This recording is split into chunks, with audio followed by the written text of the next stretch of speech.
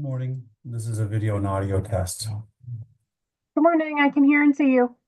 Thank you so much.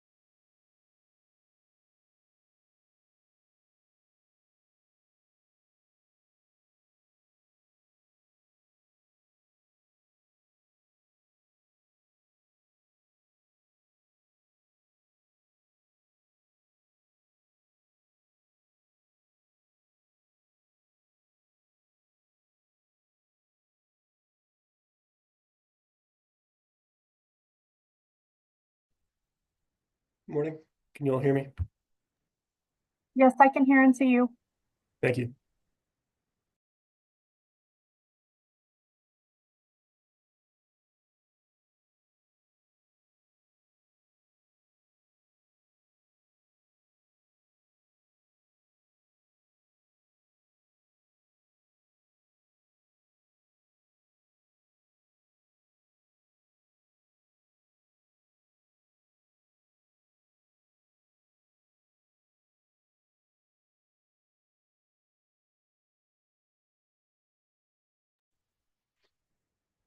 Good morning. This is Jake. I also wanted to check my new headset here. Can you all hear me? Yes, I can hear and see you as well. Thank you.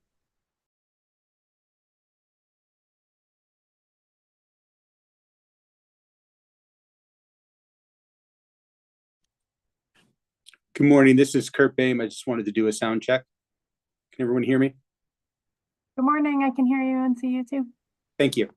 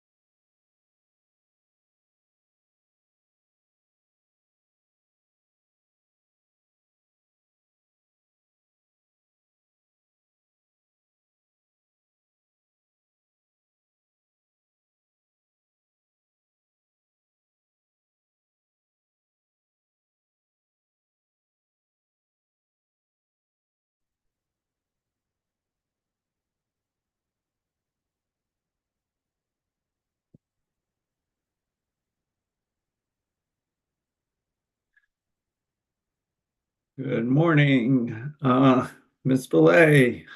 Are you ready? I am ready. Good morning. We're now on the record. It is 9 a.m. on Monday, January 13th, 2025. This is an evidentiary hearing in proceeding number 24AL-0377E, the Public Service Company of Colorado's time of use rate proceeding. Eric Blank, the commission chair. Can my colleagues introduce themselves for the record, starting with Commissioner Gilman? Good morning, this is Commissioner Megan Gilman. Good morning, Commissioner Tom Plant. Welcome, welcome. We'll start with entry of appearance, starting with public service. Tyler Mansholt on behalf of Public Service. Trial staff.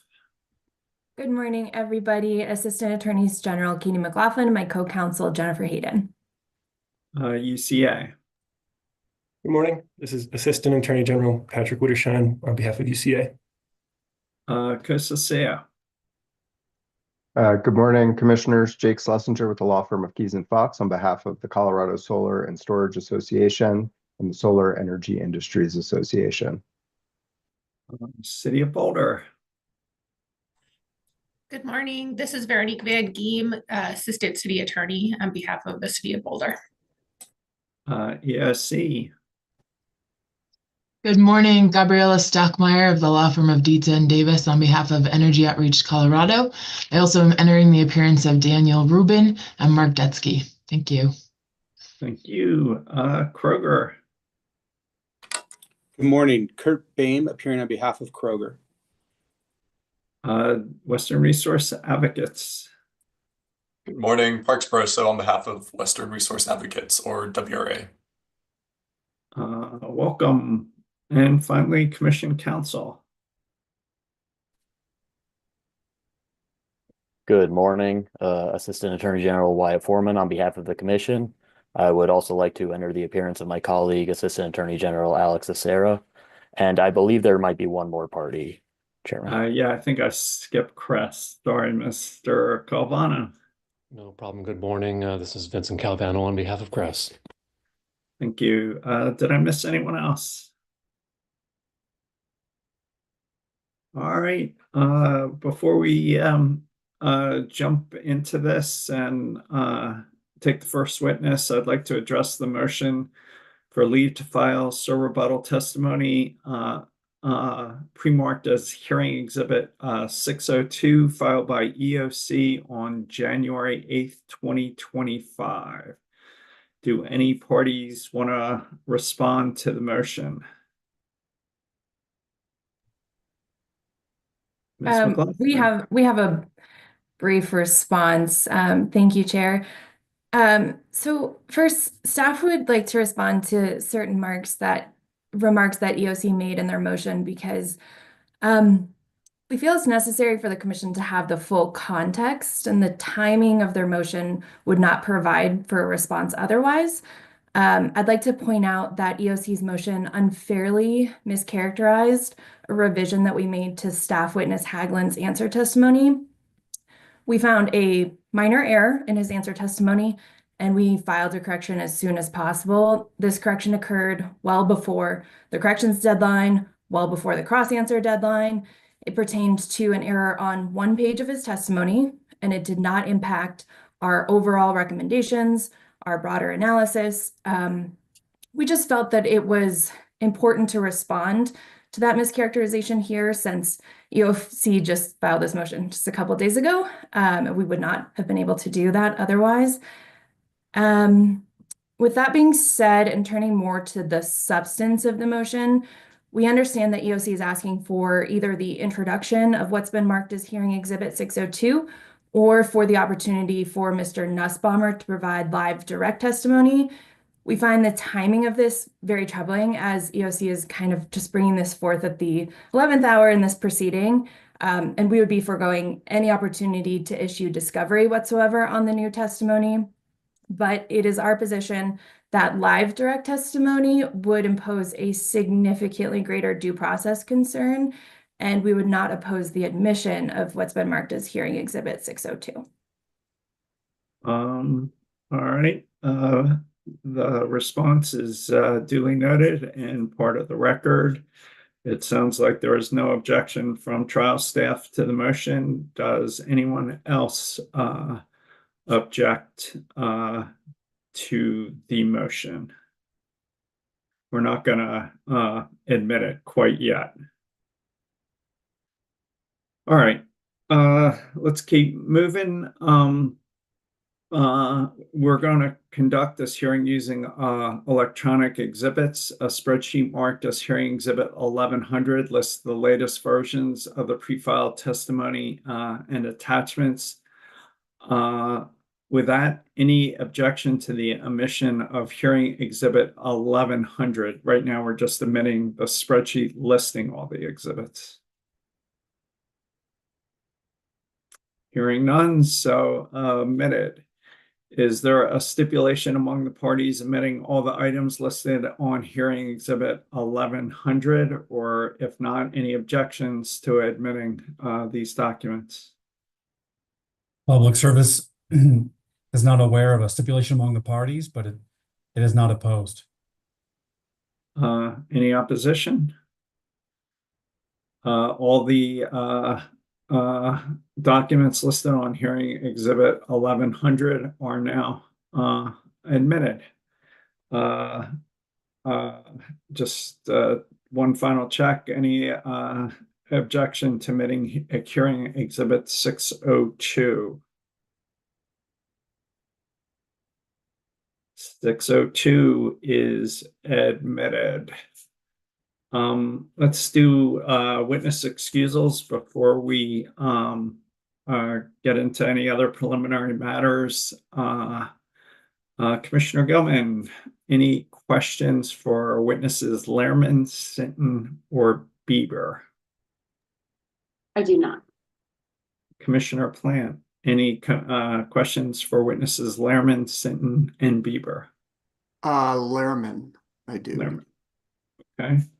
Mr. Sinton and Mr. Bieber, you're excused. Mr. Lehrman, you're not. I'm told Commission Counsel has no questions for those witnesses. With that, any preliminary matters, adjustments, Ms. Stockmeyer? Oh, you're muted. There you go. Sorry about that. Thank you, Chair, and thanks for the admission of 602. I have two exhibits that are the affidavits of EOC witnesses that were not filed initially with testimony, and they were filed after Ms. Kunkel completed hearing exhibit 1100. Those are in box.com as 604 and 605, and so I would just move that they be admitted into the record as well. Have the parties seen those documents yet? They were filed on January 10th. Any objections?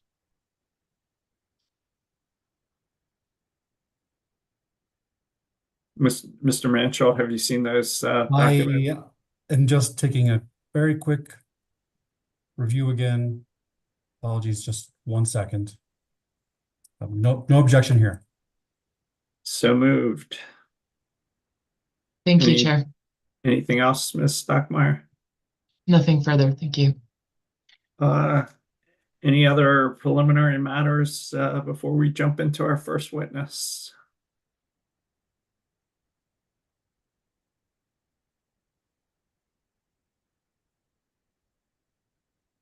All right, that was quick.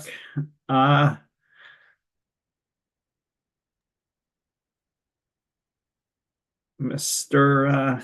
Knighton, you might turn off your light. You're very difficult, at least for me to see. Can you guys see Mr. Knighton clearly?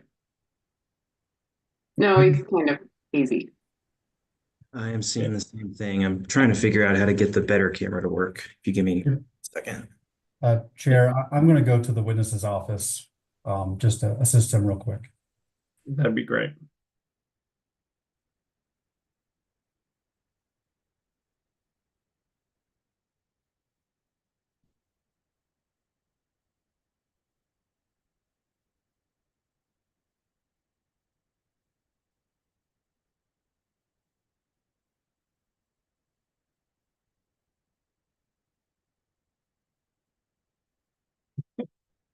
Mr. Knighton, can you hold up your right hand?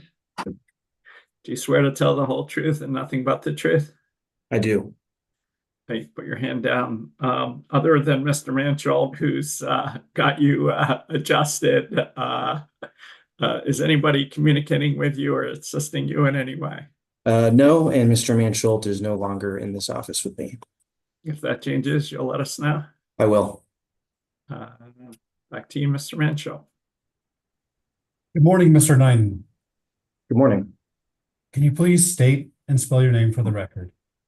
Yes, my first name is Jeffrey, Jeffrey. Last name Knighton, Knighthen. And by whom are you employed and in what role? I am employed by Public Service Company of Colorado as the Director of Regulatory Pricing and Analysis. and the company filed on your behalf in this proceeding, here in Exhibit 101, your direct testimony, and here in Exhibit 104, your rebuttal testimony and attachments. Is that correct? Yes, that's correct. Are you aware of any material corrections to these testimonies or attachments? No, I'm not. Witnesses available for cross-examination. Yeast trial staff, I have 30 minutes. 30 minutes. Ms. McLaughlin, you're up. Yep. Thank you, Chair. And good morning, Mr. Knighton. My name is Katie McLaughlin, and I represent trial staff.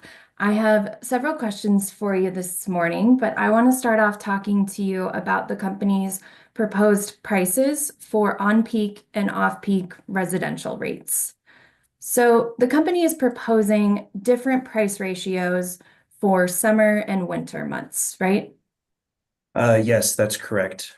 Currently, we have more expensive price ratios in the summer than winter, and we propose to continue that pattern, although the actual price ratios in our proposed rates are different than today's.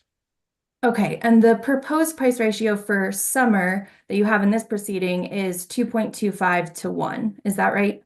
Yes, that's correct. And the current price ratio for summer is 2.7 to 1, correct? Yes. So the company's proposal in this proceeding is a decrease in the relative price ratios compared to what is currently in effect. Yes, that's correct. Okay. And did you have the opportunity to review staff's answer testimony and cross-answer testimony in this proceeding? Yes, I have, but I'd appreciate a refresher on any specific items. Absolutely.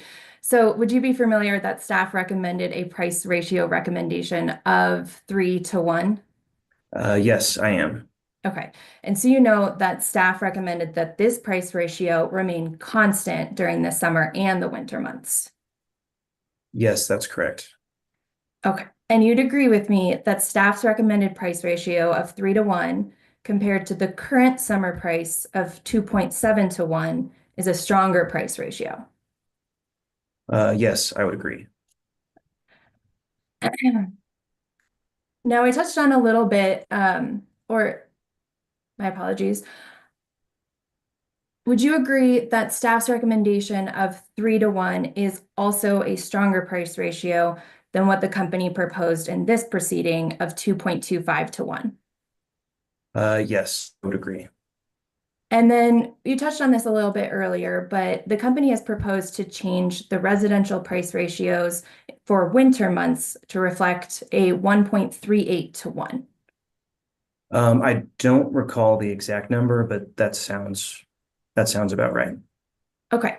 And the current winter price ratio is 1.7 to 1. Does that sound about right? Yes, for the on-peak to off-peak prices. That's right. Okay. And you'd agree that staff's recommended price ratio of 3 to 1 is also a stronger price ratio compared to what the company has proposed here and what the current rates are for winter. Yes, I would agree.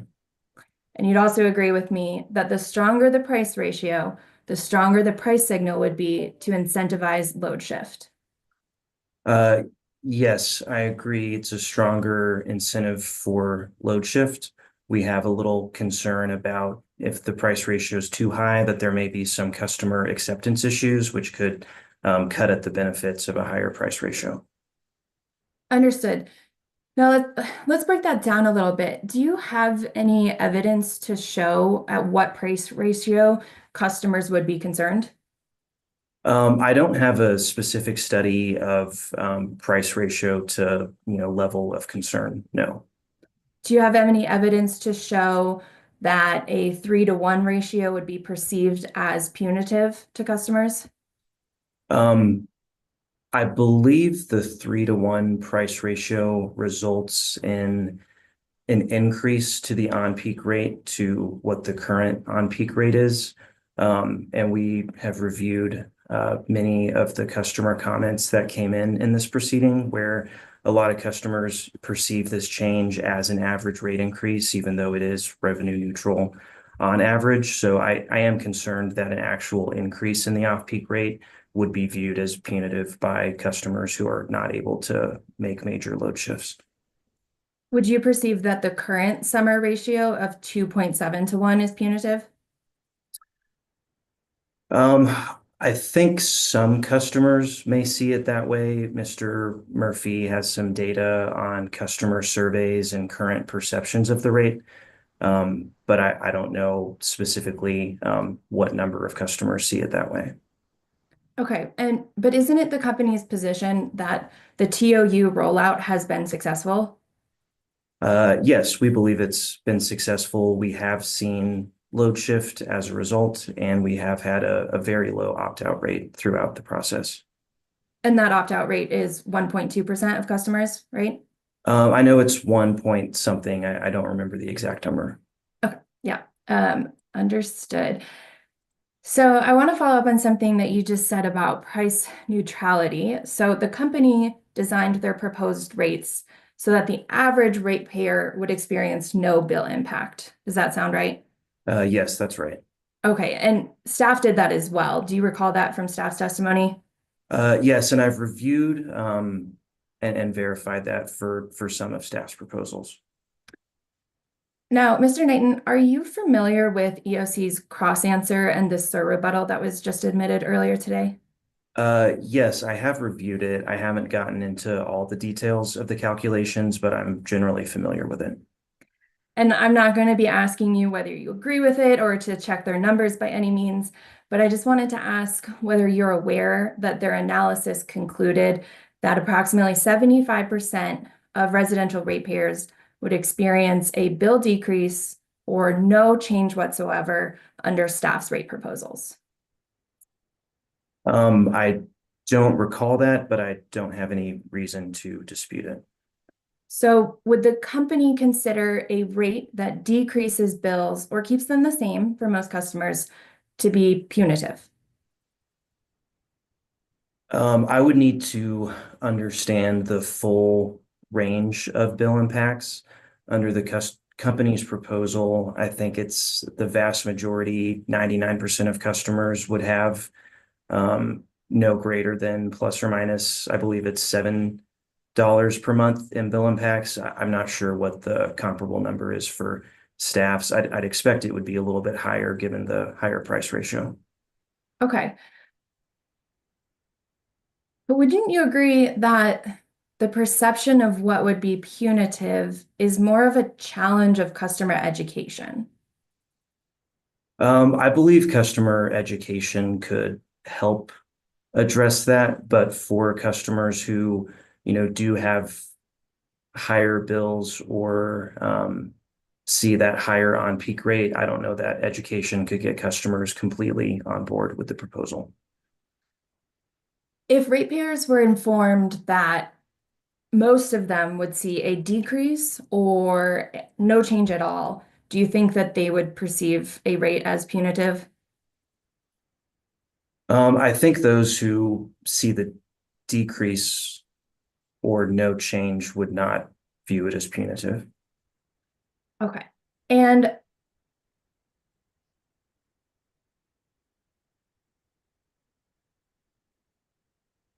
you'd agree with me that the company's proposed price ratio is a weaker price signal than the rates that are currently in effect for both summer and winter. Yes, I don't think it's much weaker. The current rates versus the proposed rates in terms of dollar per kilowatt hour are fairly close, but I do agree they're a little bit weaker than the current price signal. And it's your testimony that the current TOU price signals contributed to successful load shifting? Yes, we've seen on average since the TOU rollout began, around 2% load shift from peak hours. So yeah, I would consider that successful. So is it the company's position that changing to a weaker price signal will have the same effect of load shifting? Yes, maybe not the exact same. We haven't done a, exact study of what price ratio leads to what amount of load shift. I think in some ways, just having a price signal there, whether it's, 3 to 1 or 2 to 1, is telling customers, when to save money by shifting load. If customers are doing kind of a a specific economic evaluation of, installing some new technology that helps them save money, it may come more into play there. So wouldn't a stronger price signal encourage more load shifting? I believe it would for those who are interested in staying on the rate. And isn't it possible that a weaker price signal would provide less incentive to load shift?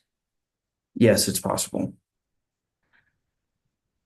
All right, Mr. Knighton, I'd like to move on to another topic with you and discuss the company's proposed on-peak window. So in your rebuttal testimony, the company proposed an on-peak window that changes between the summer and the winter, correct? Yes, that's correct. So it's fair to say that residential ratepayers would have to remember the on-peak is from 4 to 9 p.m. in the summer and changes to 5 to 9 p.m. in the winter. That's correct. And that is a change from today when we are able to have the same on-peak and off-peak periods between both summer and winter seasons. And ratepayers would have to remember that in addition to remembering that the price ratios between on-peak and off-peak change by season. Yes, and Mr. Murphy can give more details on our education plan to make sure customers understand that change. I think it's important that they know what the hours are. I'm not sure that customers need to remember the exact price ratios that are being used. And the company developed its on-peak windows with the goal of shifting away from both high net and high gross load hours, correct? Yes, that's correct. Okay. And do you recall that staff recommended a consistent on-peak window of 5 to 10 p.m. throughout the year? That sounds correct, yes. Okay. Now, in your testimony, focusing on the year 2031, the company forecasts that the highest net load hours are likely to occur between 5 p.m. and 10 p.m. in both the summer and the winter. Is that correct? Yes, that's correct. So you'd agree with me that this window is the same as staff's recommended 5 to 10 p.m. window? Yes, I believe staff's window would adequately cover the net load peaks. It may not cover the hour leading up to the gross load peak, and we have some concerns about shifting load back into that 4 to 5 hour in the summer. Okay. Let me ask you a couple of follow-up questions on that. Has the company hasn't presented any analysis or modeling that the shift into the 4 to 5 p.m. window would occur, right? We've shown analysis that we have seen a shift from our current rates from on-peak to periods outside of the on-peak rate. We don't have an analysis of how exactly customers will behave under the new on-peak periods because customers have not been under those TOU periods in either a default rate or a pilot at this point. But the assumption is that load will be shifted out of whatever on-peak period we have. I think it's a fair assumption that if customers are, pre-cooling their home or doing other work to get ready for the start of that on-peak period, that at least some of that shift would happen in the hour leading right up to the on-peak period. But the company hasn't presented any analysis of how much load it would anticipate would shift into that hour. No, we've assumed a 1% shift of load out of the on-peak period. And we've shown historically that number has been, 1% to 2%, depending on the hour. I have not shown how much could be shifted into that 4 to 5 p.m. hour. But as the gross load peak is expected to be, at least in 2031, in that 5 to 6 p.m. hour, we have some data in Mr. Thompson's testimony and attachments showing the ramp up of load into that 5 p.m. hour when we would expect the peak, and the load is not dramatically lower at 4 to 5 than it is from 5 to 6. It is a little bit lower, but that's why we're concerned about shifting load into that peak or into that hour and possibly setting a new gross load peak from 4 to 5. But you didn't actually do any analysis of how much load you would anticipate would shift based on any of the forecasts you provided, the 2025, 2028, or 2031, did you? Not specifically to Okay. how much may increase at 4 to 5. Okay. So I want to go back to something that you just touched on, and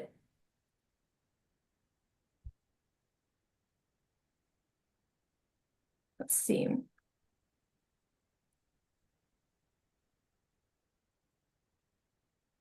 So in 2031, you were talking about the gross load hours, but isn't it that the company predicts that the hour with the most average gross load in 2031 is the 6 to 7 p.m. window? Yes, on average, looking at, I believe it's the summer season, if not also the entire year. You might have to talk to Mr. Thompson about specifics. Yes, I agree. We had the highest gross load on average at the 6 to 7 hour, but the highest instance of gross load in one of the summer months was in the 5 to 6 hour. And you'd agree that both of these, the single gross load hour and the average gross load hour, would fall within the 5 to 10 p.m. window? I would agree for 2031. I would not agree for most recent history or our 2025 forecast that has a little bit earlier peak.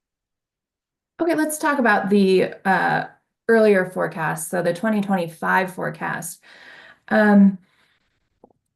If we could please pull up hearing exhibit 105, this is the rebuttal testimony of company witness Thompson, and I want to look at page 23.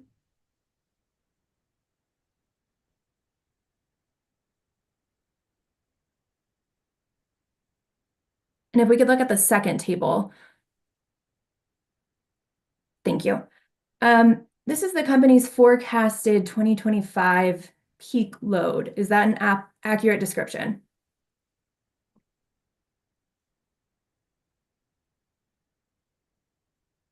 Yes, that's correct. And I'd like to focus your attention on that last column that starts with hour beginning. Doesn't this table demonstrate that the company forecasts that all gross peak loads will be in the 5 p.m. hour or later in the year 2025?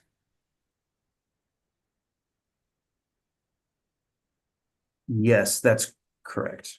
Okay. And do you recall what hour the company forecasts its net peak load to occur in 2025? I don't recall. I believe it's later than that, but I can't remember the exact hour. No worries. If we could please scroll to page 26 on this same document. And I'd like to look at that second figure. Thank you very much. Do you see that this table is labeled as forecast for 2025? Yes, I do. And that black line demonstrates average gross load, correct? Yes, this one is average over the entire year. Yes. Okay.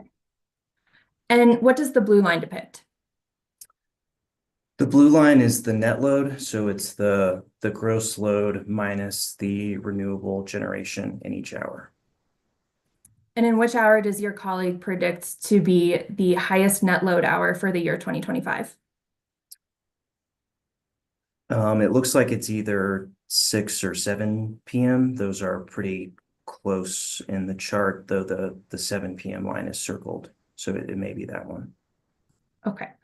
Now I want to stay on this document. If we could scroll back up to page 24, and I'd like to focus your attention on the first table on this page. So this is a similar table, but this has forecasts for the year 2028. Is that an accurate description of the gross loads for 2028? Yes, it is. And again, I'd like to focus your attention on the column that starts with hour beginning. And this table similarly demonstrates that the company forecasts that in 2028, all gross peak loads will be in the 5 p.m. hour or later. Is that correct? That's correct. Yes. And do you recall what hour the company forecast net peak load to occur in 2028? I do not. Can we please scroll down to page 27? And I'd like to look at this first figure. Do you see that this table is labeled as forecast for 2028? Yes, I do. And do you see in which hour your colleague has indicated the highest net load hour will occur for 2028? Yes, at 7 p.m. Okay, so would you agree with me that all of the net load and gross load peaks would fall within the 5 to 10 p.m. window for 2025 and 2028? Yes, I agree. It just again excludes that 4 to 5 p.m. hour that's ramping up to the gross peak load in the summer months.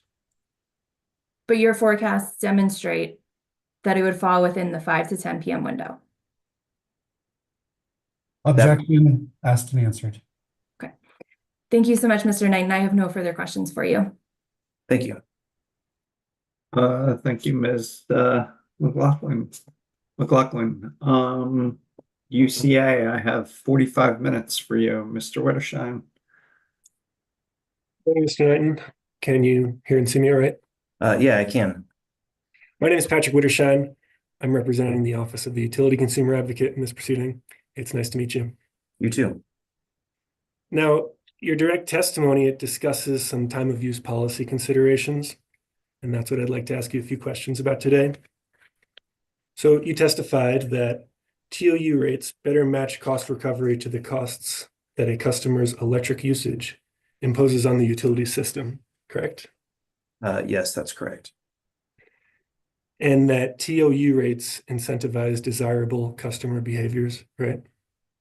That's the intention, to send a price signal to incent desirable customer behaviors. So these behaviors include actions that shift energy usage out of the higher cost periods, lowering system costs, or encourage usage patterns that support other policy objectives, such as emissions reductions or integration of renewables. Does that sound right? That sounds right, yes. So you'd agree with me that the two major goals of this proceeding are, one, to shift energy usage out of higher cost periods, and two, to encourage energy usage that reduces emissions associated with generating electricity? I believe those are definitely two goals of the TOU rates. I don't know if they're the only two. Okay. So would you say that one of those goals, supporting emissions reductions and encouraging efficient use of grid resources, is more important than the other? I don't know that I've made that statement in testimony. I think those goals don't necessarily need to be in conflict. Mm-hmm. Well, I don't think you have made this statement in testimony. I'm just asking, in your opinion, is one of those more important than the other?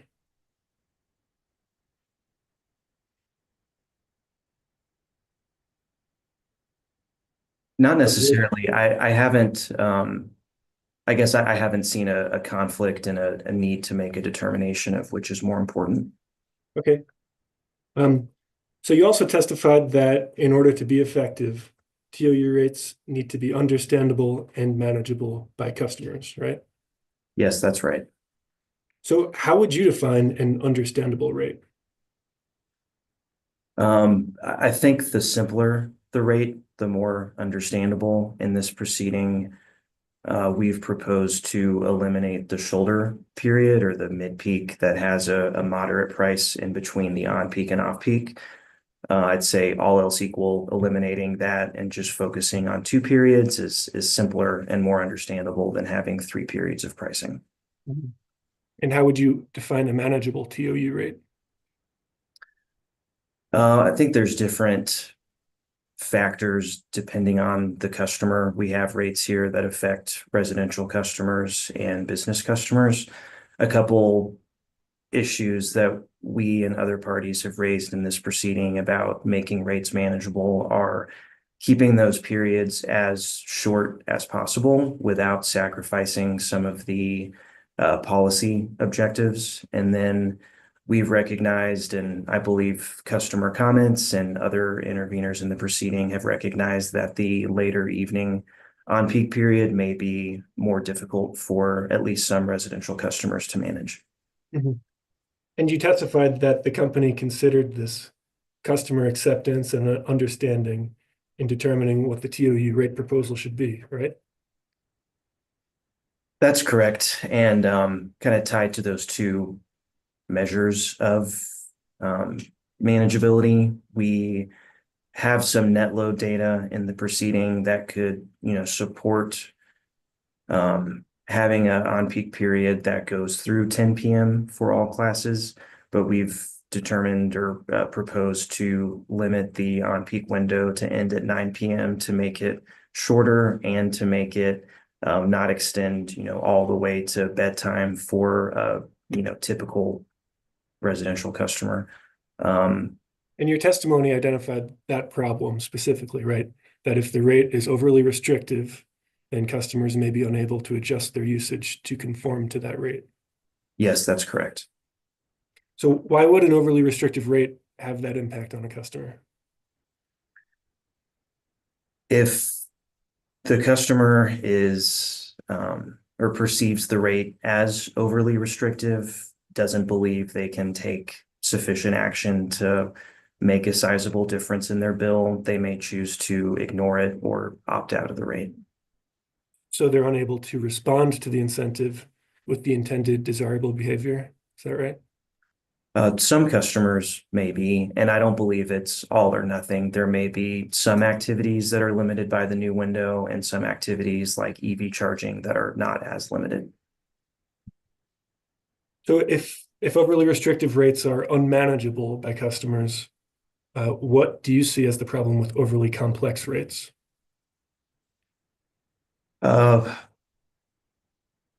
Customers, I think there's a risk that customers do not understand the rate enough to engage with it. If it's too complicated, they may not respond to it at all or choose to opt out of it. Okay. So I understand there's some overlap between those terms. I was just trying to understand the distinctions. Generally, overly restrictive and overly complex rates, they're detrimental to customer acceptance, right? That's my understanding. So I know that you testified about the stakeholder process and customer feedback in general, but have you had a chance to review the public comments submitted in this proceeding? I have. I don't know that I've read every single one, but I've read quite a few and have a general understanding of some of the themes that show up there. Right. Okay. I'd like to, if we can, please pull up a public comment. It's describing one customer's take on TOU implementation. Could we please pull up what's been marked as hearing exhibit 301?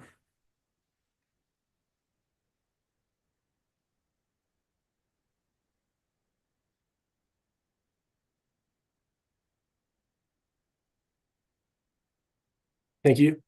Mr. Knighton, can you see this public comment from Ms. Tamara McCarthy? Yes, I can. Can you please read that top line out loud to me? The proposed change to shift the top tier rate for energy use to 5 to 9 p.m. is unrealistic for consumers and will backfire for the energy infrastructure. Thanks. And can you see who this email is addressed to? It says under Tamara McCarthy. There's a line starting with 2. Yes, it's addressed to DORA PUC website. So this appears to be a public comment on the company's TOU proposal that was submitted in this proceeding. Is that correct? That's my understanding. I would move to admit into evidence what's been marked as hearing exhibit 301. Any objection? Would you mind scrolling down to the document?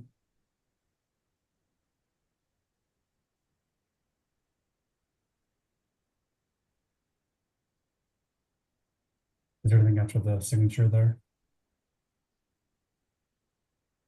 No objection. So moved. Thank you. Mr. Knighton, let's walk through this comment really quickly. Can you scroll down just a little bit, please, so we can see the bullets there? That's great, thank you. Can you see that bulleted list of changes adopted by Ms. McCarthy's family following the implementation of TOU rates? Yes, I can. And those include adjusting air conditioning, changing the time they use the oven and do laundry, and do other household chores. Does that sound right? Yes, that sounds generally correct. Okay, in the first paragraph after that list, it says, we primarily shifted our high energy usage to off-peak hours to be good citizens with the cost savings as a bonus. Changing the time window makes the convenience cost too high, so we'll ignore the time structure. Did I read that right? Yes, you did. So is Ms. McCarthy's takeaway here a response you would expect to an overly restrictive rate?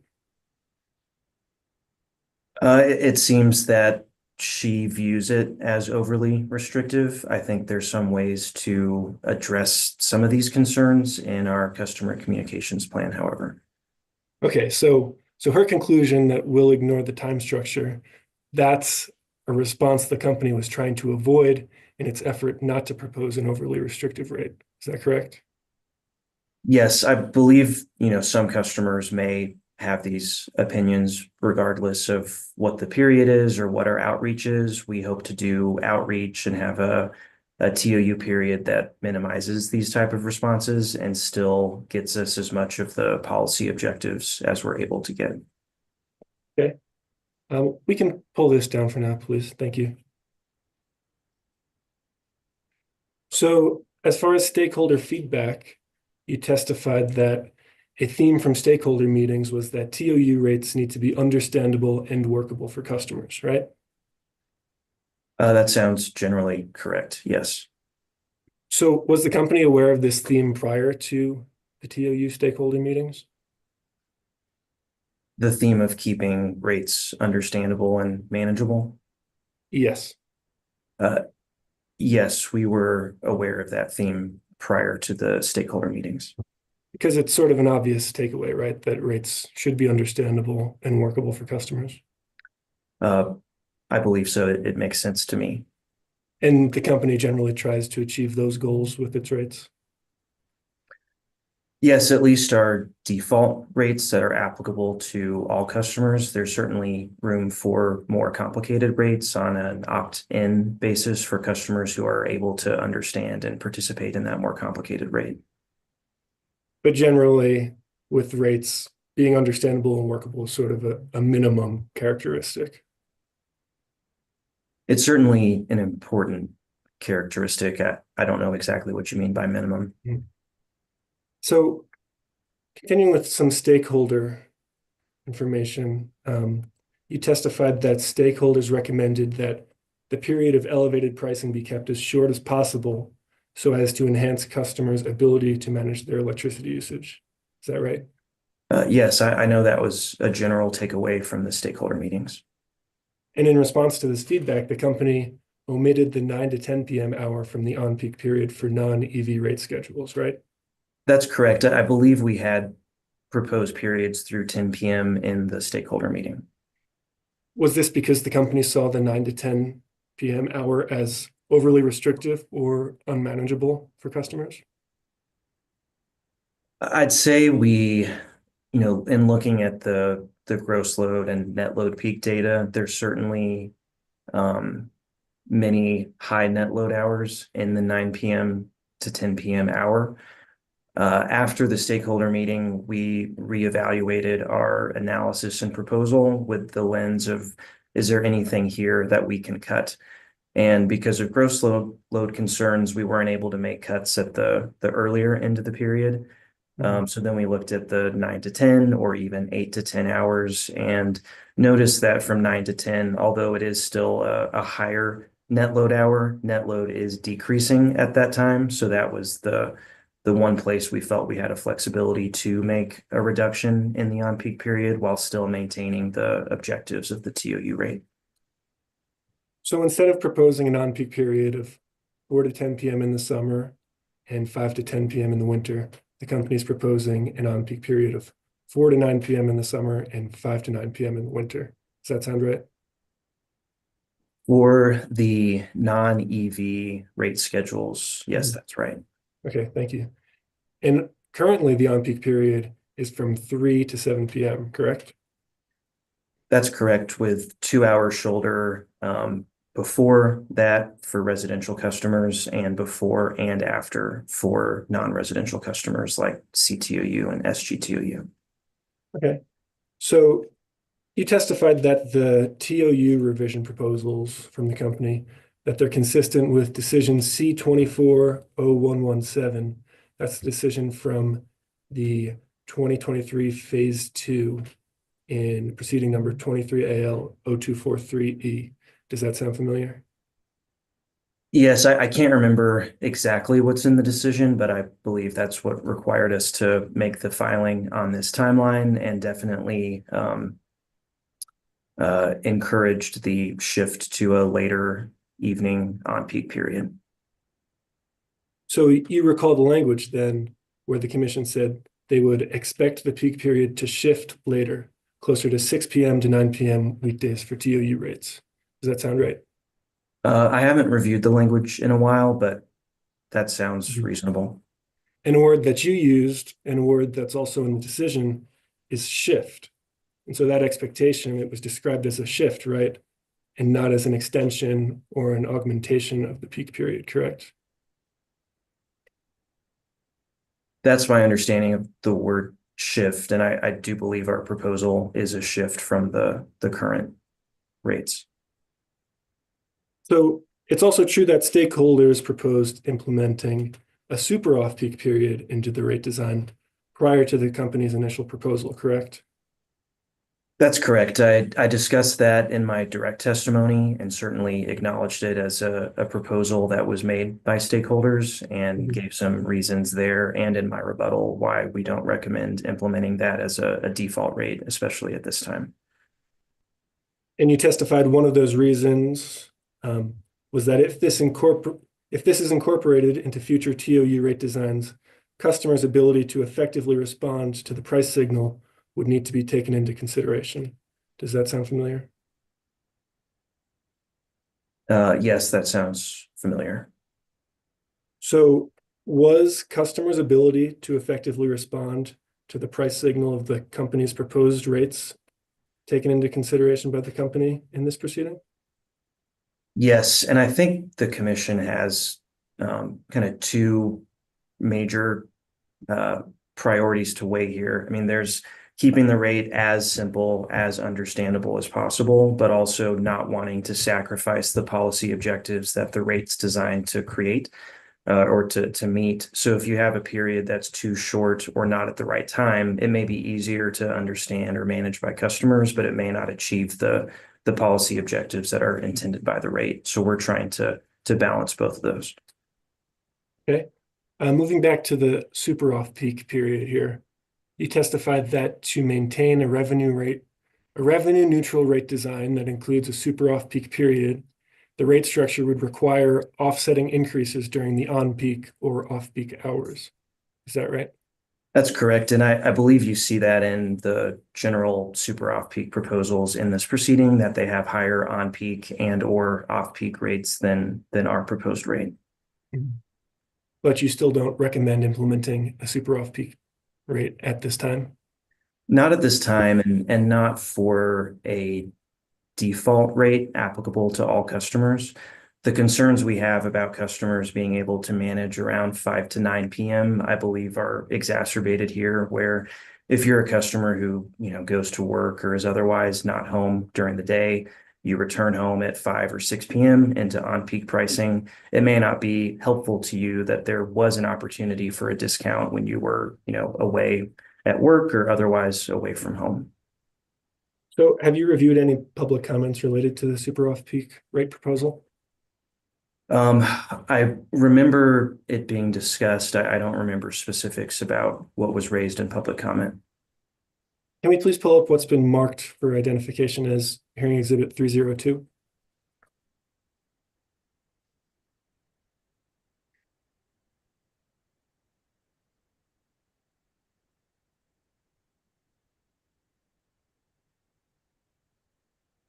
Thank you, and scroll down, please.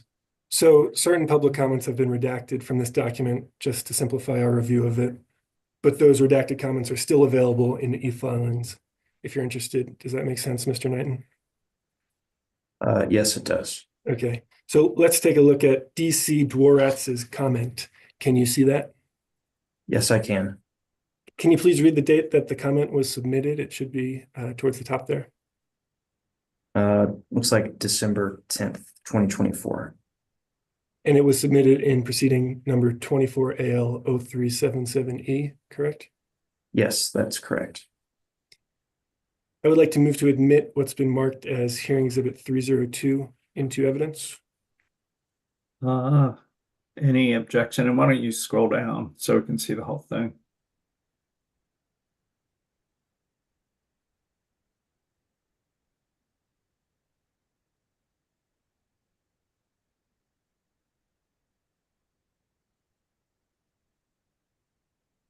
Mr. Manshaw, any objection? Yes, I would object. I'm not sure what's been redacted. I'm not sure the reasons for the redactions. And council hasn't shared this with me prior to the hearing for me to even get a sense of what those are.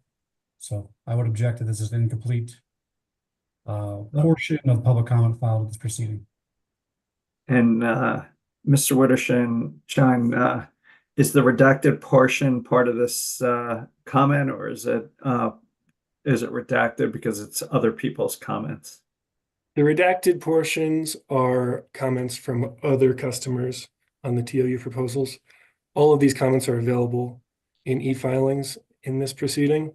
I just thought that redacting other comments would ease our review and not overly burden the record.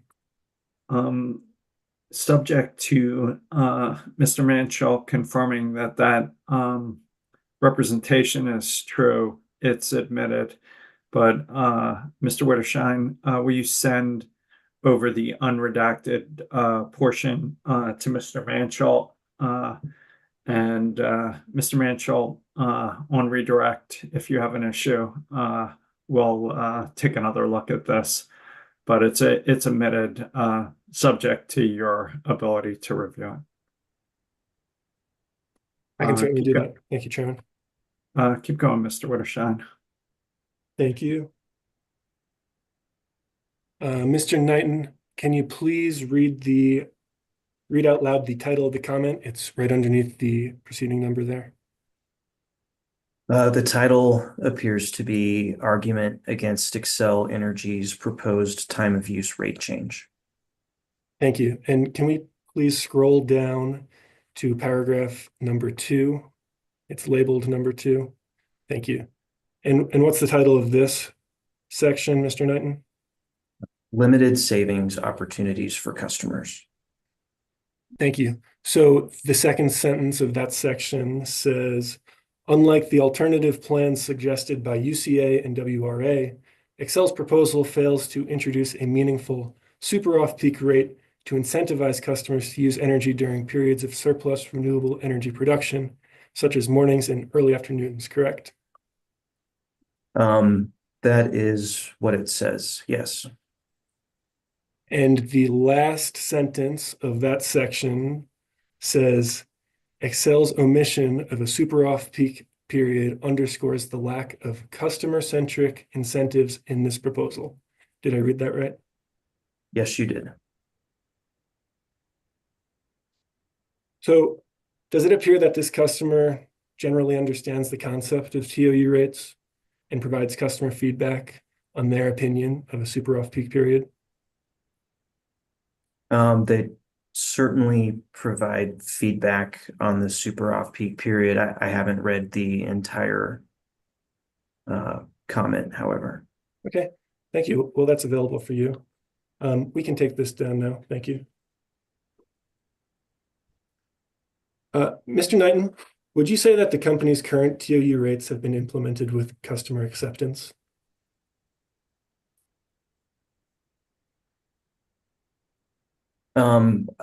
I'd say we've had a very low opt-out rate, but Mr. Murphy has some customer survey data available in his testimony that there has been some I guess, lack of acceptance or acceptance concerns that we have with customers on the current rate. Customers are enrolled in TOU rates by default, correct? That's correct. After a residential or small commercial customer receives an AMI meter, there's a period of time where they eventually get converted to the TOU rate, unless they choose to opt out. And customers have to take steps to opt out of TOU rates, correct? Affirmative steps. Yes. So the initial enrollment of customers on TOU rates, it's not directly related to their acceptance of the rate, correct? I agree it's default. They don't have to make some showing of acceptance to be placed on the rate, but they do have the opportunity to opt out if they do not want to be on that rate. Okay, and you mentioned earlier that this is illustrated by the customer TOU survey results, right? The survey results, I'd say, get at understanding and an acceptance of the rate. I don't know that they touch on this issue. They may. I don't recall everything that's in there. So the number that's in the record, I believe, and the number that was brought up earlier is that only 1.2% of customers have actually opted out of TOU rates. Does that sound right? Yes, it does. And the survey you mentioned conducted by the company shows that 61% of customers have a negative view of TOU rates as of spring 2024. Is that right? I don't recall the exact percentage, but I do believe it was quite a bit higher than the 1.2% opt-out rate. Would you say that customers with a negative opinion of TOU have accepted TOU rates? I don't know if I have enough information to make a claim either way. That they've certainly expressed concern with the rate. So you also testified that TOU periods need to be sufficient to meet the policy objectives they are intended to meet. Does that sound right? Yes, that sounds right. But you also recognize that customer acceptance is required in order for TOU rates to meet their intended policy objectives, right? Yes, if customers don't accept the rate enough to make any changes as a result, then it would undermine the purpose of the rate. And you mentioned earlier there's a balance. There's a balance between policy objectives and practical realities that the company has considered in its TOU proposals. Is that right?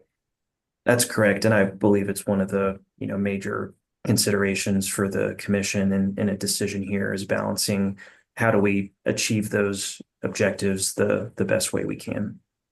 And the company expects that some customers will have reasonably different ideas on what is a fair and practical request of customers, right? Can you repeat that?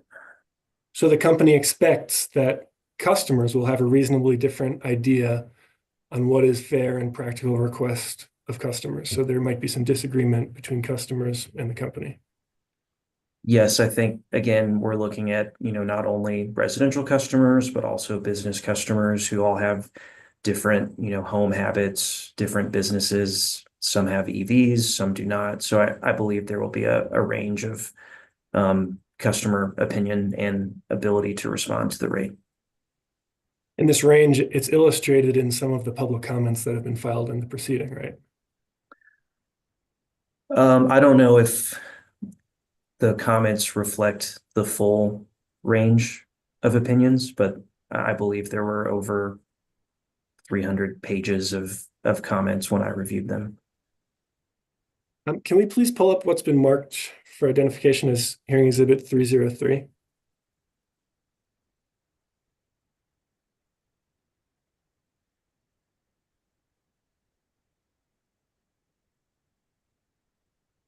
Thank you. Mr. Knighton, can you see this comment from Ben Limmer? Yes, I can. Can you see the top line of the document? It says comments for proceeding 24AL-0377E processed on 12/31/2024. Is that correct? Yes, that's correct. I would like to move for admission into evidence what's been marked as hearing exhibit 303. Can we scroll down to the bottom of the comment, please?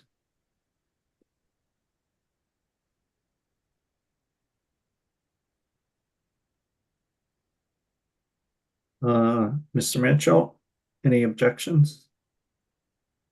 None. So moved.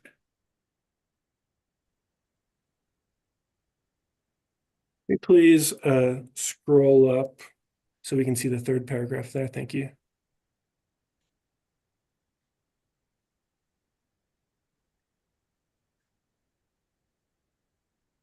So, Mr. Knighton, this document appears to contain 2 public comments submitted in this proceeding, right? It looked like it shifted to a second comment on the next page. I didn't notice if there were any more after that. Okay, that's the end. So, the first sentence of the third paragraph here, it says that the proposed TOU extension appears to overlook the practicalities of modern schedules. Is that correct? That's roughly what it says. Yes. Okay. Can we scroll down a little bit, please? Thank you. We can see that. That's perfect. Thanks. So after a list of practicalities of modern schedules, Mr. Limmer states, while the intent to align pricing with renewable energy generation and grid demand is commendable, it must be balanced with fairness and practicality for customers. Maintaining the current on-peak period ending at 7 p.m. provides a more reasonable framework that considers the realities of daily life while still encouraging conservation and load balancing. Did I read that correctly? Yes, you did. Thank you. And can we please scroll down to the next comment from Andrew Vaughn? Thank you. Mr. Knighton, can you see the second paragraph that begins the bottom line? Yes, I can. Okay, and Mr. Vaughn continues. The bottom line, however, is that regular users cannot practically adapt to shifting all heavy usage until after 9 p.m. Is that right? Yes, that's right. And that third paragraph concludes, the bottom line, however, is that the ultimate result of this policy will be a wave of opt-outs. You see that? Sorry, which paragraph is that in? It's the first sentence of the third paragraph. Okay, yes, I see that now. Yeah, thank you. We can pull this down for right now. Thank you. So, Mr. Knighton, would you say that these public comments agree with your testimony that TOU periods need to be sufficient to meet the policy objectives they are intended to meet?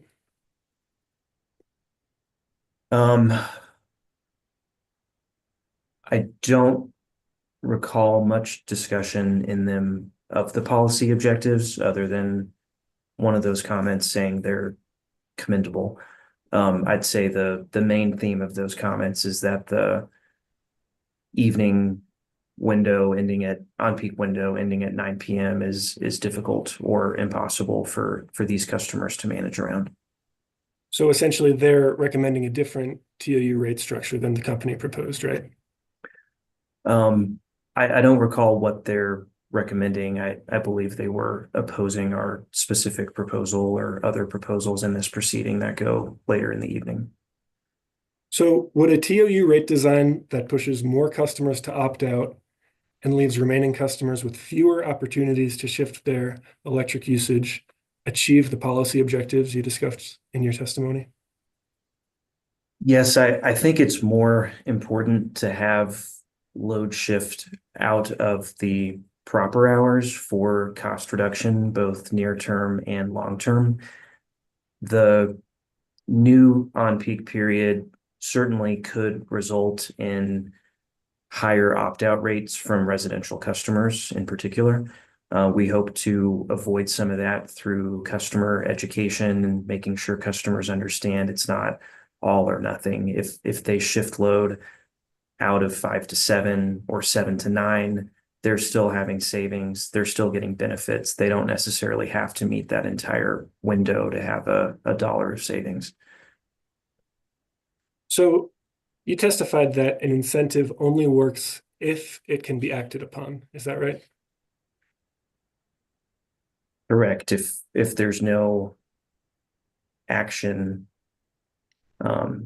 there's no real effect of the rate, as I understand it. And so TOU rates ultimately need to be structured in a way that allows customers a meaningful opportunity to manage their usage. Does that sound right? Yes, that sounds right. So how would you expect customers who are unable to manage their usage to respond to the proposed TOU rates? I believe that many customers will be able to manage their usage. They may not be able to manage it as well or as completely as they can under the existing period, although other customers will probably have the opposite if they have a different schedule. We will work in our customer communications plan, and Mr. Murphy can speak in more detail on this to explain to customers how to manage effectively around the new on-peak period. And I believe the messaging may be, different than the current messaging. We're not expecting customers to completely avoid cooking dinner between 5 and 9 p.m. But we would hope that customers could do things like not charge their EVs during that time or avoid certain heavy energy usage like laundry on the weekend to the extent that they're able to do so. But what do you expect from customers who are unable to take those actions to manage their usage? How do you expect them to respond to the proposal? If customers are completely unable to do anything to shift their usage, then I would not expect them to shift their usage, or they may choose to opt out of the rate. But I don't believe customers in general will be completely unable to, although I expect they may be more limited than under the current rate, at least for residential customers with the typical schedule that we've been describing. Okay, thank you, Mr. Knighton. I have no more questions for you. Thanks. Thank you, Mr. Witterstein. COSA, Mr. Schlesinger, I have 10 minutes. Thank you, Mr. Chair. I might not even need all of that. If I could please request what's been pre-marked as hearing exhibit 802 to be called up on the screen. Oh, and good morning, Mr. Knighton, Jake Schlesinger on behalf of COSA. SIA, good to see you again. Good morning, you too. Mr. Knighton, this is the company's response to COSA SIA's discovery request 5-1. And if we could scroll down to the bottom, I think you'll see that you are at least one of the sponsors of the response to this request. Is that correct? Yes, that's correct. Okay, at this point, I'd like to move for the admission of hearing exhibit 802. Any objections, Mr. Mansell? Objection. So moved. Okay, thank you. And I can just address this in SOP. So we can move on to hearing exhibit 803, also in box.com.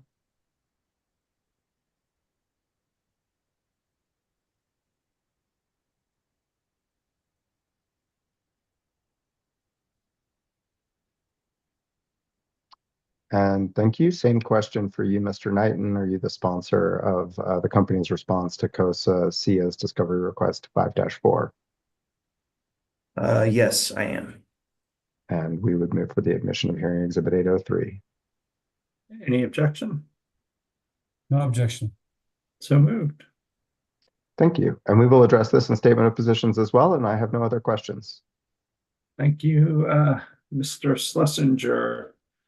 EOC, Ms. Stockmeyer, I have 45 minutes. Thank you, Chair. And good morning, Mr. Knighton. We have met before. I'm Gabriella Stockmeyer on behalf of EOC. As an initial matter, can we please turn to page 45 of your rebuttal hearing exhibit 104, please?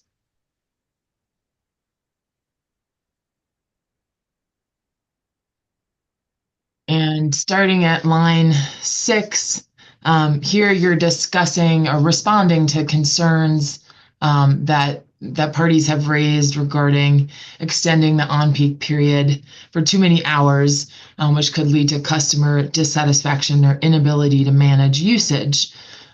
You go on to state, while a shorter or earlier on-peak period may be easier for customers to manage around, it would not achieve the same planning and operational benefits as the company's proposed TOU periods.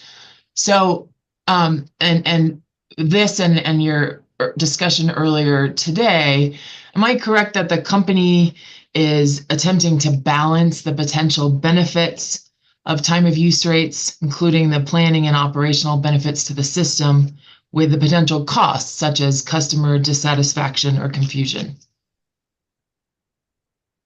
Yes, I would agree. Okay, and ultimately that's what the commission must do in approving these rates, right? Yes, that's correct.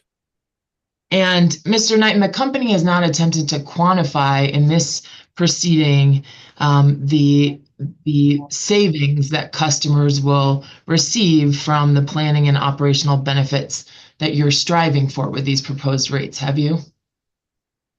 I don't believe so. I know I don't have a quantification in my testimony. I don't recall if Mr. DiAgostino has any in his. Okay, great, thank you.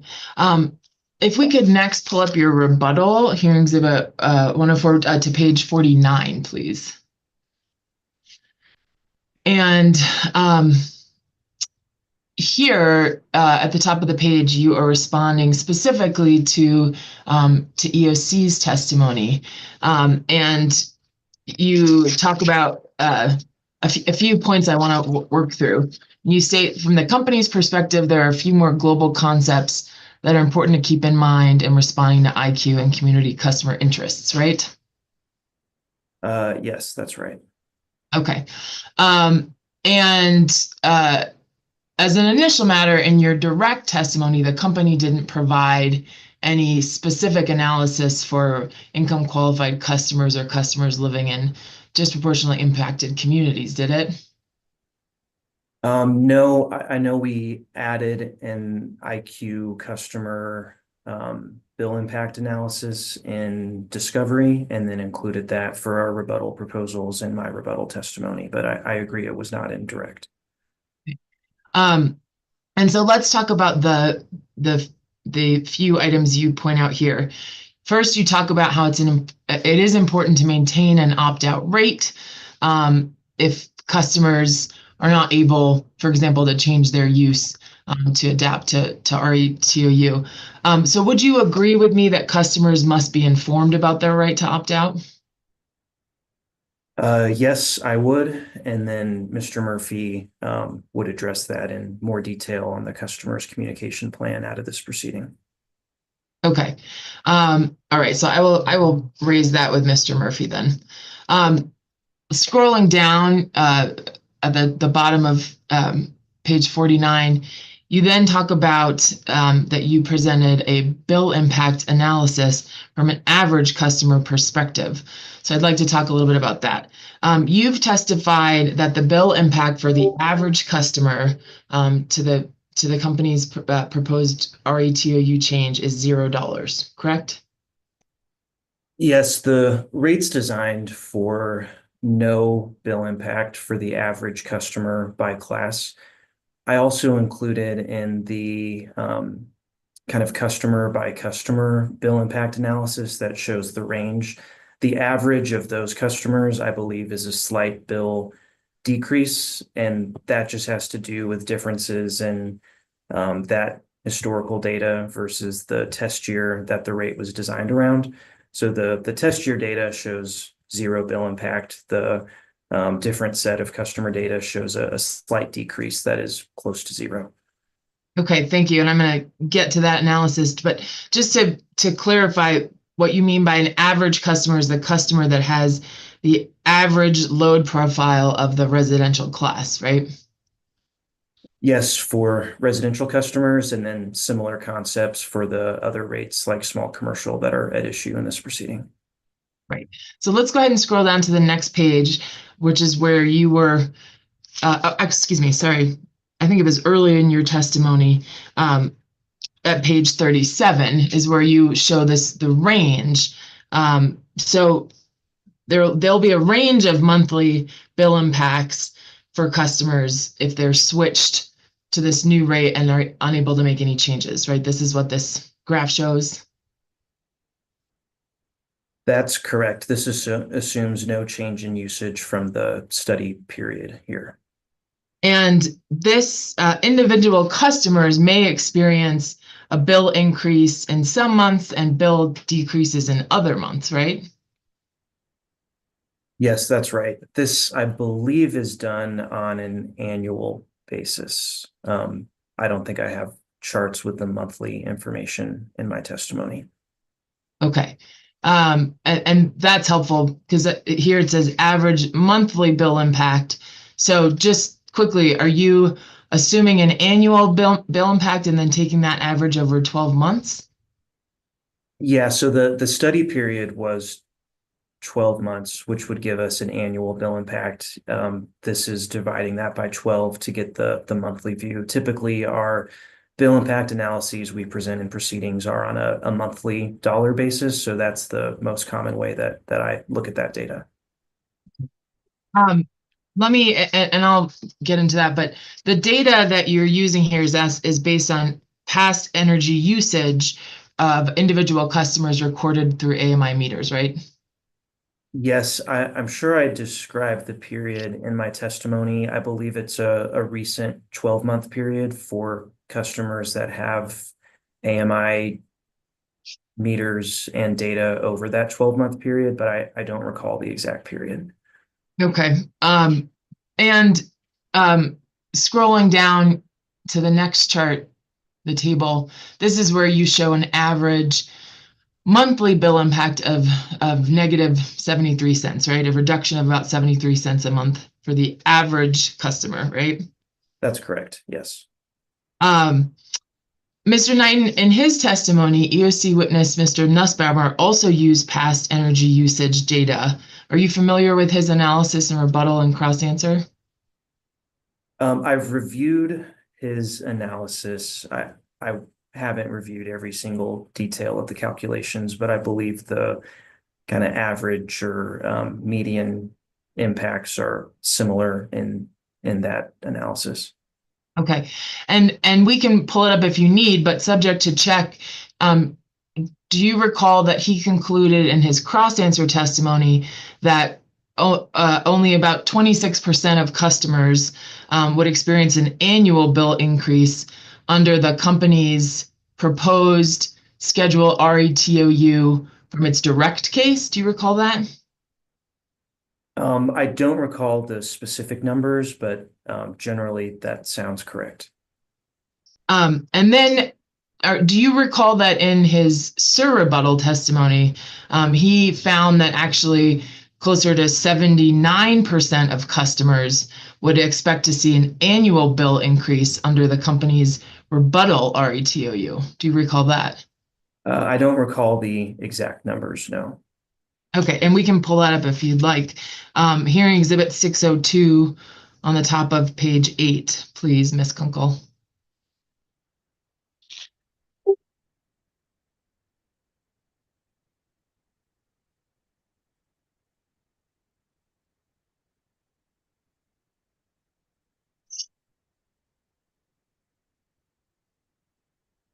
Here's his analysis here, and it shows 78.6% of customers seeing an annual bill increase. Do you see that?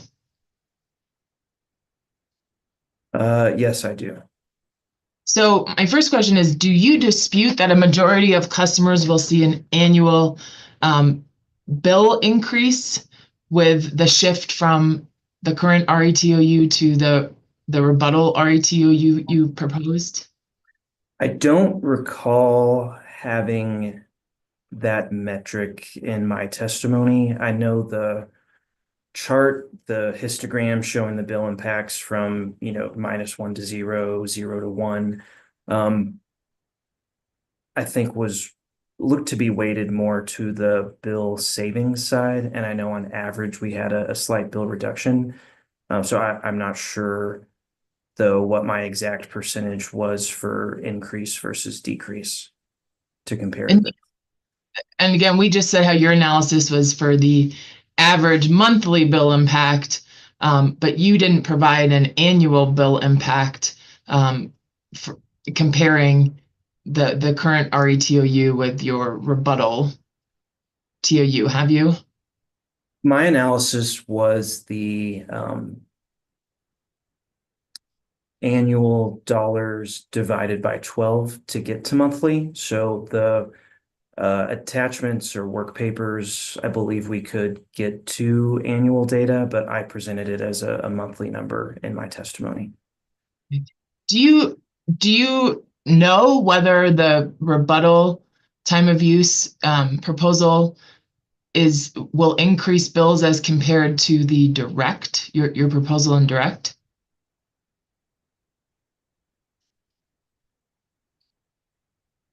I did not run a direct versus rebuttal bill impact analysis. I compared each to current rates. So I don't know that answer.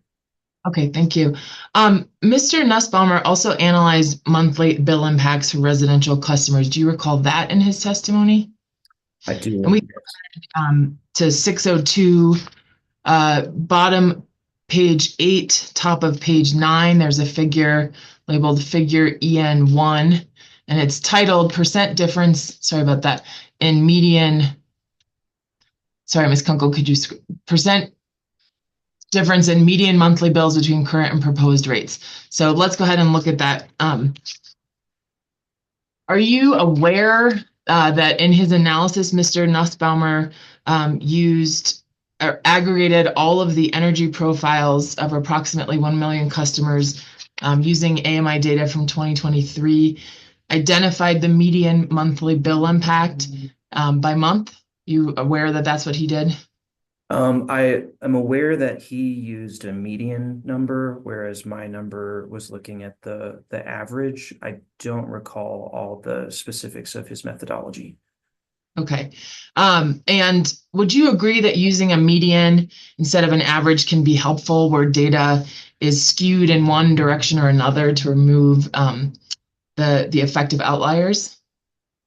I'm not a statistics expert, but I think it's helpful to look at both. Okay, thank you.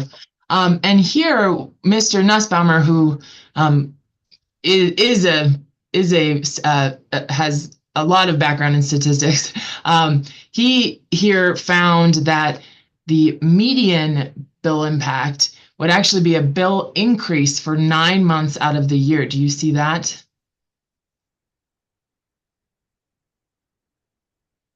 Yes, I do.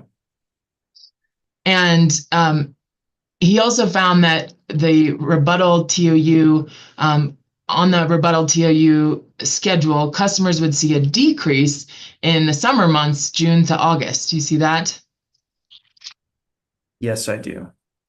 And your average bill impact analysis does not foreclose Mr. Nussbaumer's results here, right? It's just a different way to look at the data.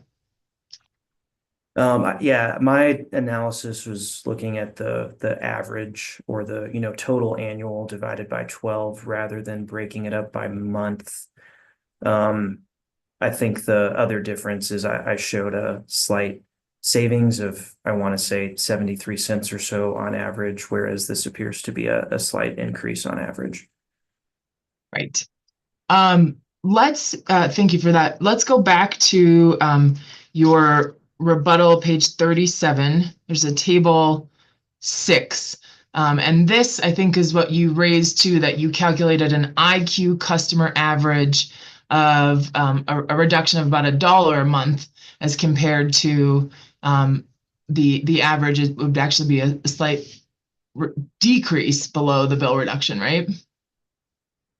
That's right. And again, I think, the difference here between these slight reductions and the rate design is fairly negligible. The rate was designed to be a zero bill impact on average. And I think 73 cents, looking at a different, year of usage is close to zero.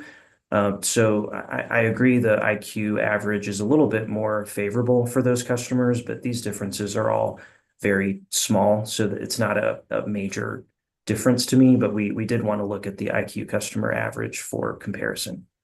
Okay, and thank you for that clarification. But just in terms of how you calculated this, you looked only at customers that currently receive bill assistance from the company, right? That's correct. That's what this is based on. I know there's a large effort going on that the company is participating in with EOC and other stakeholders at identifying the energy burdened customers across the company's footprint and better understanding what that is and identifying kind of target goals there for IQ customers. But this here is only looking at those who are currently receiving assistance. Right. And subject to check, would you say that this number was calculated using approximately 73,000 IQ customers? Subject to check. I don't recall that number. Okay. You don't dispute that there are substantially more income qualified customers in the company's service territory that do not receive bill assistance, do you? I'm not the company's expert on all the income qualification measures. I don't remember exactly what the qualification levels are, but I have heard and I believe that there are customers who are qualified for assistance who are not currently receiving it. I believe there's also an attempt to look also at energy burden percentages, and I'm not an expert yet on that either. Sure.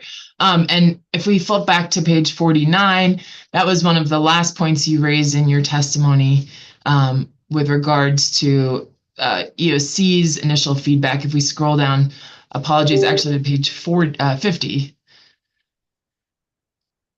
you here raise the possibility, you say any contemplation of a separate rate. So you raise the possibility of a separate rate for IQ and DI community customers, but recognize that there would need to be some more work done on that. So just at a high level, is the company open to having a separate rate for IQ customers or customers living in DI communities?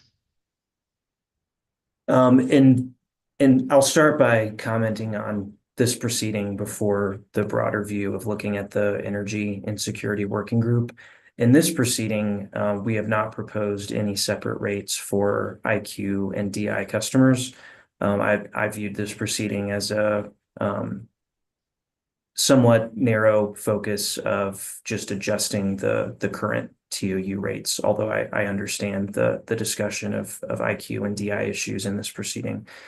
In the separate work stream that the commission, the company, EOC, and others are working through in this, I think it's the Energy and Security Working Group. My understanding of that process is that everyone's working towards first defining what the problem is in terms of energy burden, and then working through solutions, whether that's enhanced support programs similar to the current EAP and GAP programs, or if it would be a separate rate design.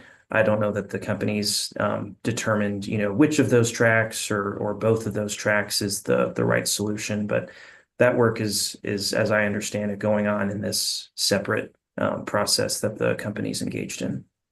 And the stakeholder process, that's how I'll refer to it, they have not had any discussions to date about a separate IQ rate, have they? I don't know. I've not been directly involved in those.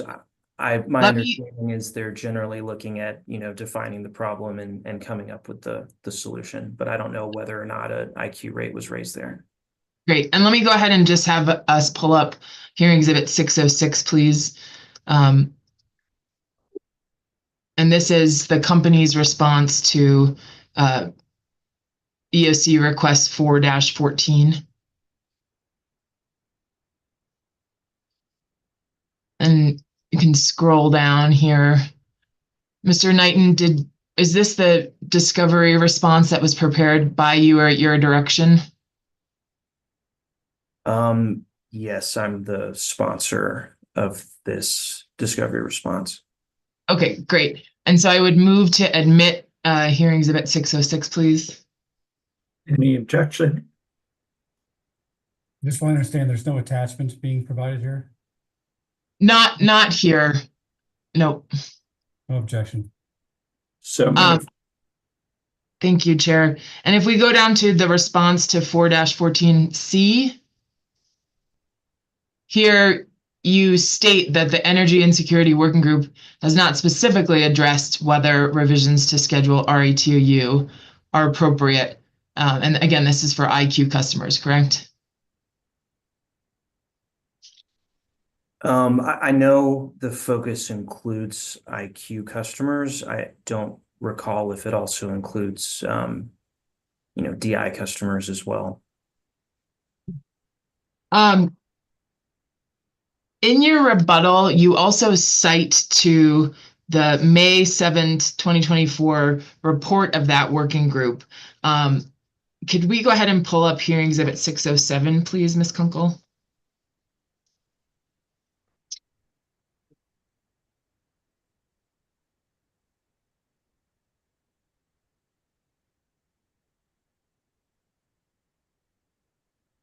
And is this the report that you're referring to in your testimony? Yes, it is. Okay, and I would go ahead and move to admit this report into the record. Any objection? No objection. So moved. Great. If we could go ahead and turn to page 2, there's a series of tables there.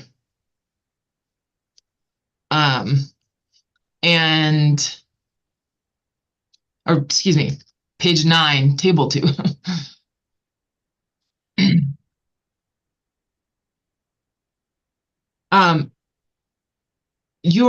Mr. Knighton, have you participated in this working group, or is it best just to let the document speak for itself? I've not participated very closely. I've listened to a couple of the discussions, and I've had some discussions with company personnel who are participating more closely, but I'm not familiar with the details of this report. Then I'll go ahead and leave this last question just for the statement of position. But I do want to just talk about one more area with you, which is the company's response to the proposal for a super off-peak period.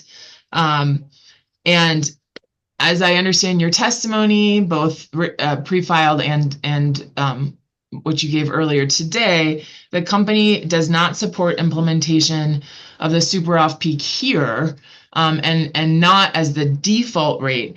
But am I correct that the company is amenable to considering a super off-peak rate as an optional rate in the future? Yes, that's correct. We would want to do some, studies to understand the right time to roll that rate out and to better understand customer interest and what kind of price ratios and time periods would be appropriate for that. I'm not ready to commit that, we will definitely propose such a rate, but I understand the merit of the rate, and we're definitely interested in exploring that as an option for customers who might be more able to respond to that price signal than the average customer. Okay. And do you believe optional rates, like a future off-peak or an EV-specific rate, can be designed to achieve more aggressive system operational benefits than default rates that apply to all residential customers? Yes, I think, the focus on keeping rates simple is important for a default rate. I think there's certainly room for more complicated time signals, whether it's through a rate option or a demand response program that's not exactly a rate. I agree that those can be more complex. And you're using the word complicated or complex, but I guess what I'm asking you is, could these more complicated optional rates result in individual participants reducing their electricity more than they would on just an RETOU rate?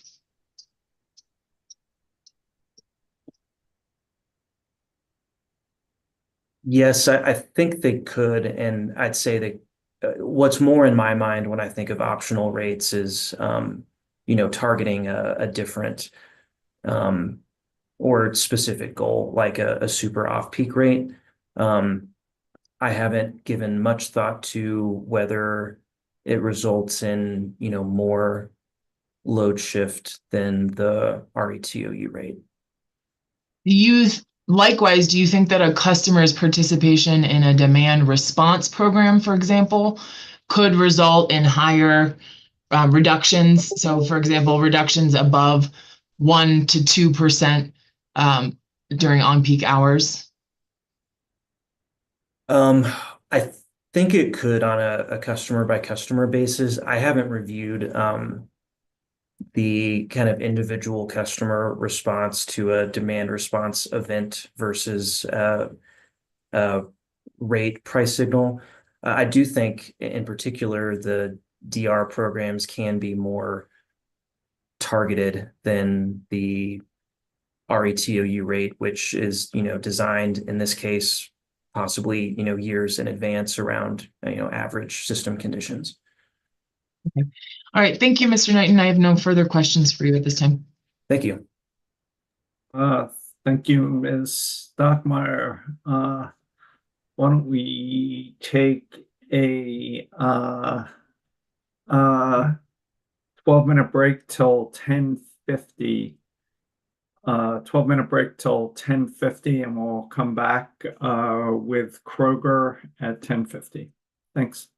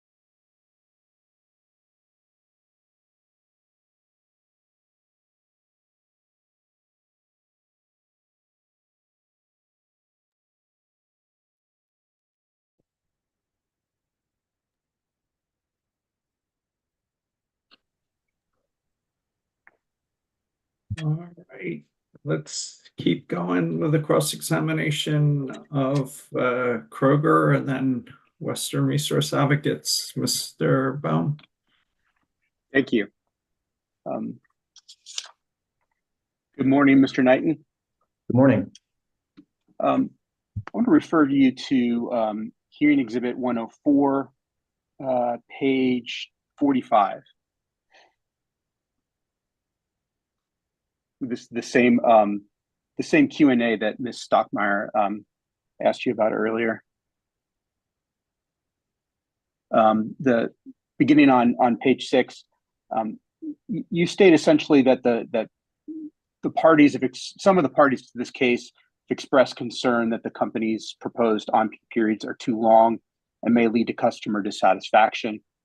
And then you argue that while a shorter or earlier on-peak period may be easier for customers to manage around, it would not achieve the same planning and operational benefits as the company's proposed TOU periods. Is that correct? That's right. I think, again, the commission will need to weigh,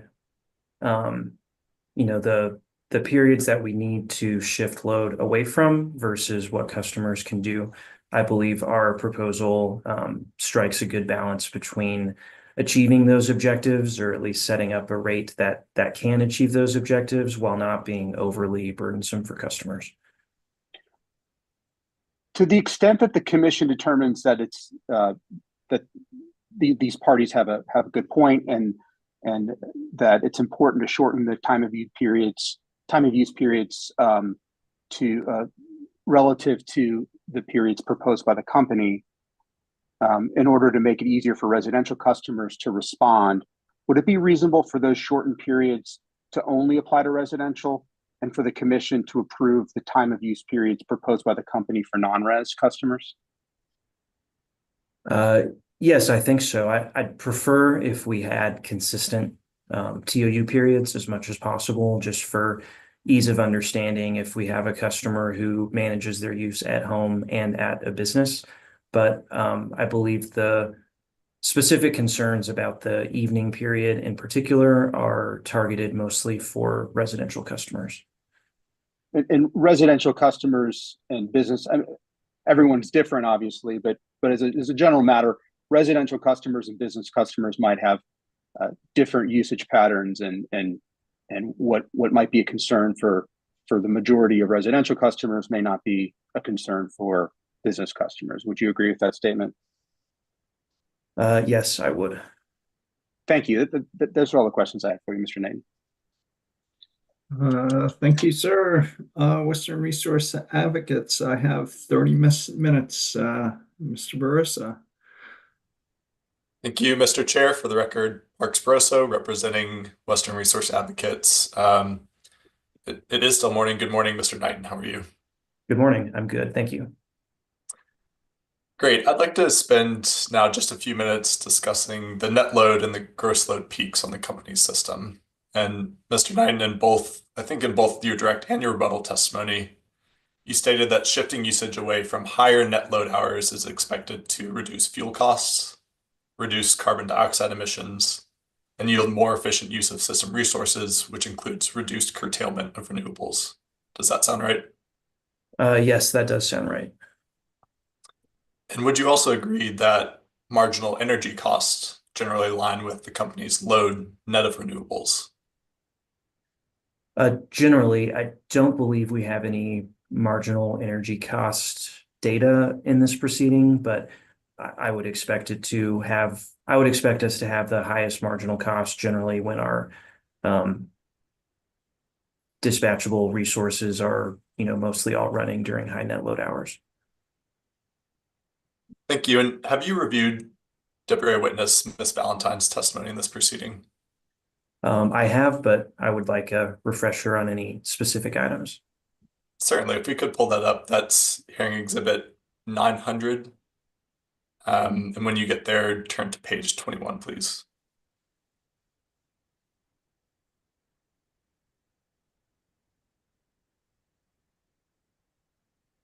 And if we could scroll down to starting at line 10. So here, Mr. Knighton, Ms. Valentine was referencing and citing analysis that the company itself had performed in a different proceeding number 23AL-0243E. That was the 2023 Phase 2 rate case. And in that proceeding, the company had analyzed, it had done an analysis of marginal energy cost. Do you see that? Yes, I do. And if we scroll down to page 22 and past the redacted piece, starting at line 5, please. So here too, Mr. Knighton, excuse me, Ms. Valentine is summarizing the results of the company's analysis, which in that proceeding had looked at the costs and the benefits of shifting up to 400 megawatts of demand away from the 7 to 10 p.m. period. Do you see that? Yes, I do. And we're not going to look at those redacted results because they're confidential, but scrolling now to the top of page 23, do you see here that the company's analysis in that proceeding found that that modeled demand shift that we just walked through would save $11 per megawatt hour due to the difference in marginal energy costs? Yes, I see that. Great, thank you. And we can pull this exhibit down. Mr. Knighton, in addition to the interaction between the TOU period and the net load peak, your testimony also discusses the gross load peak. Is that correct? Yes, it does. And your recommendation, the company's position, both in direct and rebuttal, is to design a TOU rate that shifts usage away from both the net load and the gross load peaks. Is that correct? Yes, that's correct. Both net load and gross load have importance in the resource planning process, and Mr. DiAgostino will be on the stand later, and he's more familiar with the resource planning process than I am. Thank you for that. Well, we'll see how far we can get through these questions, and then we can kick to your colleague if needed. I'd like to spend a few minutes with the assertion that the gross load peak is important from the resource planning perspective. Mr. Knight, have you or has anyone with the company performed an analysis in this proceeding to quantify the impact of the gross load peak on the company's capacity needs from a resource planning perspective? I have not performed an analysis. I know Mr. DiAgostino explains the interplay between gross load and net load in the planning process. I don't recall if he put a number to it or a specific analysis. Please pull up hearing exhibit 900, attachment CV6.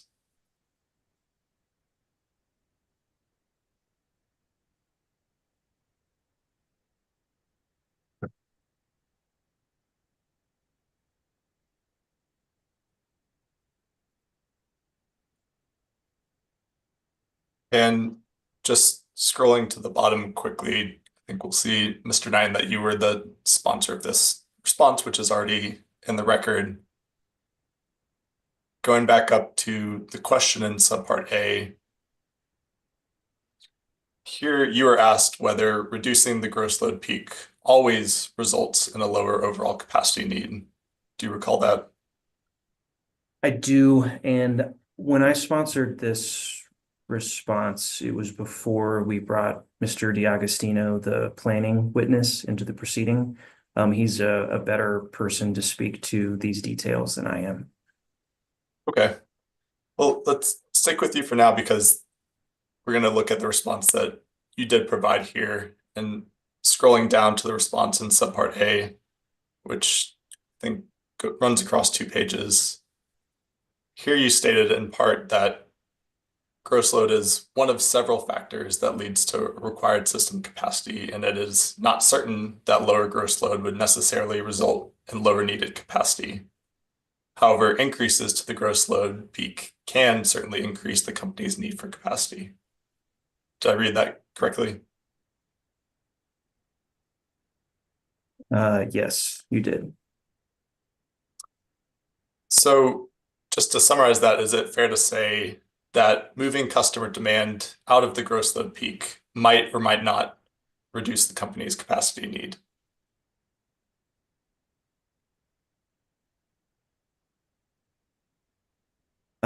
That's what we've written here. Mr. DiAgostino can explain the specifics of, exactly how the gross load plays in and what led to us explaining that that may not be certain under certain circumstances. And just by extension of what we just walked through, a TOU rate then that is designed to shift customer demand out of the gross load peak also might or might not have an impact on the company's capacity need. Again, I'll defer to Mr. DiAgostino on how gross load plays into the planning process. My understanding from our planning department, including Mr. DiAgostino, is that it's important to include gross load in the on-peak window to avoid having Mr. Knight, I appreciate you can discuss that with your counsel and redirect. I'm asking you about the response here and discovery that you provided.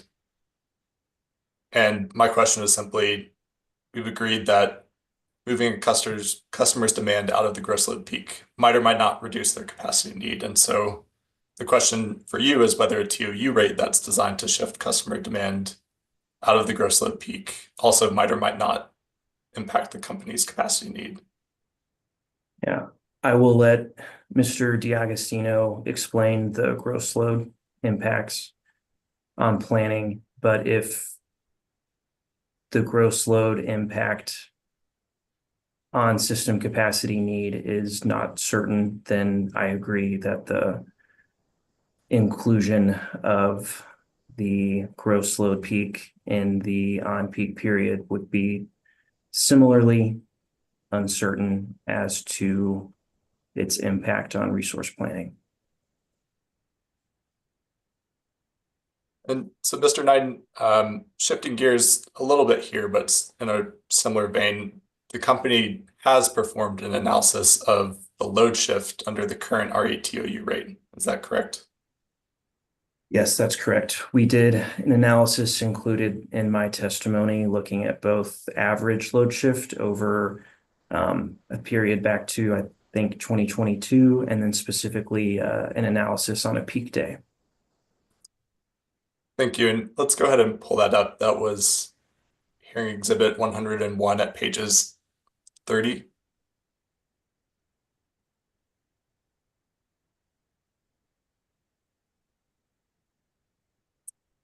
And it might be on page 31. I'm looking for figure JRKD3.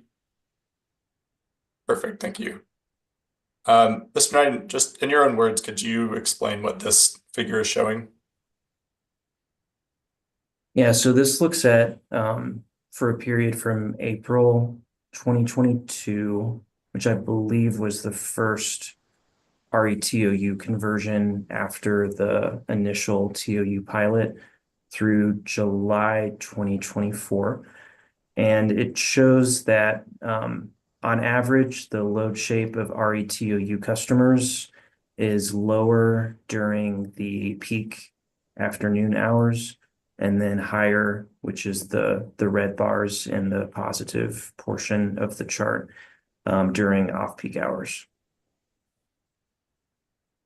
Thank you for that. And so is it also fair to say that this is demonstrating the hours into which load is shifted as a result of a customer being on the RETOU rate as compared to the standard residential rate? That's correct. And I also explained some challenges with performing this analysis, that we don't necessarily have a, statistically representative sample of the entire class in either the RETOU or the R groups.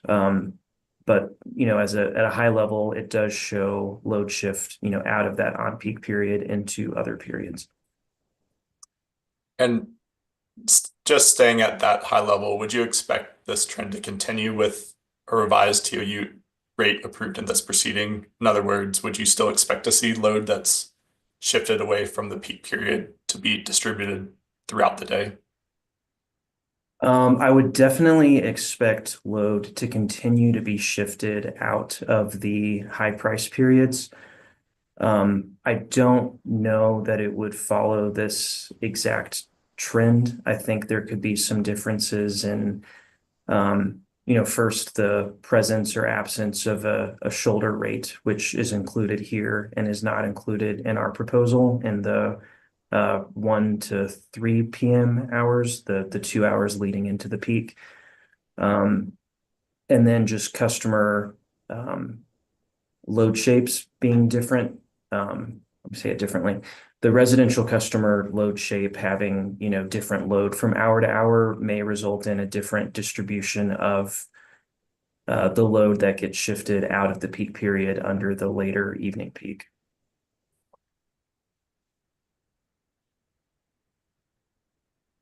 Would you agree that what this figure is showing to an extent is that load that shifted as a result of the RETOU rate was distributed to throughout the day? It wasn't just to the hours immediately preceding and following the peak periods on which the RETOU customers were enrolled. Yes, I would agree. And just as a hypothetical, then, if a TOU rate were designed with a peak period based on the net load peak, for example, is it possible too that the load shifted away as a result of that rate could be distributed throughout the day? Wouldn't result in the load also just being immediately preceding and following that load's peak or that rate's peak period?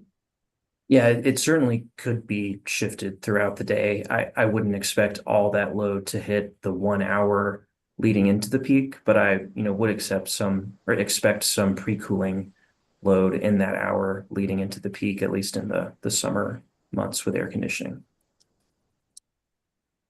Great. So in other words, a TOU rate that has an on-peak period that's designed around the net load peak might not necessarily have the result of shifting the entirety of that load out of the on-peak period into the gross load peak. Correct. Mr. Knight, would you agree with me that the general principle of a time of use rate is that higher prices at certain times of day dissuade customers from using energy at those times, whereas lower prices at other times of the day encourage customers to use energy at that time? Yes, I would. And if that's the case, would you agree that introducing something like a super off-peak rate period, which you've discussed previously with other council, that is something that would encourage customers to use energy at the time of day during which the super off-peak period falls?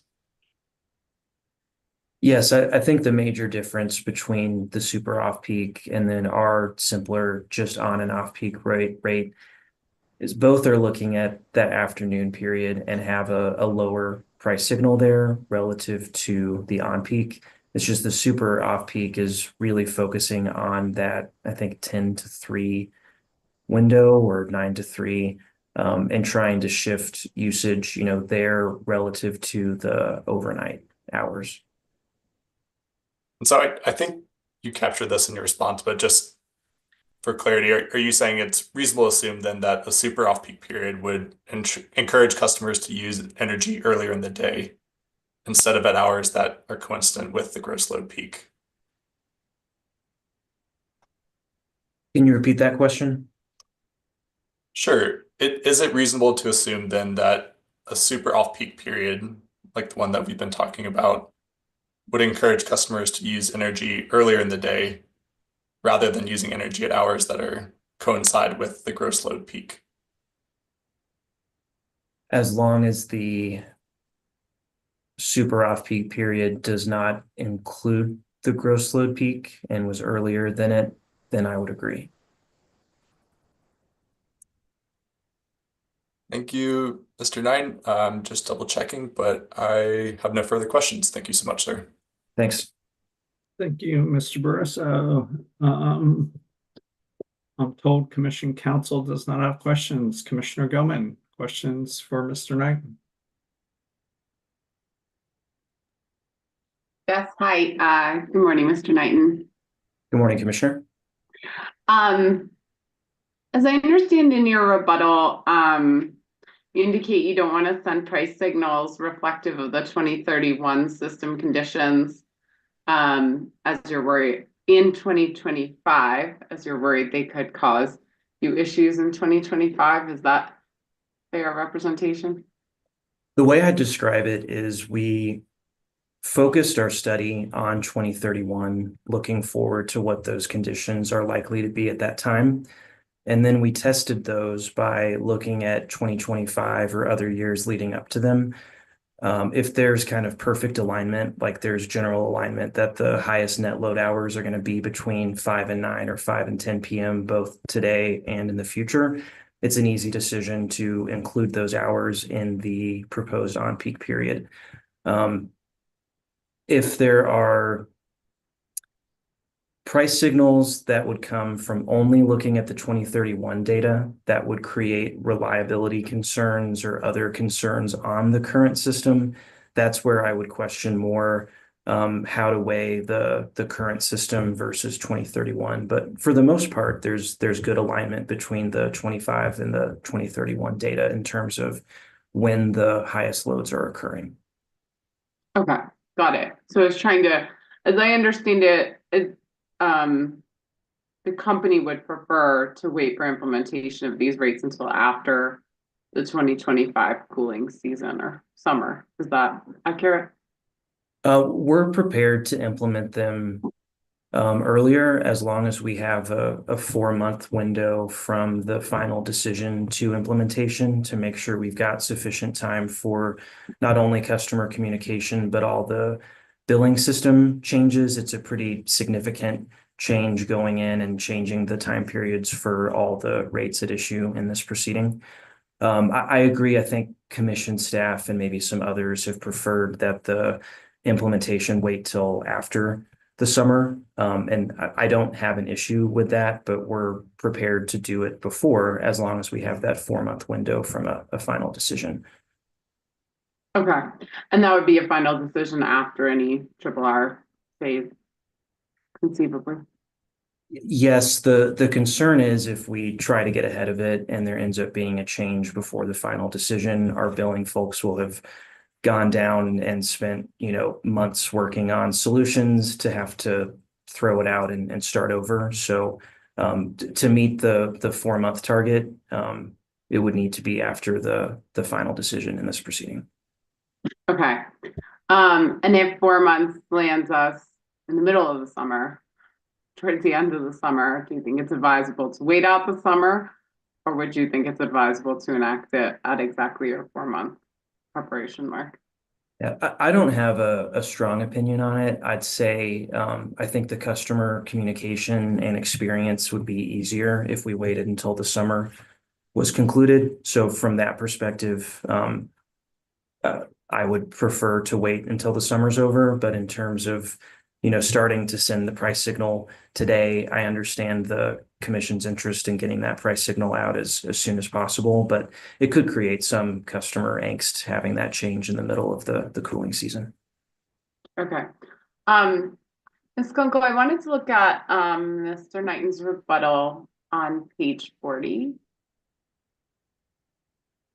There's a series of tables here in your testimony that go through the difference in rate schedules for each of the kind of different rate classes.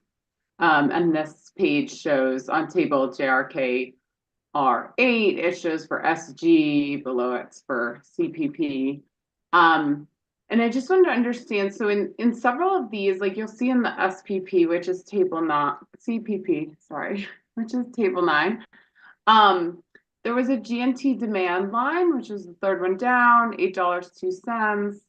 And then essentially it's just dashes, like it's kind of zeroed out, and we see down below, it looks like that has shifted to a time differentiated GNT charge. Is that fair?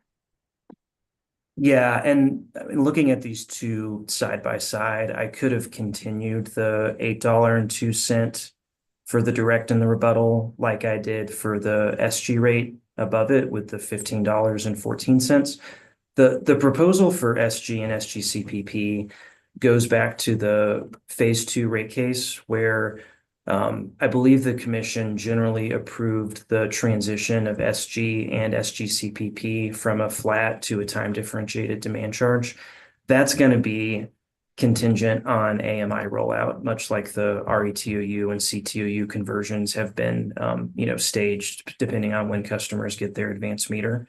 So we'll really have both the flat rate for the $8.02 flat demand charge and the time differentiated GNT charge both in the tariff, because there will be some customers on the time differentiated rate, others on the standard rate as we go through the transition to get all the SG customers on the new time differentiated demand charges. I understand. So it's just kind of where you are in the rollout. If people are on what we see as more or less the current rate. So help me understand in CPP, if it's $8.02 right now, what will the customers who stay who are on older meters for some time see, and what will customers on AMI meters see? Yeah, so the customers on the standard rate before the AMI conversion will continue to pay the $8.02. There's no change there, similar to the table above for schedule SG. And then that's any time of day they hit their peak for the month, they'll pay the $8.02. That's right. And then once they go on the time differentiated charge, when it's limited to whatever window is approved in this proceeding, that's when they pay the $9.58 or whatever comparable charge if there's a difference in what the commission approves for the on-peak window. Understood. Okay. And so when I look at your proposal and rebuttal for the GNT demand period for SG, it's 4 to 9 in the summer is your proposal, 4 to 9 p.m. So then that in your rebuttal, $9.58 would be charged for any demand that's hit between 4 and 9 p.m. Is that right? Yes, that's right. Okay. And then if the customer had actually peaked 1 kilowatt more at 1 p.m., that's water under the bridge. We're only looking at the 4 to 9 p.m. peak, right? Yes, for the GNT demand charge, but the distribution demand charge would remain flat based on all hours of the day, similar to how Schedule PG works today. Okay, got it. And I think that helps me understand. I was having a little trouble with why these two tables presented differently, why the value continued and the other it didn't. But I think I've got it now. It's the difference in what meter the people have at any given time. Yes, and in hindsight, I would have written the 802 in both direct and rebuttal because there's no change to that flat demand charge in either the direct or rebuttal case. Okay, I understand. Got it. And let me see. Let's see if I had any more questions for you real quick.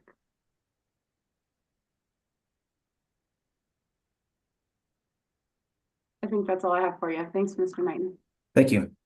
Thanks, Commissioner Goman. Commissioner Plant. Thank you. Good morning, Mr. Knighton. Good morning, Commissioner.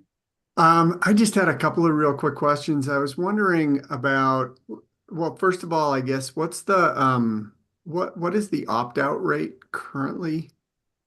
It's a little over 1%. I think it's 1.2%.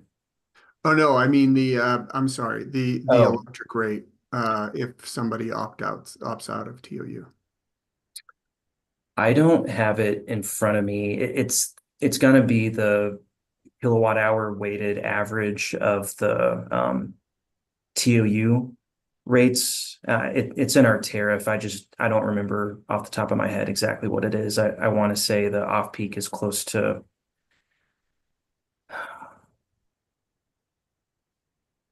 no, I don't want to guess. Sorry.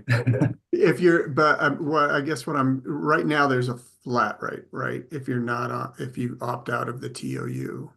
That's right. There's a flat rate that's seasonally differentiated. So there's a summer flat rate that's higher than the winter flat rate. And then each of those rates is equivalent to the kilowatt hour weighted average of the TOU rates in that season.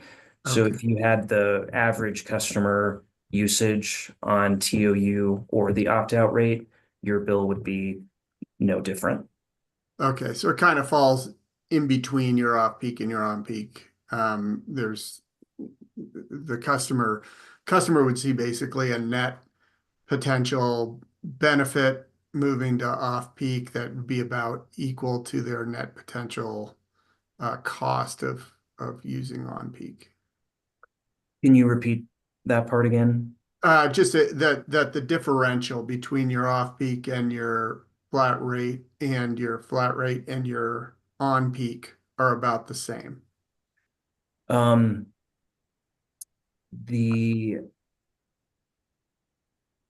It's a weighted average, and we have a lot more hours at the off-peak rate than we do the on-peak rate. It's, proposed 5 hours of on-peak usage in the summer, 4 hours of on-peak usage in the winter, and then the remainder of the weekday and all weekend hours are off-peak. So I believe the opt-out average rate is closer to the off-peak rate than it is the on-peak. Now, there may be more kilowatt hours in those on-peak hours, but I think overall we have more off-peak kilowatt hours than we do on-peak. So it's going to be skewed closer to the off-peak rate. So a customer may be looking at, potential downside versus potential upside, might see a stronger push towards downside than upside because their off-peak flat rate is closer to the lower price.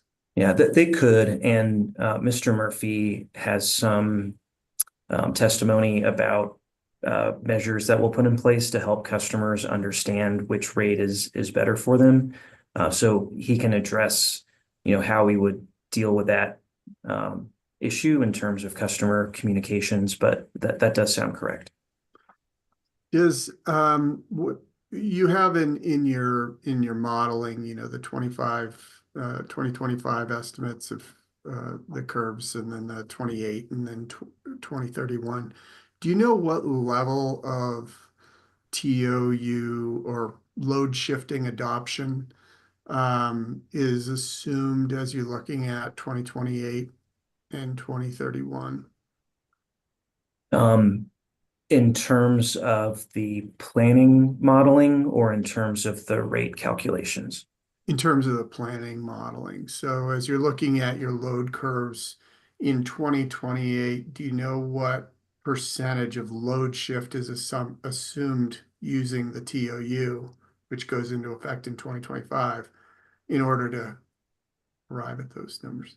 Right. I'm not sure exactly what's in the planning models. Mr. DiAgostino would be able to answer that. I believe we had some information provided in Discovery, but Mr. DiAgostino would be better able to speak to that than I would.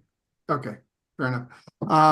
Final question. I mean, one of the things that, we've obviously heard from some of the other interveners and some of the public comments is, and I think you reflected some of this concern in your testimony as well, is that, you don't expect, there's a lot of things that people do in the 5 to 9 period that they're not going to stop doing. You're going to still make dinner. You're going to still, turn on your lights, whatever it is. So did the company look at a structure that would be more like a baseline TOU where you have a certain number of kilowatt hours that would be at that flat rate, and then recognizing that there's going to be some consumption over the course of the month that's not really movable, and then focus really on those kilowatt hours that are movable, so that you could maybe mitigate some of those impacts on customers of the potential higher cost for some of those things that aren't movable. We didn't look at that, and I don't believe any party raised an issue like that in this proceeding. I know before my time at the company, I joined the company in 2021, we had an inclining block rate where the first X kilowatt hours were at a discount than the remaining kilowatt hours in an effort to encourage conservation. And then when we moved to TOU rates, and I believe recognizing the future importance of electrification and not wanting to disincentivize beneficial electrification type load growth, we moved away from that to a flat rate that wasn't looking at different prices for different kilowatt hour levels. But we didn't evaluate kind of a similar approach for stratifying load based on what is able to be shifted versus not able to be shifted. Is that something that you would be able to plug into your model? If you were to say, I mean, I don't know what the right number is. I think California maybe uses 400 kilowatt hours as their baseline TOU, but I know it's different for different climate regions in California. But if you were to take, say, a 400 kilowatt hour baseline TOU and then apply the on and off peak rate to usage above that within those time periods, is that something that your model would be able to accommodate?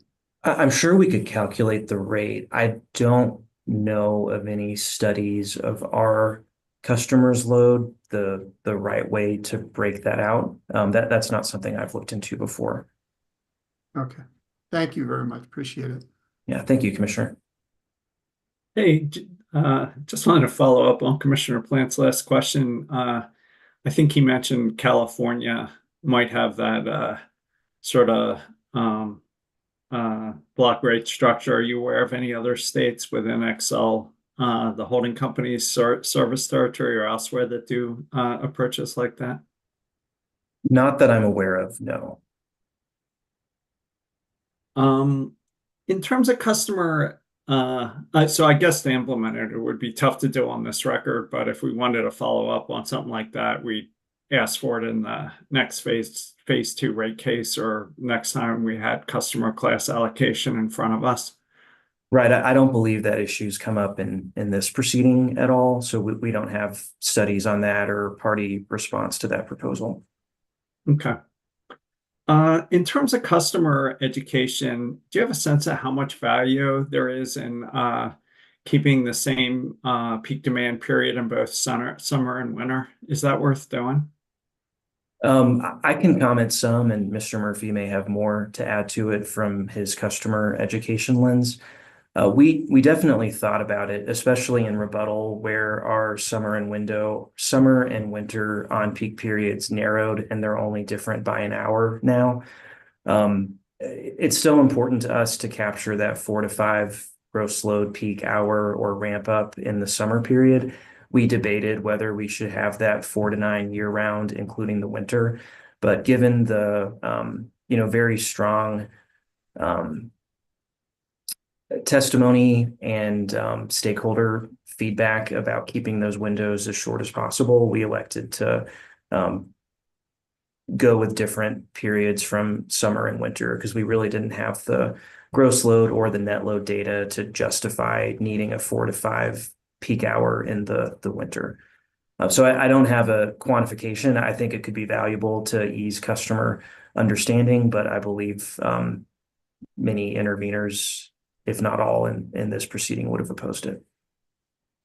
In terms of customer education, is there value in keeping the same peak demand period across all customer classes? Is that worth doing? I think I discussed this a little bit with Mr. Bain. I think there's some benefit if you have a customer who is, managing their small business and their residents, that they don't have to keep track of 2 separate periods, but I don't believe that's insurmountable. Okay. This may be a question for Mr. D'Agostino, but the company presents data on managing peak load as well as peak load net of renewables, and I think you had a bit of a conversation with Mr. Barissa. But given that solar generation is reasonably predictable, wouldn't peak load net of renewables be a better approach? We've certainly incorporated peak load net of renewables. That's the major driver of the peak hours that we have in our proposal.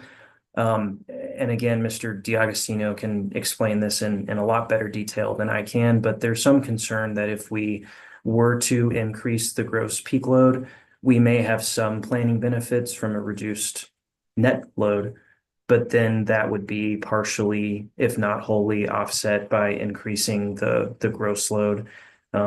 But I don't work in our planning department here at this company, and Mr. DiAgostino can give a lot more detail on how those two interact with each other. Okay. And I guess the same question on storage, and again, I can defer to Mr. DiAgostino, but wouldn't including storage into the analysis be a better approach? I don't think so. And we've included both looks in our testimony. Mr. Thompson's testimony has some charts, or at least his attachments have some charts showing what the net load looks like when with and without the storage shift. What we see, at least in 2031, when there's a lot of storage being added to the system, is that there's so much storage charging in the early afternoon or the sunny afternoon hours that the net load peak, including the storage charging, is like at 1, 2, 3 in the afternoon. And then as that discharges over time, and we've reflected that storage discharging as a reduction to the net load in the evening hours, you end up completely shifting that net load peak from later in the evening to earlier in the afternoon when there's a lot of storage charging going on. My concern, if we were to do that, is we would basically shift the peak in the opposite direction from what we were contemplating going into this proceeding. We would have the on peak then when all of our storage is discharging in the evening, and essentially facilitate maybe easier charging of storage in the afternoon. I think it makes more sense to look at the net load curves without storage, considering storage like a gas resource as part of the dispatchable generation mix that's meeting that non-dispatchable load and generation curve. And then from a behind the meter generation perspective, if you bake storage in and you essentially flip the price signal to be higher price in the afternoon and lower price in the evening, you're not doing much, if anything, to incentivize storage being added to, homes or businesses along with their rooftop solar. You're basically retaining something like a similar on peak to today that really prioritizes high prices when the sun is generating and not in the evening when customer load starts to ramp up. All right. No, I appreciate that. I guess I'd ask it a little differently, but can we pull up Hearing Exhibit 105, attachment ZT4 at page 43? And let me represent to you that this is the scenario run using the 2021 ERP load growth and other assumptions, as well as peak load net of renewables with storage. Did I get the wrong one? Did you say page 43? Yeah. Oh, shit. I have the wrong one. And 105 ZT4? I wonder if I have the wrong version. Can you keep going down? With the...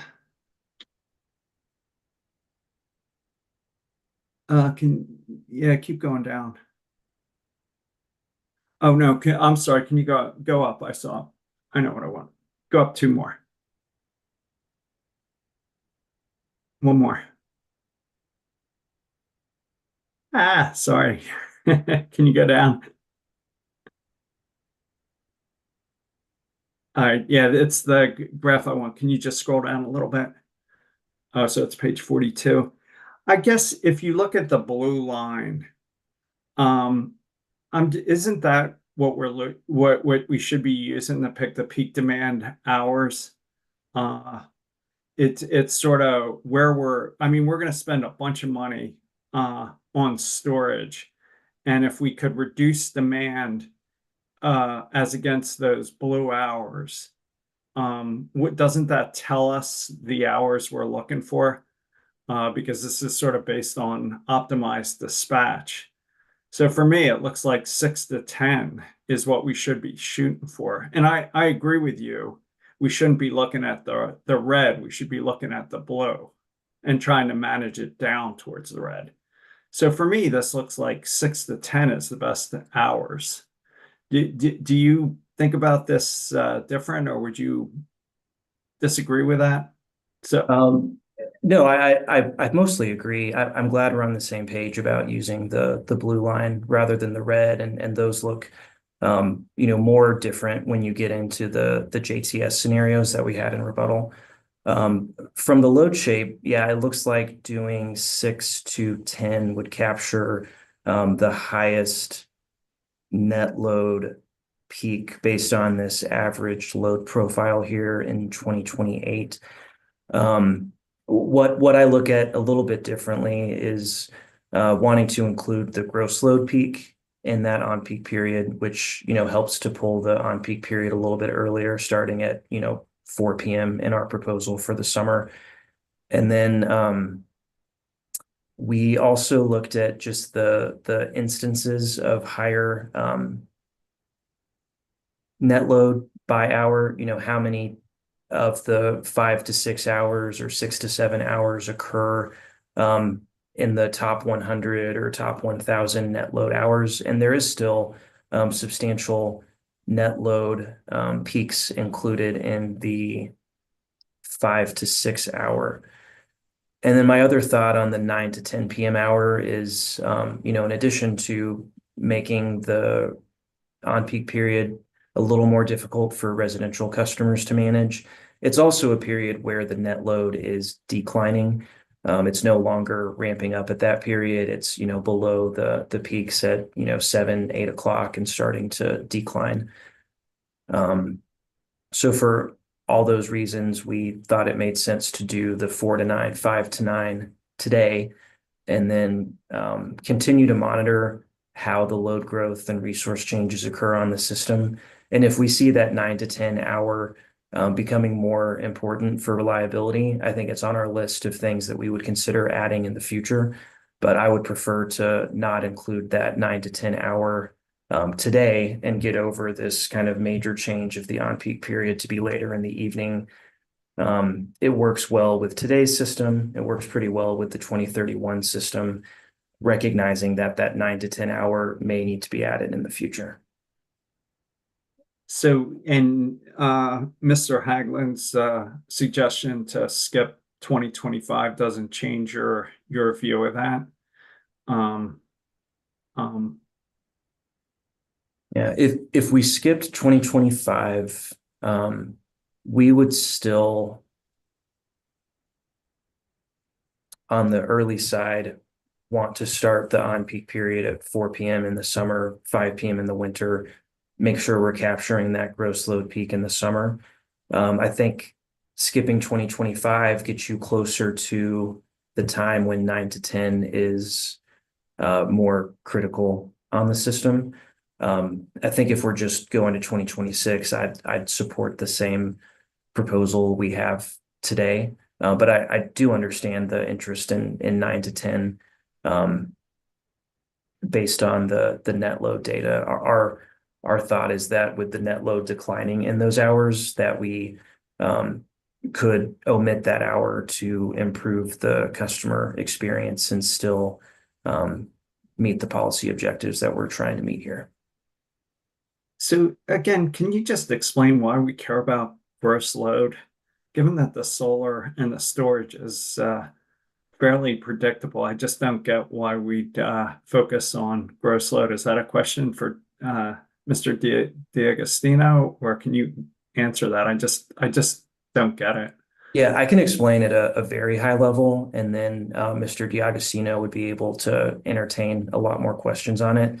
My understanding of the planning process is that it generally keys off of the gross load peak and then adds to that reserve margin that is, largely informed by how the net load shape looks and when we need to have generation available on the system. I'm sure it's much more complicated than that in terms of all the detailed modeling that goes on in the resource planning proceedings. But the starting point, as I understand it, is we're looking to meet that gross load peak, plus whatever reserve margin is needed based on a loss of load analysis that includes all hours. So there's, I believe, some concern that not targeting the gross load peak could require something like more solar or more wind to help meet. And then the net load is maybe more related to dispatchable generation, but this is where I start to get out of my area of expertise and where Mr. DiAgostino could fill in a lot more details.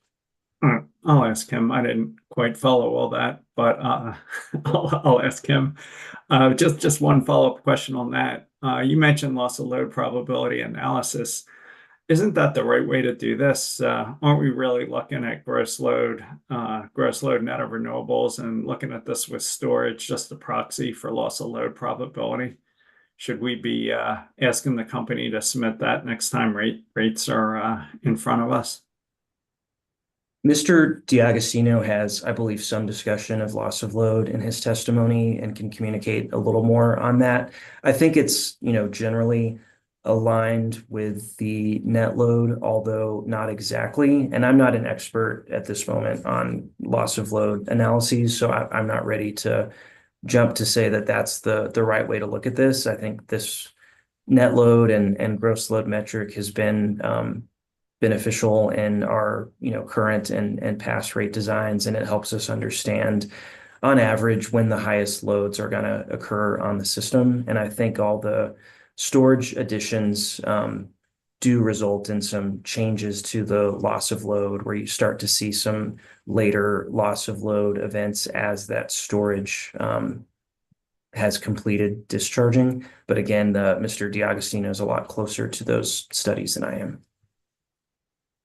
Just a quick record question. Say we ordered, something consistent with this, whether it's 5 to 9 or 6 to 10 peak demand period across both summer and winter and all customers, a peak to off-peak ratio similar to the one that currently exists, revenue neutrality, implementation after the summer of 2025, and tried to address Mr. Nussbaumer's concern about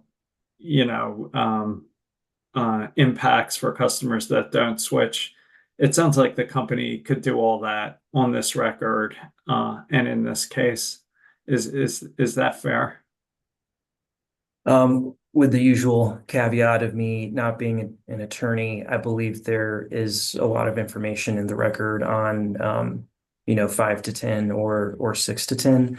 I would ask that if the commission's ordering specific price ratios and on-peak periods that differ from what we propose, just that, we have the opportunity to calculate those rates in a revenue neutral way, rather than just pointing to one of the intervenor rate proposals. I've reviewed many of them, but there have been a lot and a lot that came in kind of last minute, and I haven't verified that, every single rate calculation from the intervenors is, correctly calculated. So you'd advise doing a technical conference or something where we try and provide some guidance, and then you come back to us with a rate structure that tries to comply with that guidance, and then we can somehow adjust from there. I know we did that in one of the rate cases. Is that sort of what you're suggesting? Yeah, I think a technical conference could work. I was more thinking if the commission is specifying, 5 to 10 and specific price ratios, just that we have the, ability to calculate the rate and propose it in a compliance filing, rather than the commission pointing to the rates that already exist in the record, just to make sure we evaluate everything and make sure it's correct. But I wouldn't be opposed to a technical conference to make sure everyone's on the same page about how that rate calculation occurred. I think we'd be more comfortable too. Actually, can you just leave that graph up for one more second? Several parties suppose we create super off-peak rates. And if you look at this graph from 9 to 3, it seems like the batteries are soaking up a lot of excess renewable generation. So it seems to me that if we're trying to avoid batteries, there is merit to the super off-peak rate. Would you agree with that? And would that be something we try and look at in the next rate filing, or any thoughts about how to try and capture that value if you do agree it's there? Yeah, and we have not taken, a strong position against the super off-peak rate. I certainly have some concerns about it being the default rate for customers. In order to give that discounted rate in the sunny hours, you have to increase either the on-peak or the standard off-peak rate. So where we have a lot of customers and interveners concerned about flexibility of residential customers, I think that gets worse because it now makes that evening or overnight rate higher in order to fund a discount that customer may not be able to take advantage of. So I think it's harmful there from a default rate perspective. But as far as an optional rate, I don't have significant concerns with it. I would want time to, do some research and properly design it. And I think the next rate proceeding could be a good chance for us to either, provide our proposed rate option, or if we determine that, customers are not interested in the rate, or that we have other concerns with the rate, an explanation of what those issues are and when we would prefer to implement something in the future. Thanks. You can take this down now. One last question for you. At the one line, it maybe at the residential level, do you have AMI or other data that shows in real time when customers are charging their EVs? I don't know if we do. I'm not super close to that. Mr. Murphy may have an answer to that question. He's been a little closer to some of the transportation electrification proceedings than I have. And would you agree that we couldn't do an EV only rate unless we had real-time data on when customers charge? Yeah, and this is starting to jog my memory. My understanding, and I believe Mr. Murphy talks about this in his rebuttal, is that we don't currently have the ability to disaggregate that load and know exactly when the EV charging is occurring. That was more in response to, I believe, Boulder's request that we charge separate rates for EV usage versus non-EV usage. I know that's not something we have the capability to do today for residential customers, but I don't know specifically if we can estimate or determine when EV charging is occurring. I will say we also have the ability to do managed charging programs that may be providing those incentives and those price signals that are, apart from the RETOU base rate. So rates are not the only option when it comes to EV charging load shaping.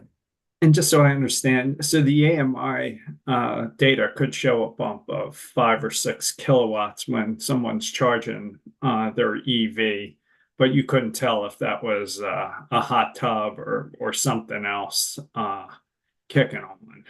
So Yeah. you can see the gross bump, but you can't tell what it's coming from unless someone's in a managed charging program where that data is coming in directly to the company. Is that the right intuition? I'll say that we can see the bump. We have the detailed meter information for each customer. What I don't know is our capabilities of attributing that to a specific source. Mr. Murphy may have a little more detailed information on that than I do. All right. Thank you, Mr. Knighton. Do you have redirect Mr. Manshaw, or would you prefer to just take a lunch break right now? Yeah, I think if it's acceptable, I think a lunch break would be helpful. I don't expect much redirect though either. Okay. let's come back at 12:45, quarter of one. Let's take a little under an hour break till 12:45. Thanks all.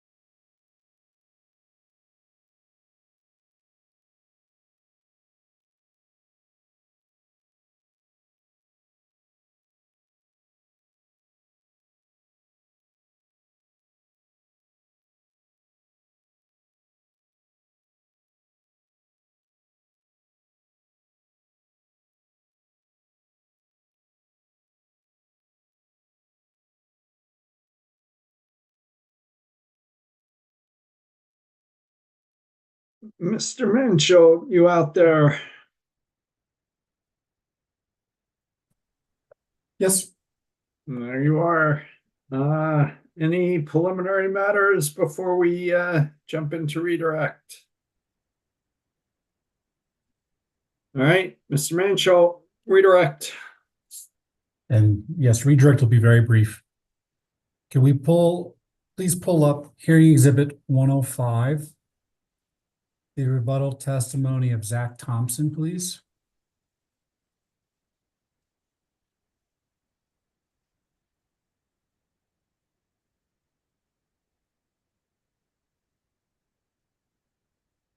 Thank you. And we'll turn to page 19.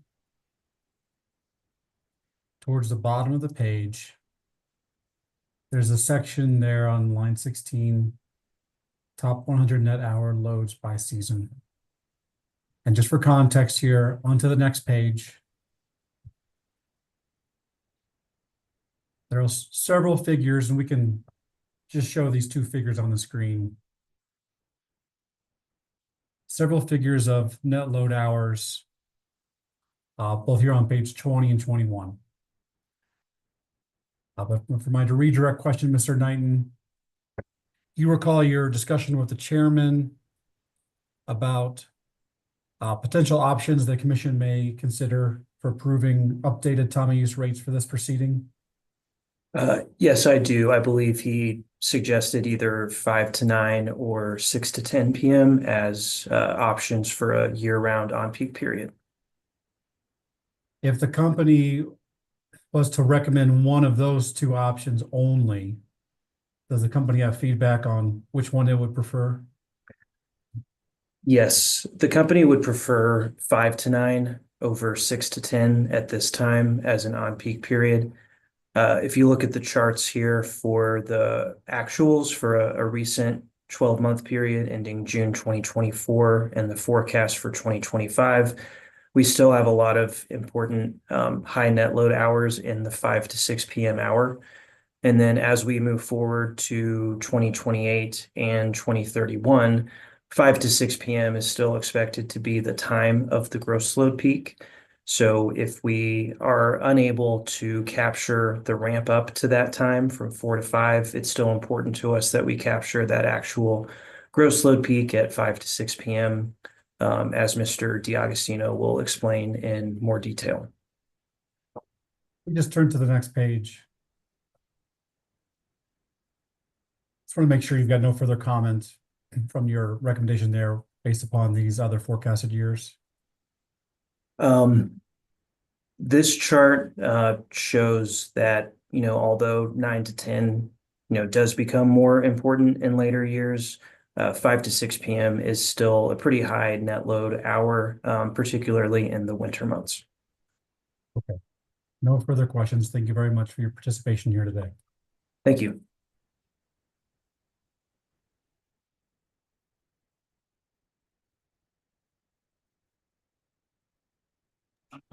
Thank you both. Is Mr. Thompson there?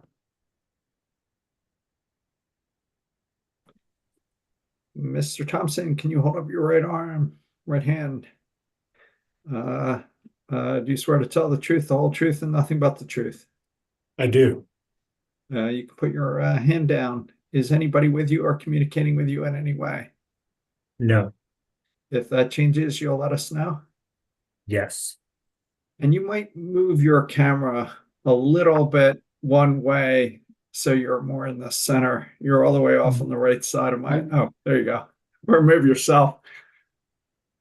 That works. Yeah, better. Counsel for the company.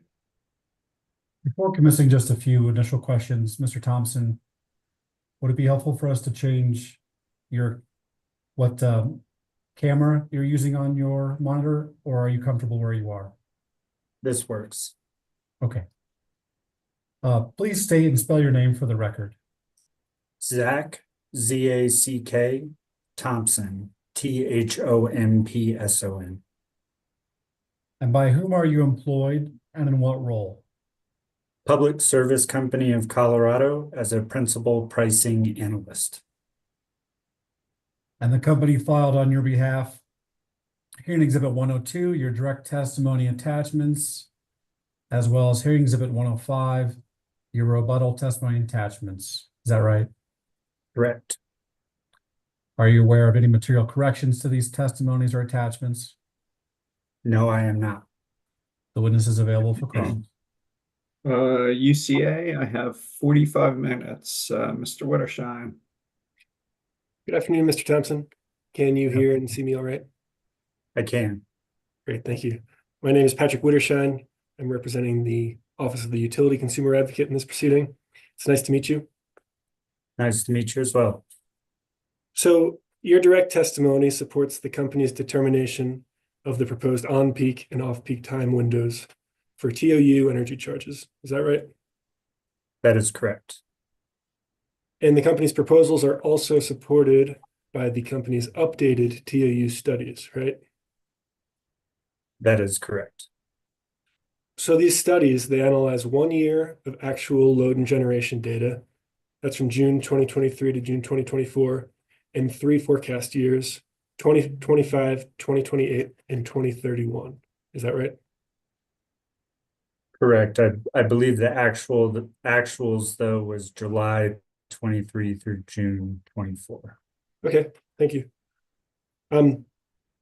So these TOU studies, they're analysis of hard data. Is that the proper way of thinking about them? Yes. And the TOU study that's been filed with your direct testimony, it's been updated with the best available information. That is correct. So you testify that the TOU study, it gives consideration to customers' ability to understand and manage around the TOU rates. Is that right? Correct. Okay. Could you explain to me exactly how a TOU study would give consideration to customers' ability to understand and manage around TOU rates? So the TOU study, the basis for it was to analyze the high net load and high gross load hours in those 4 years that this study was looking at to identify those high net load and high gross load time periods that need to be targeted to realize system benefits. So from a quantitative perspective, we conducted those TOU studies to identify those hours. And then as Mr. Knighton explained, both in his direct and rebuttal testimony, as well as here today, there were other certain considerations taken into account, customers' considerations, especially with the residential class. And then Mr. Murphy also explains in his testimony certain customer considerations that potentially can be used to manage around those periods that the data is identifying as high net load and high gross load time periods. Okay. So I guess I'm just struggling to understand how a hard data analysis considers these sort of subjective and qualitative factors that are included in customers' ability to understand and manage around TOU rates. Can you help me understand that?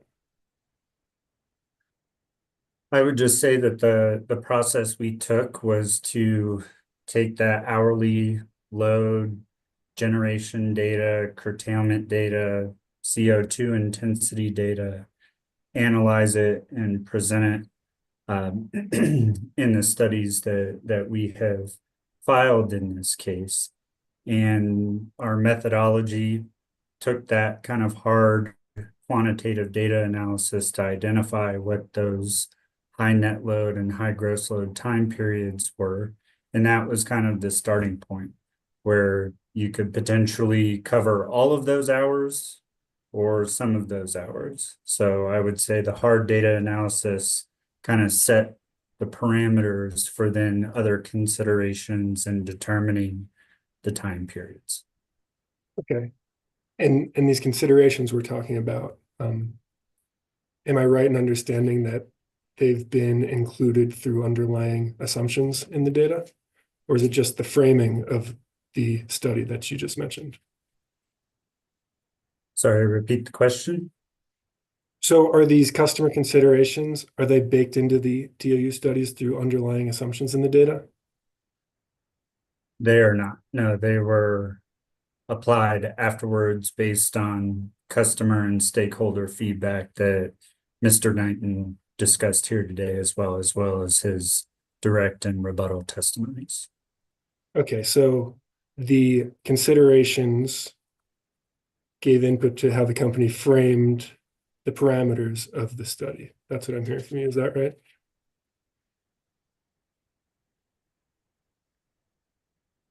Or I would say, you know, the quantitative analysis kind of set the framework, and then we looked at the quantitative analysis and then applied customer considerations and stakeholder feedback to that analysis.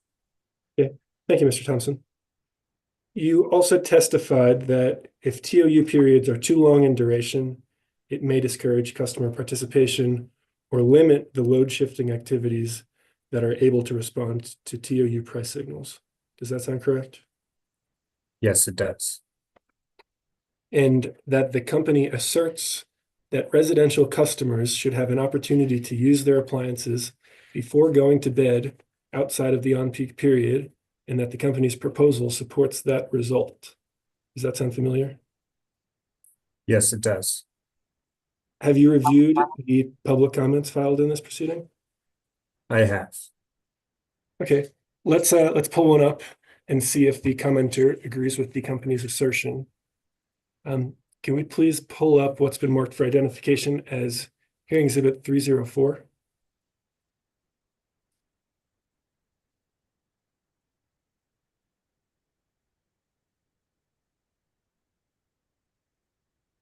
Thank you. Can you please read the first line of this document? Comments for proceeding 24AL-0377E processed on 9/11/2024 at 1 a.m. Okay, so does this document appear to be a public comment submitted in this proceeding? It does appear to be a public comment. Thank you. Can we please quickly just scroll through the document? Thank you. I'd like to move to admit what's been marked as hearing exhibit 304 into evidence. Any objection? None. So moved. Thank you. Mr. Thompson, can you see the fourth paragraph? It begins with fundamentally a 6-hour window is too large a window for peak use. I do see that paragraph, yes. Okay. And the next sentence says, extending the peak period throughout the evening makes it virtually impossible for a household to do a load of laundry or run the dishwasher to completion without having to start such appliances in the peak window. Did I read that correctly? Yes, you read that correctly. Thank you. Can we please pull up what's been marked as hearing exhibit 305?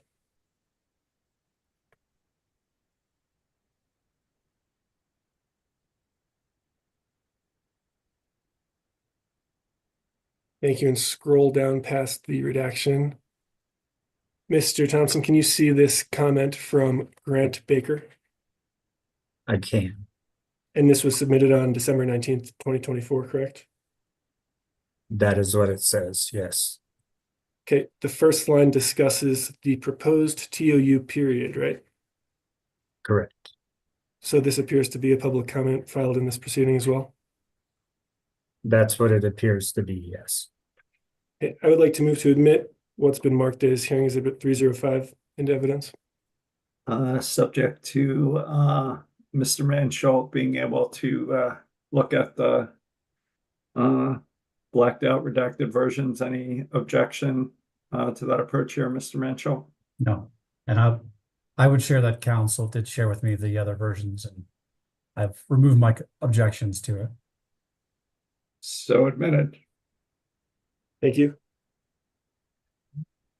So, Mr. Thompson, Mr.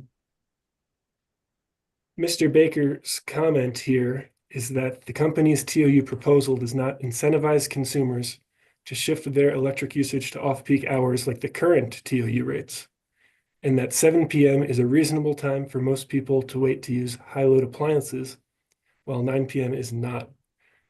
Can you see that in the comment? I can. Okay, thank you. So, Mr. Thompson, similar to the public comments I reviewed earlier with Mr. Knighton, these public comments seem to offer reasonable feedback on the company's TOU proposal. Would you agree with that? I would agree. So would you still say that the proposal of ending at 9 p.m. for non-EV rate schedules considers customer behavioral and acceptance elements consistent with stakeholder feedback? To an extent, yes. So As it's consistent with stakeholder feedback, but not with the public comments that we just reviewed, right?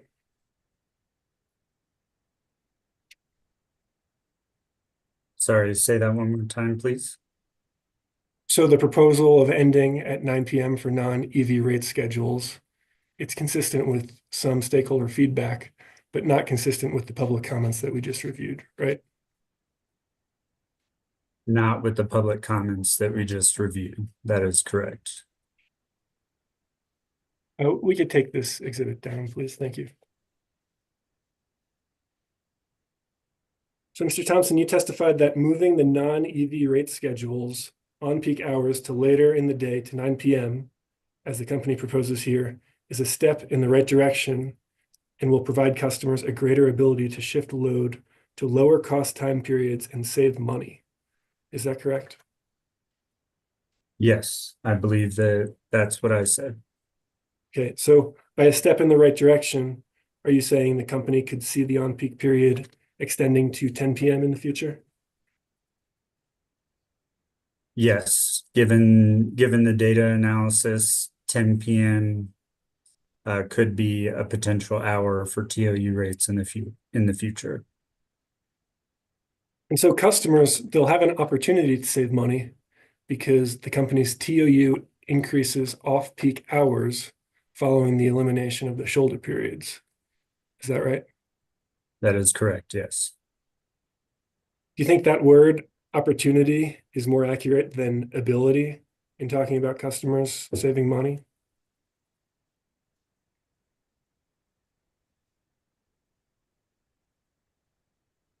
I still think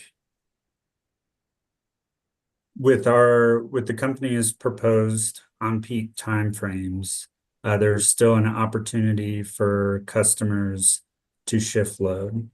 One being our current time periods, our current elevated time on our current elevated pricing periods span 6 hours from 1 p.m. to 7 p.m. when you include on-peak and shoulder. So that's where the comment about increasing the number of on-peak hours comes into play, because in our proposal, we are proposing to reduce the summer elevated pricing hours by 1 hour from 6 to 5. And then in the winter, reducing the elevated pricing periods from 6 hours to 4 hours. And so with those, the summer period starting at 4 p.m. and the winter period starting at 5 p.m. and both ending at 9 p.m. Kind of one of the basis of my comments that you've mentioned in this line of questioning has kind of related to that 9 to 10 p.m. hour. And that was kind of the consideration that was given to reduce the number of elevated pricing hours in our proposal. So I do think it does give customers the opportunity to potentially shift load after 9 p.m. or before. Okay, I hear you. So you're saying all customers will have an opportunity to save money with the company's TOU proposal, right? No objection. That's a mischaracterization of the well-stated response by Mr. Thompson. Sustained. Okay. Not all customers will be able to save money, or else the rate wouldn't be revenue neutral. Is that right? That is correct. There are natural winners and losers, assuming that no one changes their behavior. Mathematically, there will be natural winners and losers just based on the change itself, but it still provides customers the opportunity to change their behavior to realize those savings. Okay. Thank you, Mr. Thompson. I have no more questions. Thank you, Mr. Wittershine. Mr. Barroso, 30 minutes. Thank you, Chair. WA will be waiving our time for Mr. Thompson. Thank you, Mr. Barroso. Commissioner Gilman, questions for Mr. Thompson? I don't have any questions. Thanks. Commissioner Plant? I don't have any questions either. Neither do I. Mr. Mansholt, any redirect? No. And I believe our next witness is getting to the stand. May just need a second to get everything working. Mr. Thompson, thanks for joining us. You may be excused. Thank you.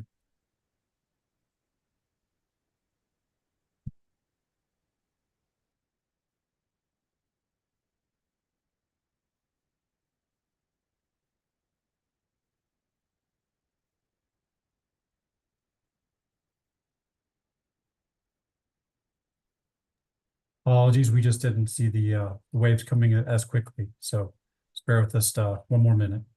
There he is.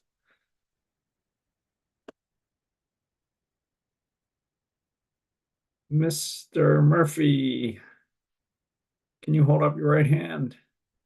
Do you swear to tell the truth, the whole truth, and nothing but the truth? I do. You can put your hand down. Is anybody with you or communicating with you in any way? No, they're not. If that changes, you'll let us know. Yes. Back to you, Mr. Mansholt. Good afternoon, Mr. Murphy. Good afternoon. Can you please state and spell your name for the record? Yes, it's Patrick Murphy, P-A-T-R-I-C-K, Murphy, M-U-R-P-H-Y. And by whom are you employed and in what role? I'm employed by XL Energy Services as a program policy manager of strategy and policy for the company's Public Service Company of Colorado and SPS service territories. And the company filed on your behalf in this proceeding, hearing exhibit 103, your direct testimony, as well as hearing exhibit 106, your rebuttal testimony. Is that right? That's correct, yes.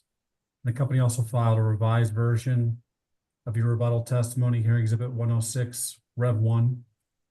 Correct. Other than that revised testimony, are you aware of any other material corrections to your testimonies? No, I'm not.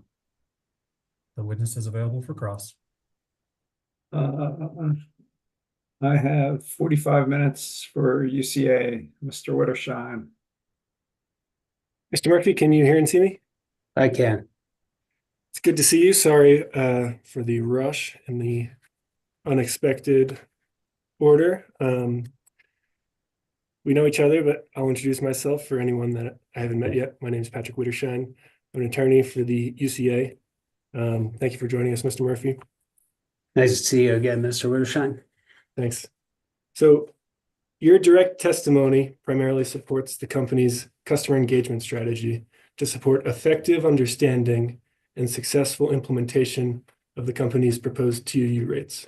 Does that sound right? That sounds correct, yes. So I'd like to focus a little bit on those two goals of the customer engagement strategy. One being effective understanding and two, successful implementation. Now, when you say successful implementation, you're talking about achieving the two goals I discussed with Mr. Knighton earlier, to shift energy usage out of higher cost periods and encourage energy usage that reduces emissions from generating electricity. Is that correct? I think that's correct, but I think also from a communications and engagement perspective, the company also aims to successfully educate and engage our customers in the time of use rates and giving them a proper understanding of the adjustments that were made to those time of use rates through this proceeding. So what is it that customers should effectively understand about the proposed TOU rates? From the communications perspective, I think we will aim to communicate, first of all, the rates that were approved in this proceeding, the on-peak and off-peak hours that customers need to be aware of, and potentially shifts in energy usage that they may be able to take advantage of to more successfully take part in the rate adjustments. I think also a key component of that will be some of the tools that we've agreed to in both my direct and rebuttal testimony as well. And Mr. Murphy, you've reviewed the public comments filed in this proceeding, correct? I have reviewed, the public comments, yes. Would you agree with me that there's a significant amount of customer opposition contained in the public comments? I would agree that, yes, there was, from what I read, there was opposition from a large number of customers. Do you have any ideas as to why public comments in this proceeding are so opposed to the company's proposed TOU rates? I don't have any personal opinions on that. I think we can take the public comments as as those customers have stated their opposition.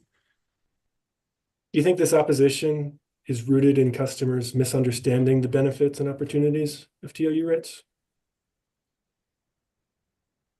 I don't know if that captures all of the public comments that were submitted, but I think that a key component of what we are trying to achieve through our communications with customers on the new time of use rates is a better understanding of how these rates operate and ways that the customers can take advantage of the rates to help them work for their uses.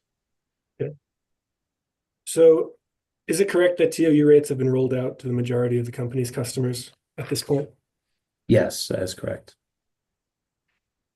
And you testified that 71% of customers surveyed post-TOU implementation indicated a high understanding of the basic concept of TOU, right? I believe that's correct, yes. But it's also true that in spring of 2024, 61% of customers surveyed had a negative opinion of TOU rates, correct? I'm sorry, can you point me to that, Mr. Wittersheim? Sure. Could we please pull up hearing exhibit 300, attachment KK5?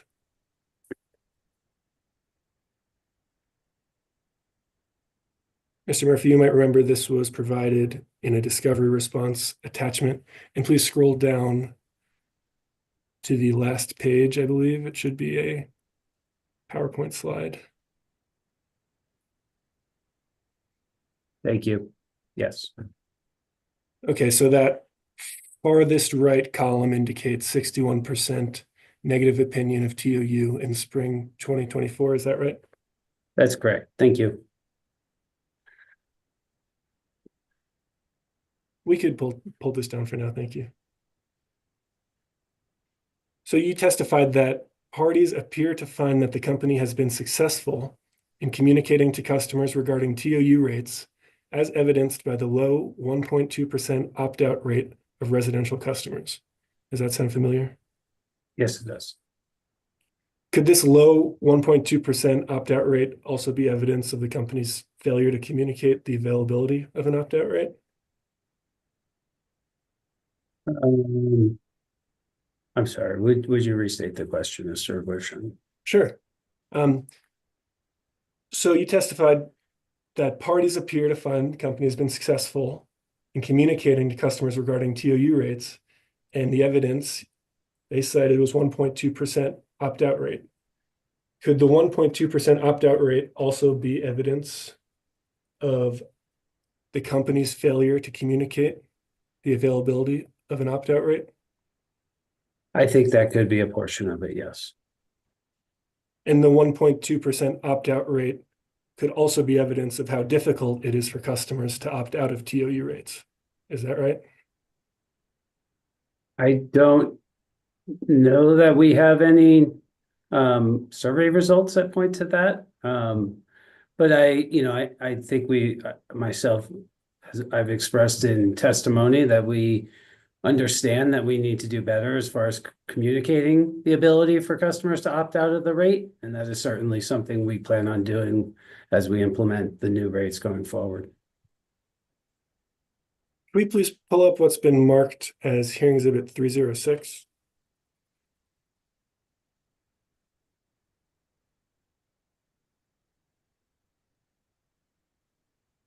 Mr. Murphy, can you see this? I can, thank you. The top line of that says comments for proceeding 24AL-0377E, correct? That is correct. So this appears to be a public comment submitted in this proceeding. It appears so. I'd like to move for admission to evidence of what's been marked as hearing exhibit 306.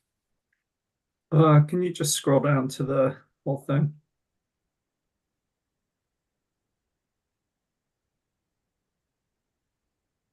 Mr. Mansholt, any objection? No objection. So moved. Can you please scroll down a little bit? And keep going, please.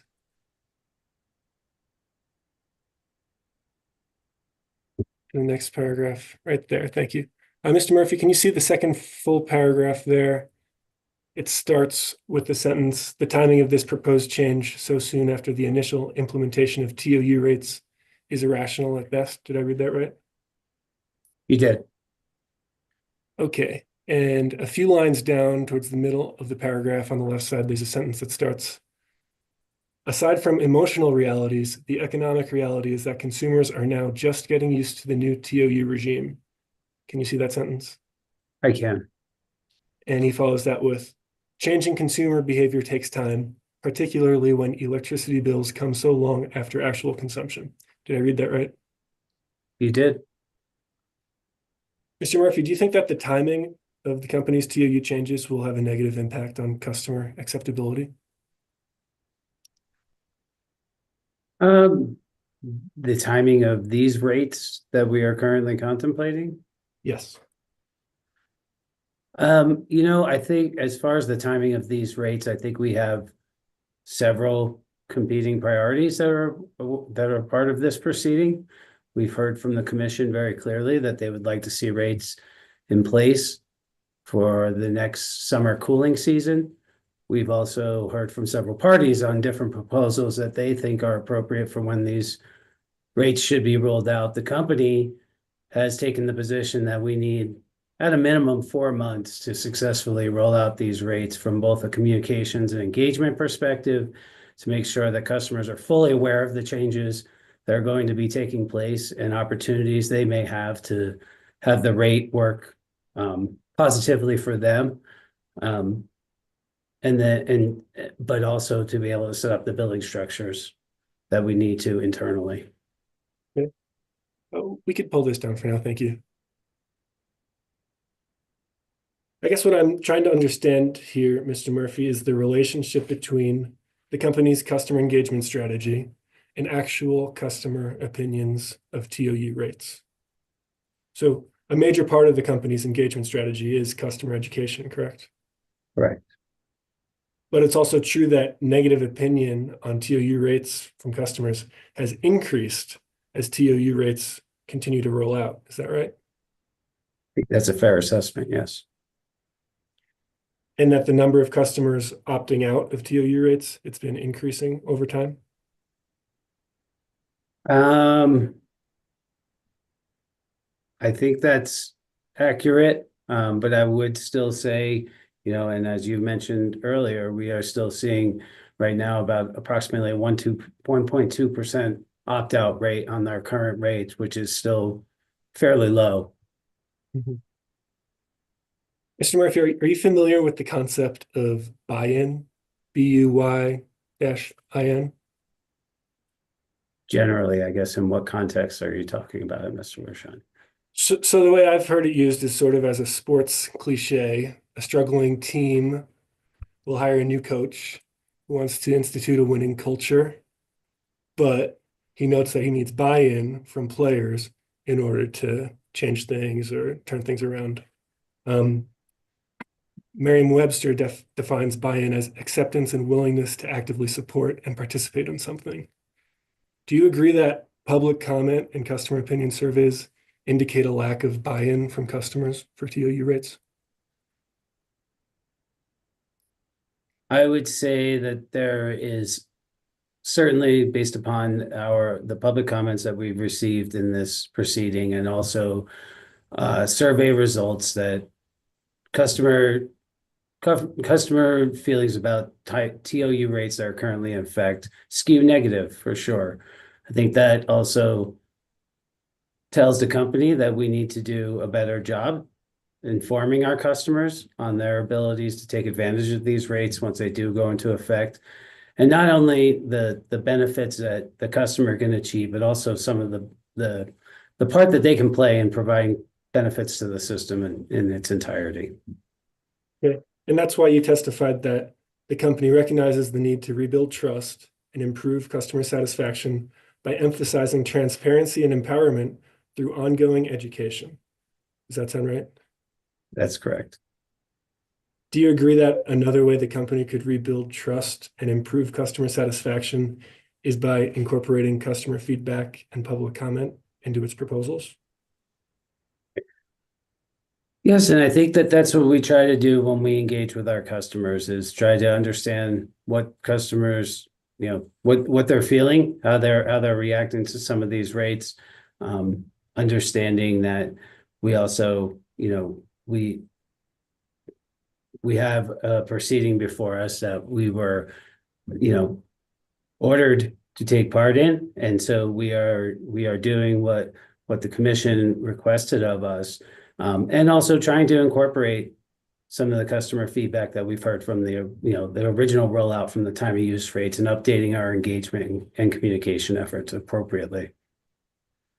Okay, so throughout this proceeding, throughout this hearing today, we've been trying to get to the practical impact that customers will see in their electricity bills. Would you agree with that? I agree, yes. So is it fair to say that the bill impact for an average electric customer will be minimal? I think that's what Mr. Knighton has testified to, yes. And that's because for a customer with an average load profile, there will be no change to their electric bill resulting from the company's proposed TOU rates, correct? I think that's a question that's more appropriate for Mr. Knighton, but. Okay. So even though the bill impact for the average customer will be minimal, some customers will likely make extreme changes to shift electricity outside of peak periods. Is that correct? I think some customers may do that, but I think that part of our communications will be that customers can take, don't need to take severe steps to have an active role in these updated time of use rates. Rather, they can take some of our practical advice that we will be putting out there on small steps that they can take to still be engaged with the rate. Would you say that the emotional customer reaction opposing TOU rates is out of line with the likely impact of the proposed rates? I don't know that I can speak to the customer's emotions, but based upon what Mr. Knighton has presented, it seems as if the impacts for the average customer are going to be somewhat negligible. Okay. I'd like to talk a little bit about what you called in your rebuttal testimony more complex TOU proposals. Do you remember that section? I do. So one of those more complex proposals, is a super off-peak rate, an idea discussed in the stakeholder process leading up to the company's proposal, and also proposed by several parties in their answer testimony, correct? That's correct. So part of your critique of this idea is that it may increase customer confusion and make communications and educational efforts overly complex, right? That's correct. So generally, the party super off-peak proposals have 3 rate periods, right? Correct. And those periods are super off-peak, and on-peak. Does that sound right? That is my understanding, yes. So the company's current TOU rate design also includes 3 rate periods, right? That is correct. Those are off-peak, shoulder, and on-peak, right? Correct. So a TOU rate design with 3 periods of different prices is something that most customers are likely familiar with, right? I would agree that most customers are generally familiar with the 3 rate structure. However, I think a super off-peak rate is fundamentally different from what we have in place right now. And I would also note that staff witness Mr. Haglund agreed with the company that a on-off peak proposal as far as the time of use rate is much easier for customers to understand than a 3-part rate. Well, would the company support a super off-peak rate structure if the 3 periods were called off-peak, shoulder, and on-peak? I think Mr. Knighton just previously testified that, the company is not completely opposed to the idea of a super off-peak rate. However, we have not proposed such a rate in this proceeding. We're not in a position right now to support such a rate. I think more investigation, more study, more understanding of customer acceptance of such a rate is needed before such a proposal should be brought forward. So, Mr. Murphy, thanks to the company's education and engagement efforts explained in your testimony, customers are generally aware that electricity costs fluctuate depending on the time of day. Is that right? That is right, but if I'm remembering correctly, I believe that our survey results generally asked about on and off peak and not necessarily specifying shoulder peaks. So this super off-peak customer confusion that we've been talking about, is that rooted in the fact that the company has traditionally used time of use rates to shift electricity usage outside of a specified time rather than into a specific time period? I think that's part of the fundamental difference between what we currently have in place and what a super off peak may present to customers. Is that because TOU rates implemented so far have been used to shift usage away from a certain period rather than towards a certain period? I think the current rates that we have that are currently in place have been trying to shift away from the on-peak time. That is correct. So the incentive customers are used to is higher rates at a certain time to discourage usage, right? I think that's correct, yes. Isn't a lower price at a certain time to encourage usage an equally understandable incentive? I don't know that, and I don't know that customers feel that way. Again, I think we would need to understand customer acceptability, customers' abilities to understand that.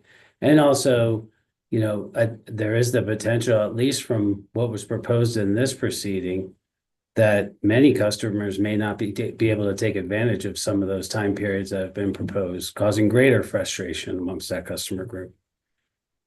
But just for the complexity question, is a specific time period with a lower electricity rate more complex or confusing for customers than a specific time period with a higher electricity rate? I think just from a communication standpoint, it would be a shift in our communications. And so I think there could be some confusion generated by such a shift. So you think that customers may be confused and unable to understand that a super off-peak rate means that the price for electricity will be lower during that specified time period? I think that customers probably have that ability to understand that, but shifting the communication may cause an unnecessary amount of confusion with customers based upon the communications that we've had in place with the initial rollout of time of use and what we plan with this updated time of use rate as well. Do you agree that making no changes to the company's time of use rates at this time would minimize customer confusion? Well, if there's no change, then I don't see any, there would be no communications of changes, so there'd probably be no confusion as far as what is currently in place. So any of the proposed changes to TOU rates that we've discussed today carry some risk of customer confusion and rejection, correct? I think there is some level of risk there. However, I think the rates that we've designed are relatively straightforward and really minimize complexity, and therefore the rates that we have that we have proposed are much easier to communicate to customers, and much easier to talk about the shift in an approach and based upon what's currently in place. So, Mr. Murphy, you testified that customer surveys ensure that the company remains responsive to customer feedback and can consider adjustments to the program, messaging, and customer support as needed. Is that right? That's correct. So how exactly is the company using these survey results to consider adjustments to TOU rates? Well, I think we're taking the survey results and trying to improve our communications to customers, like allowing them to more fully understand the rates that are in effect and opportunities that they have to take advantage of the rates. And also, we've heard direct feedback on communicating clearly to customers their ability to opt out of the rate if it is not working for them, because we acknowledge that this rate may not work for all customers. You also testified that the company seeks to avoid, to the extent possible, customer confusion and dissatisfaction as it launches the updated TOU rates. Are you acknowledging that some customer confusion and dissatisfaction is inevitable in the implementation of these TOU rates? I don't know that I'm admitting that it's inevitable. I'm admitting that it's possible. So we've talked a little bit about how the company is not pleased with customer favorability results on time of use. How is the company incorporating that feedback into its TOU rates? Again, we're looking to provide more information and be much more transparent and clear in our communications with customers. We're part of that communication. We'll be making them aware of opportunities they have to actively engage in the rate, to not only take advantage of it for themselves, but also to assist the entirety of the system. We're also introducing digital tools to help customers more fully understand their energy usage and opportunities they may have to further take advantage of the rate. And we've also agreed to provide an additional opt-out option where customers can opt out of the rate online. So, Mr. Murphy, you testified that many customers report feeling anxious and stressed about managing their electricity use, especially during peak hours, which often coincide with times when electricity is most needed for daily activities like cooking, cleaning, and family time. Does that sound familiar? Yes. And also that customers are frustrated with perceived lack of choice and overreach with the automatic enrollment process. Is that right? That's correct. Can we please pull up what's been marked for identification as hearing exhibit 307?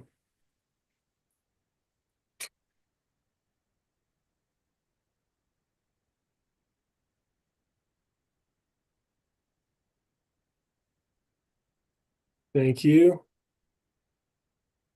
Mr. Murphy, can you see this comment from Brett J. Hallahan? I can. And this was submitted on December 3rd, 2024. Yes, it looks like it was.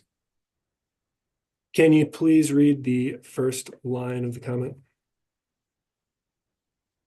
I am deeply concerned about the proposed changes to the time of use rates, extending peak hours to 9 p.m. and removing the 1 to 3 p.m. peak designation. So this appears to be a public comment submitted in this proceeding, right? Yes. Sorry, read the wrong one. Okay, thank you. I'd like to move to admit hearing exhibit 307 into evidence. Mr. Mansholt, any concern? Can you just scroll to the bottom? Again, assuming you get a chance to check the redactions, any concerns? No objection. So moved. Thank you. Can you please scroll to the second page of this comment? Thank you. Mr. Murphy, can you see the second to last paragraph? It begins with TOU programs should encourage manageable behavioral shifts, not create impractical expectations. Did I read that right? Yes. Okay, and in paragraph labeled number 3 directly above, the first complete sentence says, the proposed changes risk alienating consumers from the TOU program entirely. Did I read that right? Yes. So Mr. Hallahan's comment here, it illustrates some of the anxiety and frustration resulting from what some customers may perceive as an unmanageable rate. Is that right? I think this is this customer's perspective, yes. So how is the company incorporating this acknowledged anxiety, stress, and frustration into its TOU proposal? Well, again, I think we've heard loud and clear from customers on this, and we know we need to improve our communication with customers, make those communications clear and transparent, and allow customers to understand the impacts that they, or the actions that they can take to adjust their energy usage and take greater advantage of this rate. And then again, we're providing these customers with tools to more fully understand the rate, to more fully understand their energy usage, and providing different options for them to opt out if the rate does not work for them. So is it fair to say that the company's proposed solution to customer anxiety, stress, frustration, and negative opinions of time of use is increased customer engagement? Yeah, I think we want to increase our communications and make them clearer, make them more transparent. Also understand, what our customers are experiencing as well. Okay, thank you, Mr. Murphy. No more questions from me. Appreciate you being here today. Thank you, Mr. Wittersheim. EOC, I have 15 minutes. Ms. Stockmeyer. Thank you, Chair, and good afternoon, Mr. Murphy. I don't believe that we have met. I'm Gabriella Stockmeyer on behalf of Energy Outreach Colorado. Mr. Murphy, I appreciate your testimony, and EOC appreciates your testimony that public service agrees that having an option for customers to opt out of the TOU rate is an important feature of the rate. I'd like to discuss with you exactly how a residential customer will know if the opt-out is the best option for them. In your testimony, you state there will be a rate comparison tool that will allow customers to compare a projection of their bill under updated RETOU to the alternative Schedule RU available to them.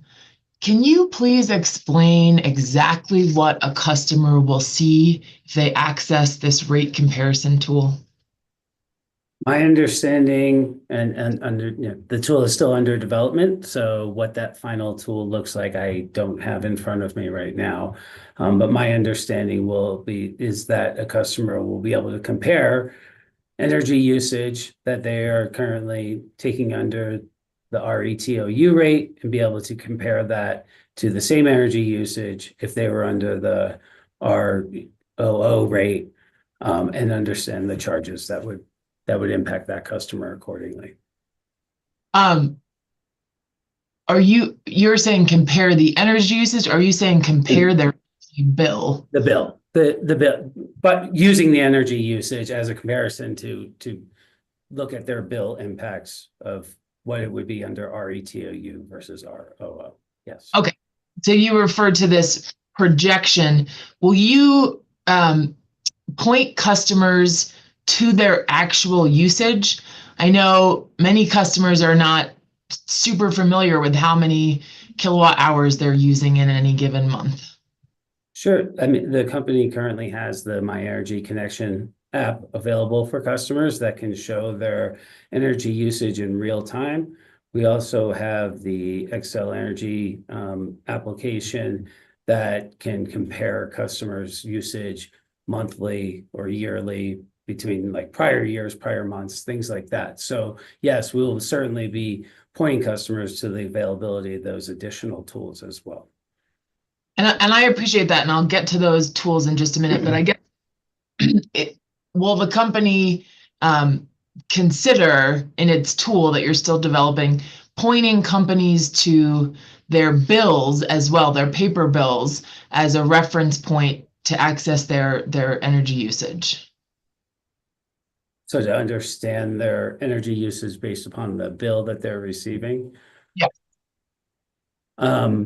Yes, I don't think, they will not have the information that the other tools I talked about, the Xcel Energy application or the My Energy Connection application will have, but it'll certainly show, the customer's usage for the prior month. Right. And I'm so in terms of the tools that you've talked about, the My Energy Connect app and the My Account, those are available through if somebody has access to internet, right, or on their smartphone, right?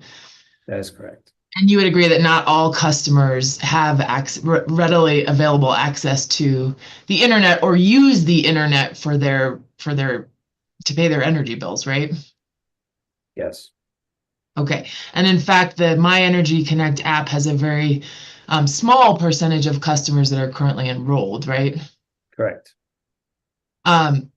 So just as you are still developing this tool, it might be helpful to point customers to their actual bills to see how much energy they're using in a month, which they can then incorporate into that kind of rate comparison tool. Does that make sense? I think that's helpful feedback, yes. And in that same vein, if we could turn to hearing exhibit 608, please, Ms. Kunkel, in EOC's box.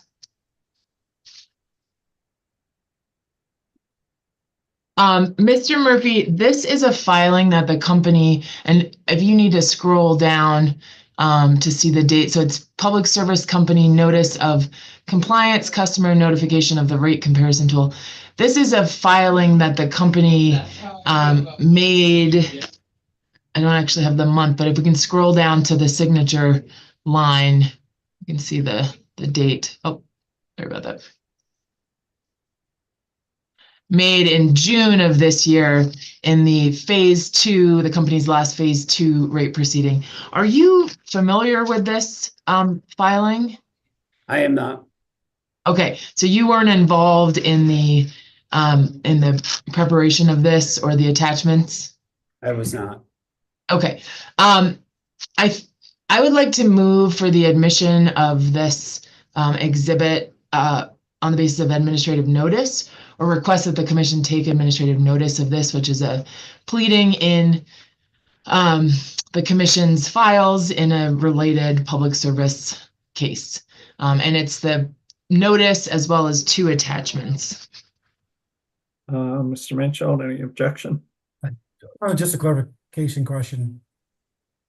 This notice came with 2 attachments only, and those 2 are included here? The 2 attachments are attached, yes. I'm sorry, the question, there was only 2 attachments made with this filing, is that your understanding? I believe so, yes. Okay. Yeah. And that should be fine. I can't, and I'm only going to refer to 2 of the attachments. At a high level, Mr. Murphy. Hold on. So moved. Oh, sorry. Now you're good. And Mr. Murphy, I understand from your testimony that you weren't involved in this. The company provided notice to certain commercial customers of rate options and of a rate comparison tool. If we could scroll down to the attachment, I believe it starts at page 3. So this is a tool. There's and keep scrolling down since Mr. Murphy hasn't seen this. There was both a mailing and an email that went out to certain commercial customers. We can pause right there. And the tool points customers to their rate options. It also points them to the rate advisor tool within my account, and then keep scrolling down, please. And it gives a number that customers can call. Again, it points to my account. And then if you scroll down one more page, please. This was actually the mailing to, or this is the email. The first part was the mailing and the second part was the email. And there's a link here that says compare, which, as I understand, you can link, you can be immediately brought into my account for the rate comparison tool. And my question to you, Mr. Murphy, is the company planning to do the same amount of outreach to residential customers, advising them of the rate options, including the opt-out and the rate advisor tool? I can't say that we'll do exactly alike, but yes, it is our intention to be just as transparent as we see here, as the company was with its commercial customers. We plan on just being just as transparent with our residential customers as well. And from EOC's perspective, it would be really helpful for you to give notice to your residential customers via email or internet, but also a mailing, so that customers that aren't normally used to using my account or this app would be advised that they have rate options and also a place where they can literally see the impact on their bills. Is the company willing to commit to this today? I have to object to the question. It's a lot of testimony and positions of EOC, not in the record, even though they've got rebuttal testimony options. I don't understand why we have to have testimony by counsel here. I think that's inappropriate. And if I may respond briefly, EOC is tried to understand in discovery and is trying to understand here exactly what the company is going to do, both in terms of the outreach and in terms of this tool. And so some level of commitment from the company would be really helpful. Can you repeat the question or rephrase it, Ms. Stockmeyer? Sure. Is the company willing to commit to providing both an email and mailing option to advise customers of their ability to opt out and the access to this rate comparison tool where they can see what their bill will actually be under different rate options? Yeah, if you can answer that question, that's objection overruled. Again, I think the company is aiming to be as transparent as possible. In response to some of Boulder's rebuttal, I think we acknowledge that not all customers are receiving our email notifications. So I think the company could commit to providing a mailer that would provide information around the updated TOU rates and tools that the company has established to help customers understand those rates. Okay, I appreciate that, Mr. Murphy. Last, I just have a couple questions. In your rebuttal, you continue to maintain that 4 months is an appropriate amount of time after the decision in this case and when rates can go into effect in order to have effective customer education and outreach. Is that right? That is correct, yes. And do you think that having too quick of a rate change without sufficient education and outreach could increase the number of customers who are frustrated, anxious, or stressed out about time of use rates generally? I think that there's that potential. And as I stated in my testimony, it's the company's position that 4 months provides us adequate runway to really create the communication materials that are, based upon what's decided in this proceeding and really begin to engage and communicate those adjustments to customers. Thanks. And I glean from your statement of qualifications, Mr. Murphy, that your work touches on multiple customer-facing programs across multiple states, including, for example, clean transportation policy. Do I have that right? Correct. And Mr. Murphy, in your opinion, is it important for the utility to have a reasonable level of customer satisfaction and trust in order to successfully enlist customers in these kinds of programs? I'm sorry, can you re-ask the question, Ms. Stockmeyer? Sure. In order to have to enlist customers in new programs, including clean transportation programs or other new advancing programs, is it important for the utility to have a reasonable level of customer trust and satisfaction? Yes, I think that, from the program perspective, we certainly look to gain customers' trust in the programs that we make available to them. And yes, it's important for us to maintain that trust with customers. Thank you very much, Mr. Murphy. I have no more questions. Thank you, Ms. Stockmeyer. Mr. Barroso, I have 20 minutes. Chair, Mr. Murphy, good afternoon. We have met before. It's good to see you. For the record, Parks Barroso, representing Western Resource Advocates in this proceeding. Good afternoon. And you have covered a lot of the information that I was going to talk with you about in your prior discussion with council, so I'm just checking my questions to make sure we don't retread the same ground. If you'll give me one moment, please.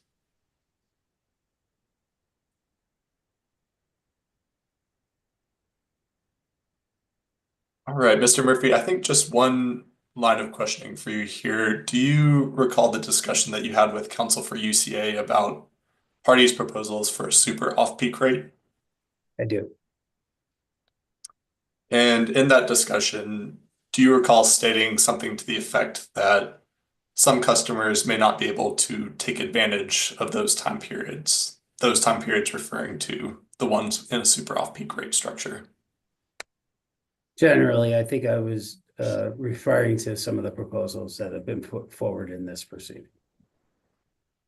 And was your point there that a super off-peak rate may not make sense because not every customer would be able to respond to the price signals that it generates? No, that was not my point. My point was that it could, along with potential, completely changing our approach to the time of use rates and fundamentally changing how we are approaching them, and therefore changing our communications, we may create customer confusion in that. And then if we introduce, what I was getting into as well was if we introduce a super off-peak rate as been proposed here at a time that customers cannot potentially take advantage of that, it could also create frustration amongst the customers from a communications standpoint. So picking up on the last bit there, thank you. Is it your testimony that the potential that customers may struggle to respond to a particular period of time within a rate is disqualifying or would increase frustration with that rate? I don't think it's disqualifying. I think it's just something that, we're acknowledging as far as a complete shift in how we're approaching TOU rates. Mr. Murphy, under the same logic, do you not also agree that customers may struggle to respond to an on-peak rate period that runs from 4 to 9 p.m. in a way that increases frustration? I think that could be an outcome. However, we are looking to design our communications to show customers steps that they can take to actively engage with that rate. So small steps that they can take at home personally to help engage more positively with the rate. And just to wrap up here, no matter how sophisticated the communication that will not change the actual design of the rate, the fact that it spans that 4 to 9 p.m., that 5-hour or 6-hour period. Is that correct? Yeah, the rates that are approved in this proceeding will be the time of use rates going forward, and we will adjust our communications to that. All right, Mr. Murphy, thank you for your time. That is all the questions I have. Thank you, sir. Commissioner Gilman, questions for Mr. Murphy? Hi, good afternoon, Mr. Murphy. Good afternoon. I just have a couple questions for you. I think either Mr. Knight or Mr. Thompson was asked a question about if you're able to see or understand, I think particularly within AMI data, where you're seeing EV charging loads, and that question was somewhat referred to you. And I was just curious, given kind of the wide scale deployment now, at least at the residential level of AMI metering, is the company able to identify specific loads like that at this point in time? Not at this time. We are still developing our load disaggregation tools that will certainly in the future give us a much better view into how customers are, what actions they're taking, for example, charging their EV or using a major appliance through those tools. However, currently we are not able to disaggregate that load, and especially for billing purposes, has been suggested by some parties in this proceeding. Okay, and just so I understand, the AMI metering is all deployed for all intents and purposes residentially. So it's just some computational capability of what you're doing with the data that you're already receiving to be able to have that ability. Is that kind of a fair understanding of where we are right now? Correct. Yeah, I think for the majority of customers have received their AMI meter. That is accurate. The AMI meter does provide us with the data that will help us disaggregate this load. However, we do not have the tools fully in effect or fully developed that give us that ability to fully disaggregate that load and understand what the source of any particular load at any residence may be at any given time. Okay. But do you think that is fully within your capabilities with the AMI data you're receiving right now? It's just your ability to use that data to get to that endpoint right now? I think that the data is there. It's being able to really hone in and disaggregate that load and understand more fully what the source of the load is at any given time. Agree. Okay. And do you have any kind of estimate or plan within the company as to when you expect to develop or finalize your ability to disaggregate the AMI data that you're already receiving?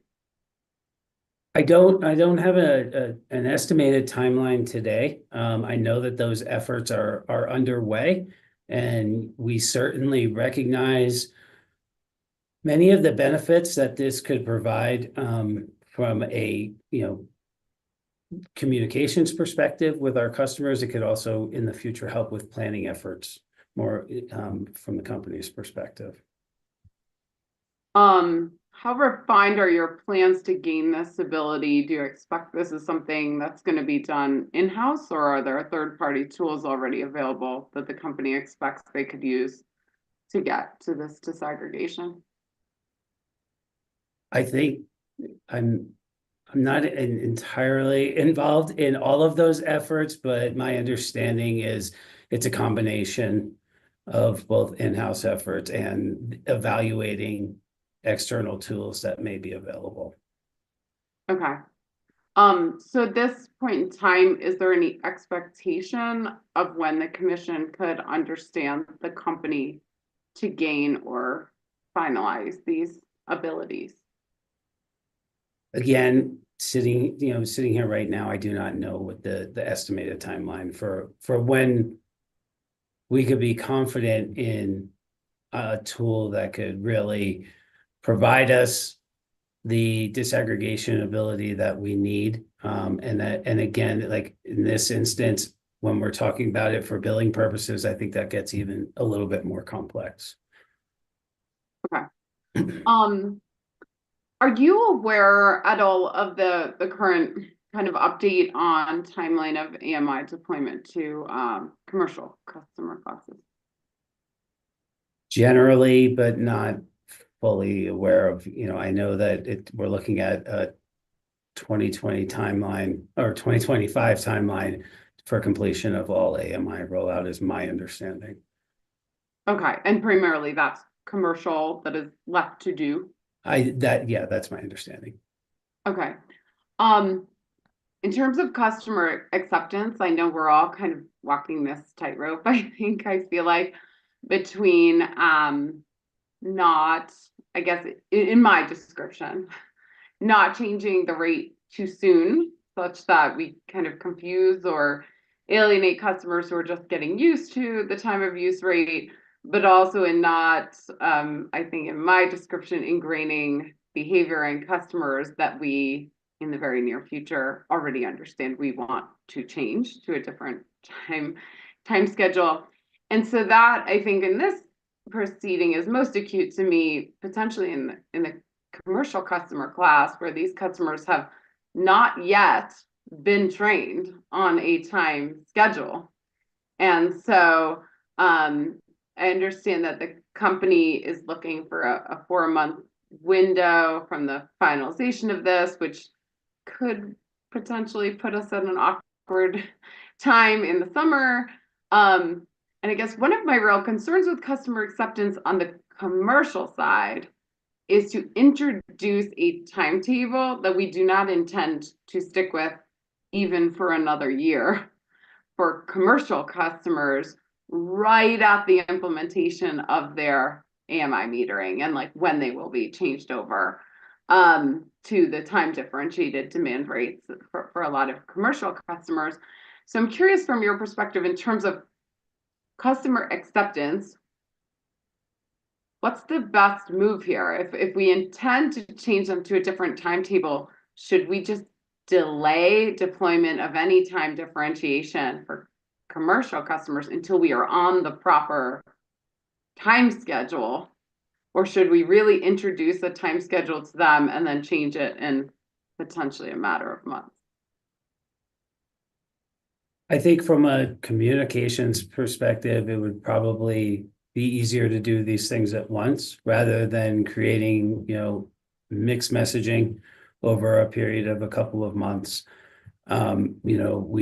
We've seen plenty of public comments in this proceeding, and we've seen the survey results, which are primarily from residential customers, admittedly, but the company has learned that we need our communications to be clear and transparent, and it just seems like if we are changing our messaging in a matter of months, that could lead to greater frustration from those customers.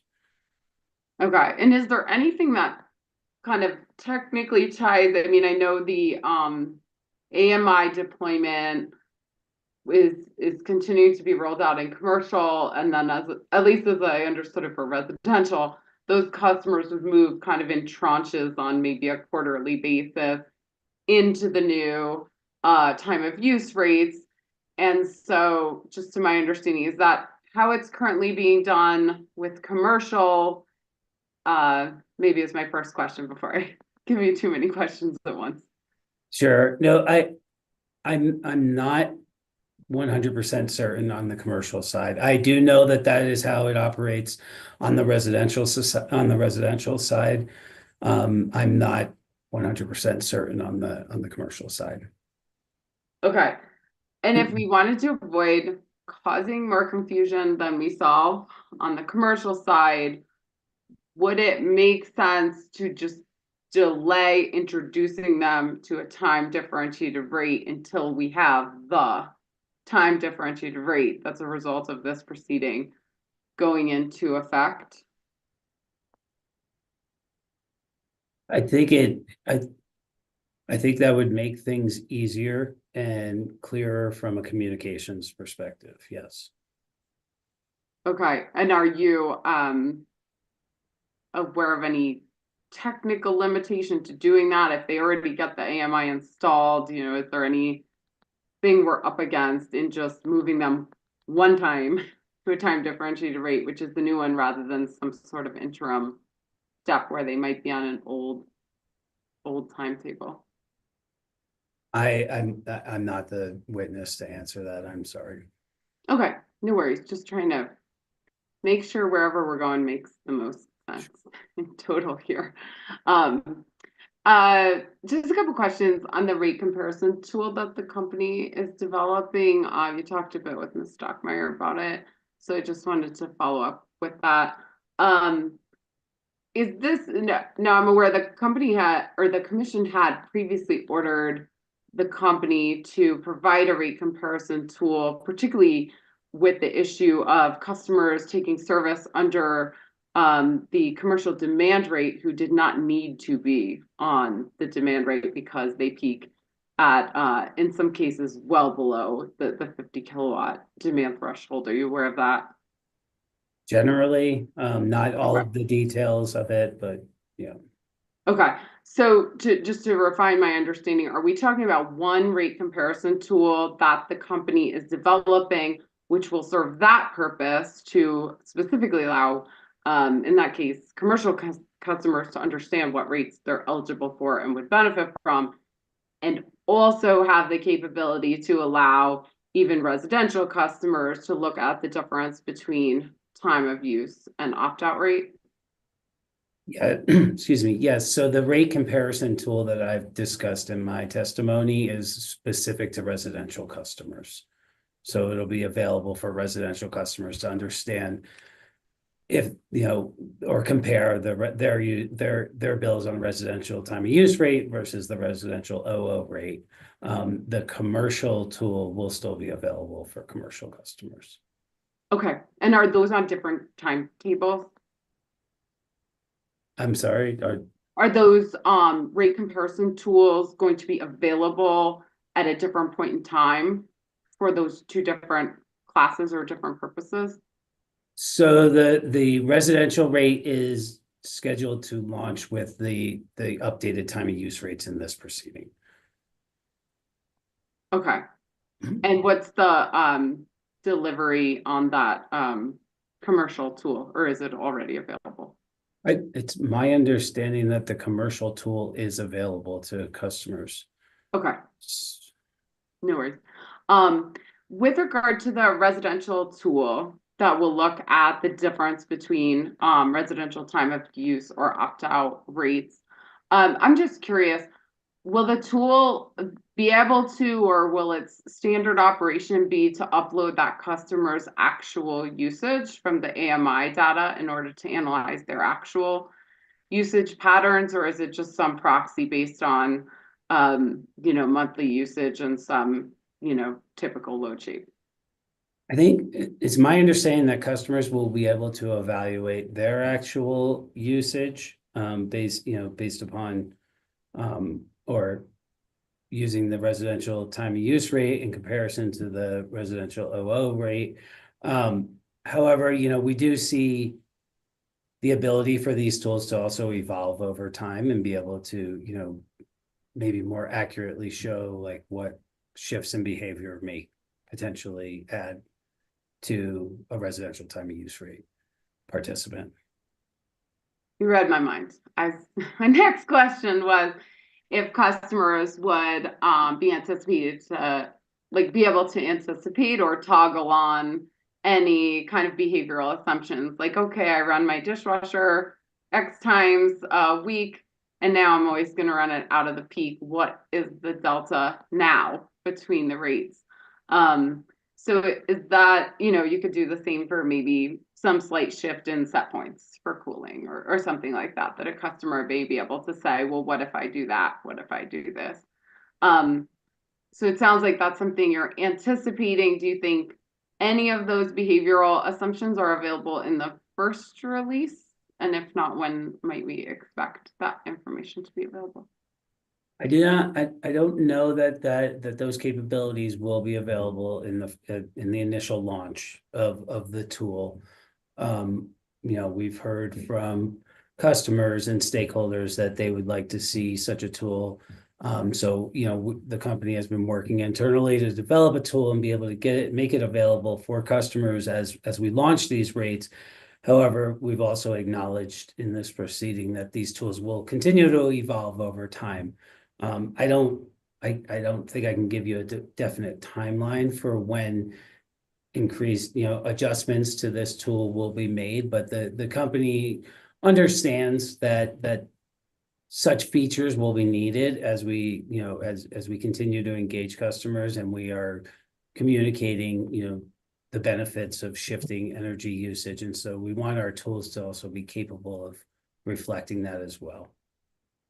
No, I appreciate that, especially I know as you all communicate the opportunity for customers to save. And Commissioner Plant pointed out, if the customer just looks at the numbers, the opt-out rate might not look all that different from the off-peak rate. And so I think being able to have a customer to understand the actual impacts of those behavioral shifts that I think are part and parcel to the idea of time of use and what it's supposed to achieve and the opportunity it's supposed to give customers might be really powerful feature. So excited to hear more about when those might be available to actually show customers that opportunity. But I have no more questions for you today, sir. Thank you. Thank you. Thank you, Commissioner Gilman. Commissioner Plant. I have no further questions. Thanks. I had just two questions following up from Mr. Knighton.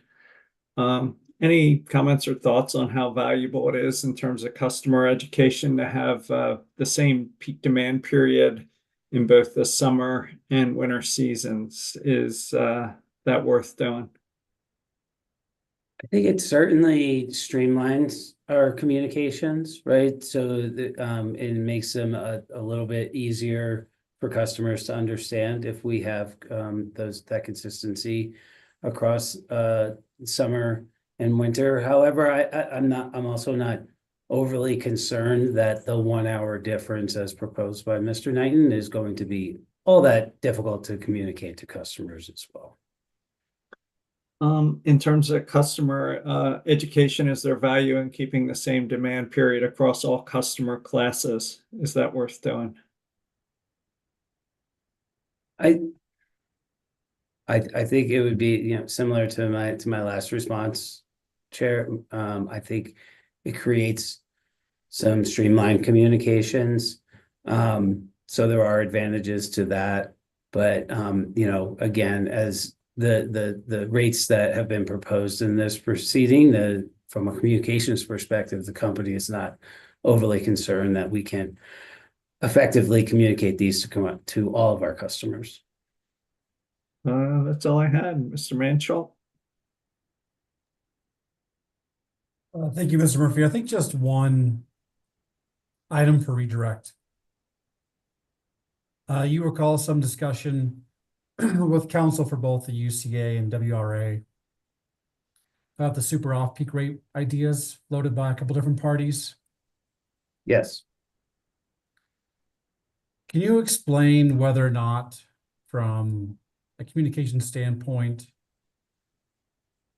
whether a customer would need to know through your educational efforts that they may need to expect a bill increase if they cannot capture the benefits associated with the super off-peak rate period?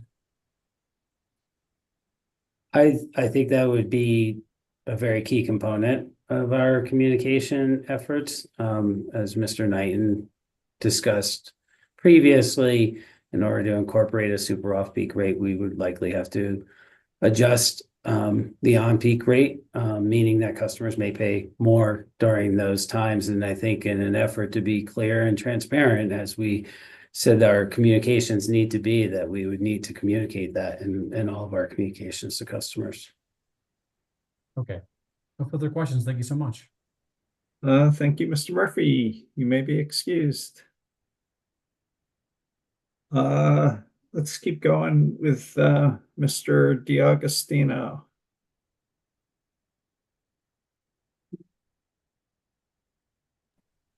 Can you hold up your right hand, sir?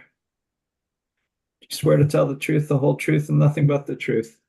I do. Put your hand down. Is anybody with you or communicating with you in any way? No, sir. If that changes, will you let us know? I will. With that, back to you, Mr. Manchel. Good afternoon, sir. How are you? Good. How are you? Just fine, thank you. Could you please state and spell your name for the record? Yes, my name is Anthony D'Agostino. That is ANTHONY DEAUGUSTINO. And by whom are you employed and in what role? I'm employed by Excel Energy Services, Inc., and I'm a resource planning analyst. I mainly serve Public Service Company of Colorado, and I am testifying on behalf of Public Service Company of Colorado. The company filed on your behalf in this proceeding, here in Exhibit 107, your rebuttal testimony. Is that right? That's correct. You did not file direct testimony in this case? I did not. And the company also had filed a revised version of your rebuttal testimony here in Exhibit 107, Rev 1. Is that right? That's correct. Other than that revised testimony, are you aware of any other material corrections? No. The witness is available for cross. Mr. Wittershine, I have 45 minutes. You're up, sir. Thank you. Hello, Mr. D'Agostino. My name is Patrick Wittershine. I'm an attorney representing the Office of the Utility Consumer Advocate. It's nice to meet you. Thank you for joining us today. Nice to meet you as well. Can you hear and see me all right? I can, though, as a point that I should make, I have a slight delay on my computer right now. So if I pause for a few moments, that might be due to delays. Sure. And if you can't hear me or understand me, just let me know and tell me to repeat, please. Absolutely. So your testimony generally explains how the outcome of this time of use proceeding ties into the company's resource plans. Is that correct? That is correct. And so one of your conclusions is that the super off-peak rate proposed by other parties would be better considered after the company has had ample time to operate a highly renewable and storage integrated system, as opposed to being adopted in this proceeding.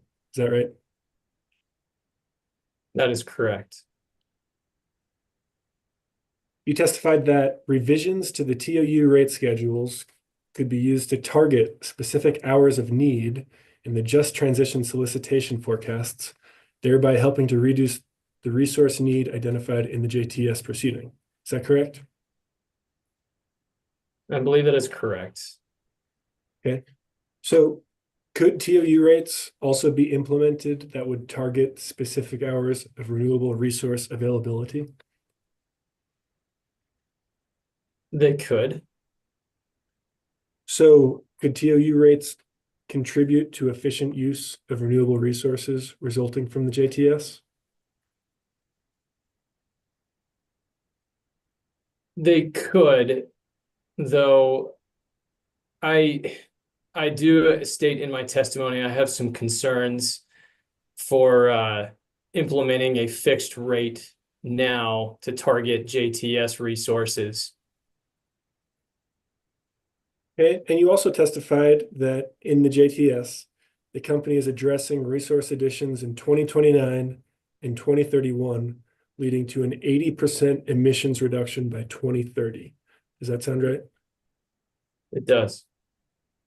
And throughout your testimony, you're providing a cohesive outlook on the company's system through 2031. And you explain that the type of resources in the company's portfolio becomes more heavily weighted by solar, wind, and storage resources. Renewable resources will be tasked with meeting gross load peaks and charging storage during the daytime hours. Storage and thermal resources will need to cover the net load peaks, and the hours with the highest risk of loss of load will occur in the case where renewables are low and storage has been exhausted. Does that sound correct? That sounds correct, yes. Okay, well, can we pull that up, please? Hearing exhibit 107, which I believe should be your rebuttal testimony, Mr. D'Agostino. And could we turn to page 29, lines 11 through 16? If you could get them all on the page, please. Thank you. Okay, so I read that. I'm not going to read it again. But Mr. D'Agostino, as a result of this proceeding, renewable resources will be tasked with meeting gross load peaks within an on-peak rate period. Is that right?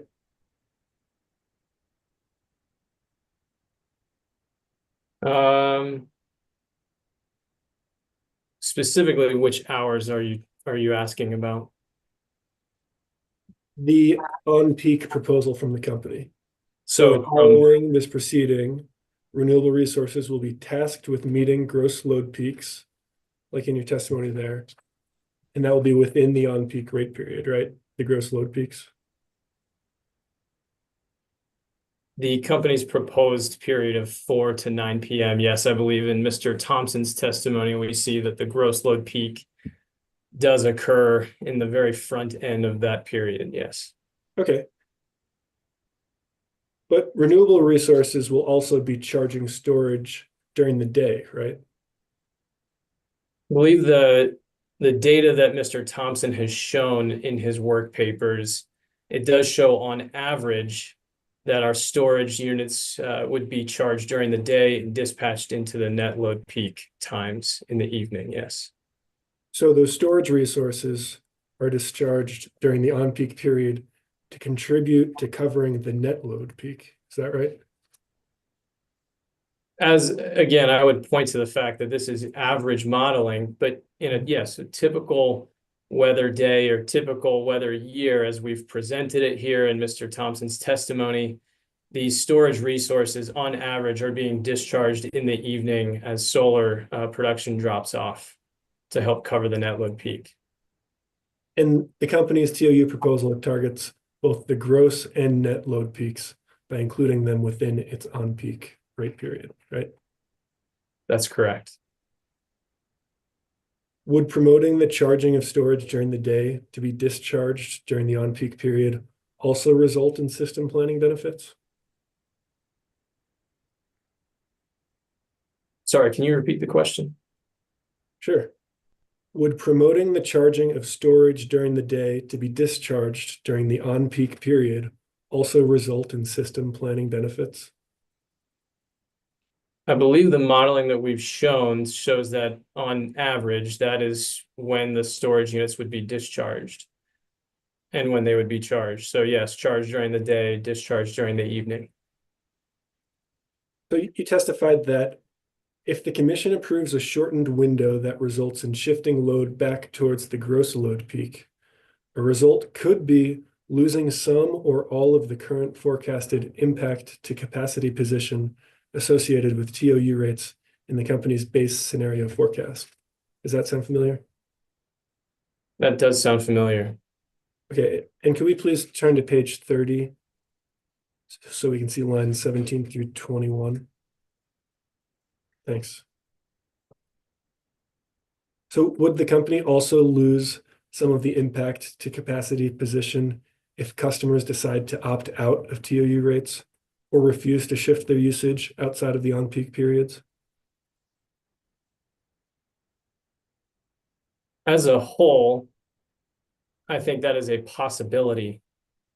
Granted, the benefits that we've shown also in my testimony here are based on projections of the current rates.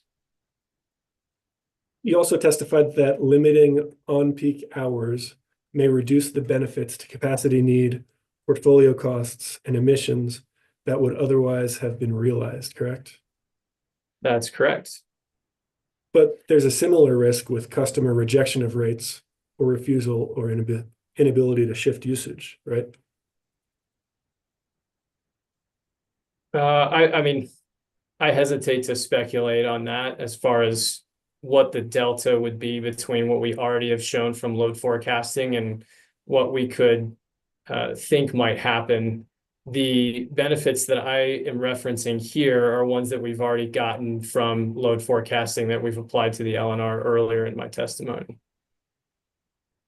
And despite the forecasts, you testified the commission may still find it appropriate to shorten the window for rate design purposes, right? I did. I think I stated that's outside of the scope of my testimony, what they decide to do or the reasons why. But yes, there could be some impacts to the resource planning benefits listed in my testimony. So are the rate design purposes you're alluding to here, do they include customer acceptance and workability? Yeah, those would be considerations. Oh, we could pull this down, please. Thank you.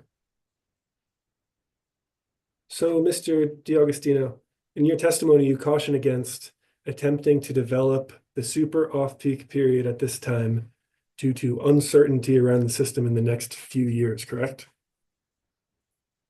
I think that's a broad characterization of what I stated. Okay.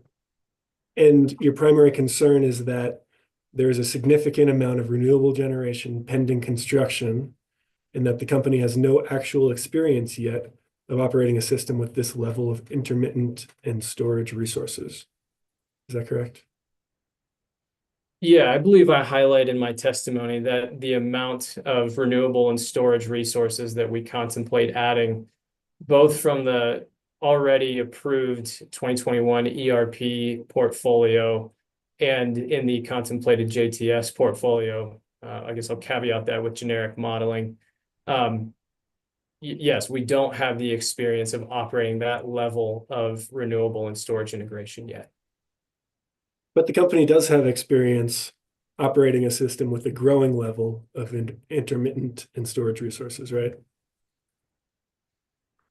Yes, I mean, I would say we obviously do have some storage resources on the system, and we have some wind and solar as well. And it also has experience curtailing renewable resources during the day to balance the system, right? I would say that does occur, yes, or that can occur. And the company has a forecast of renewable curtailments until 2031, right? We've included in our JTS modeling as well as in discovery in this case, I believe Mr. Thompson also has in his work papers that, yes, there is an average amount of curtailments expected in each of the studied years, again, based on generic modeling. So even given the intermittency that you discuss in your testimony, the renewable curtailments have a general pattern of recurring during certain hours of the day. Is that right? Yeah, generally they follow a similar pattern. Would you agree that these curtailments represent a real cost to customers, a concrete cost? Yes, they do. And renewable curtailment is expected to increase as the company increases the amount of renewable resources on its system, correct? I believe that is what the data has shown in Mr. Thompson's work papers, yes. So even though the company may not have experience operating a system with that level of renewables, it expects curtailment of renewables to continue, right? Yes, I would expect curtailments to continue.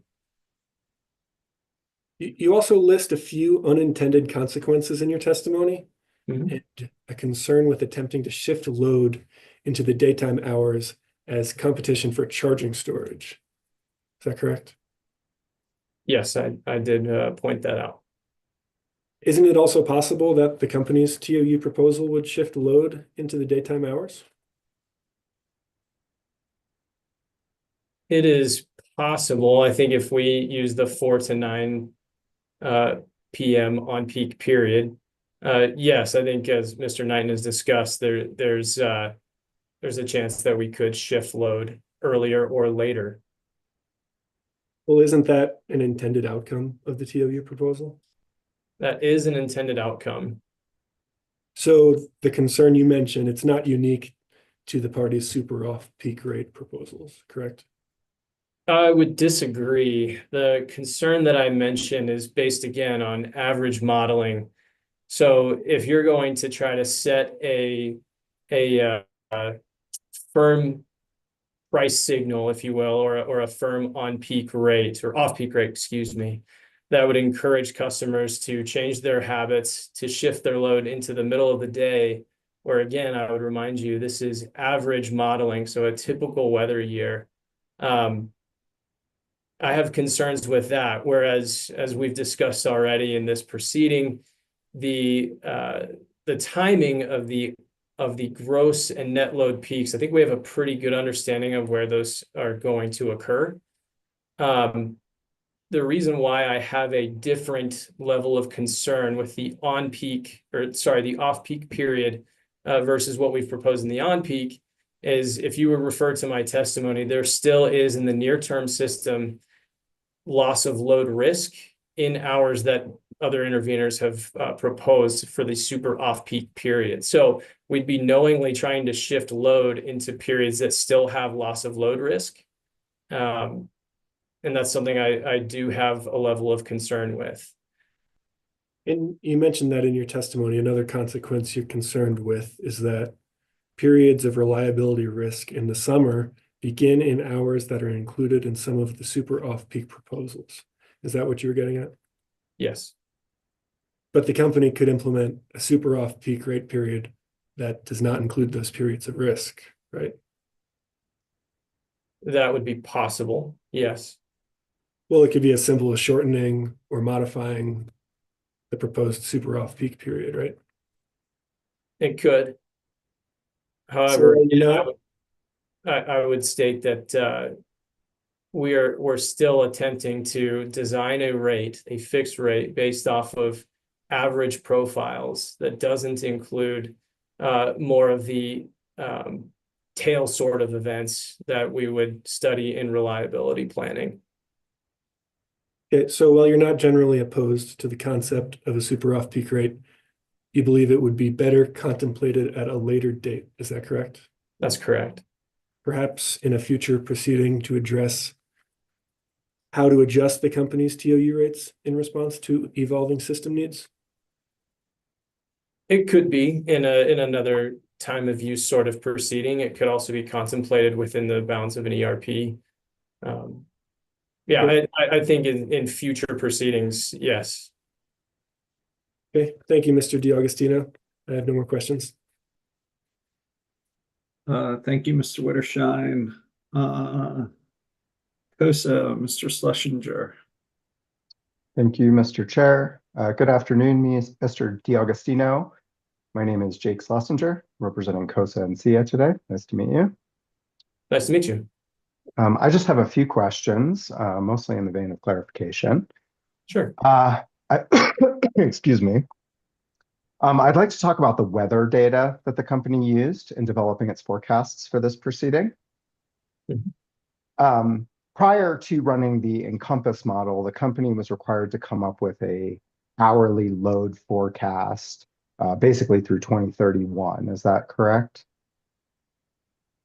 That is correct. The load forecast is a main input into the Encompass model.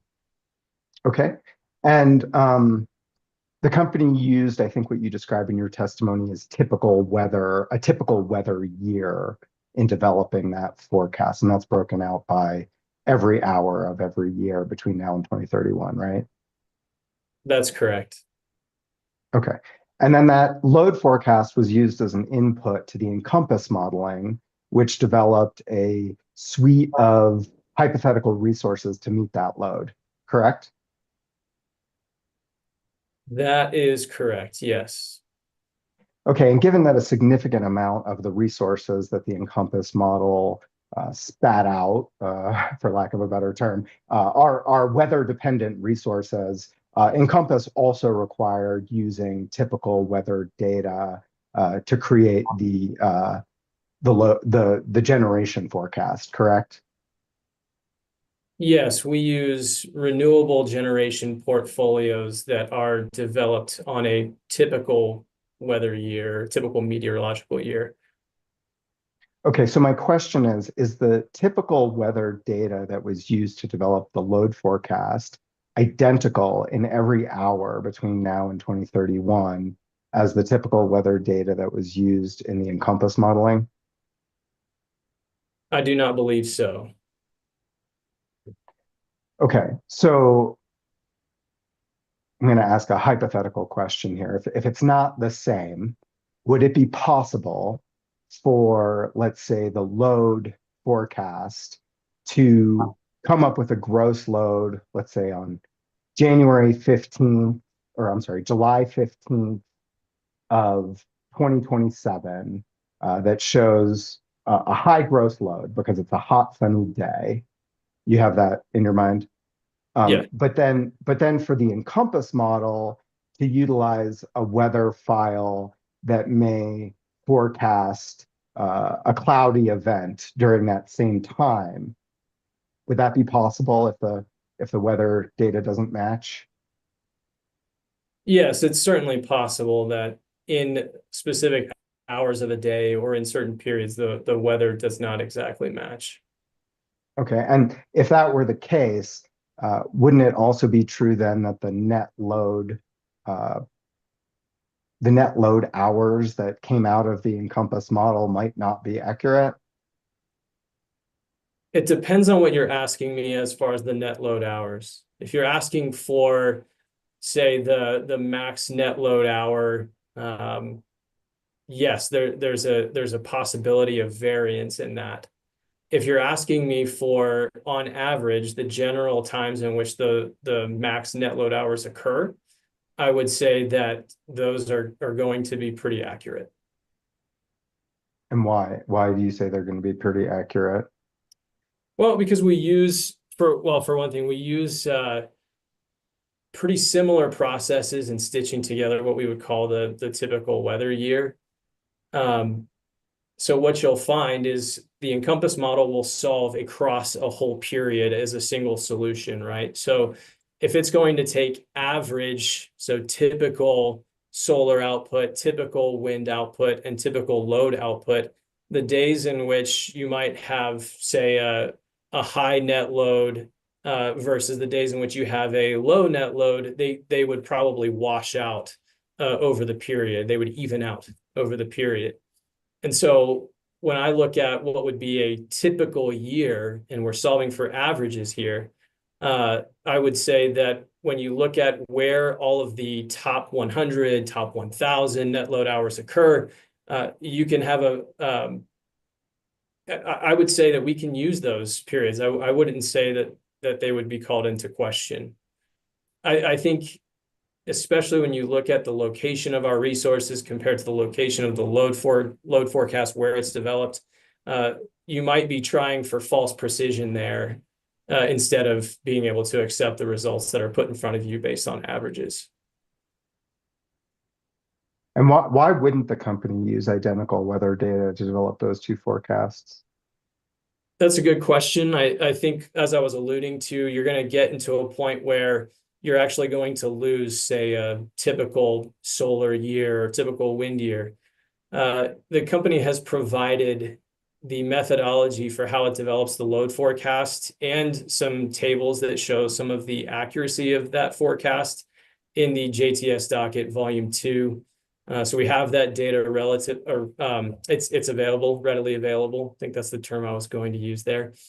The way we would develop that is based on the weather pattern at DIA.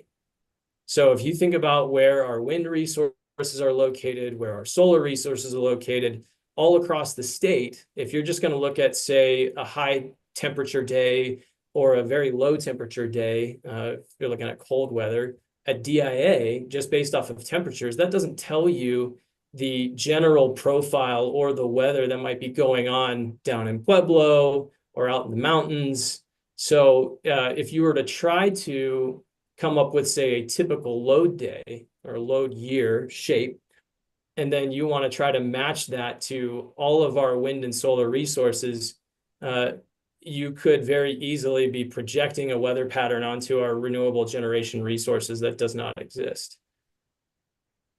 So again, I'll come back to, if you're thinking about averages here, the way we develop the average profiles for wind and solar and for the load shape I believe those are adequate for determining when our typical on-peak periods would occur.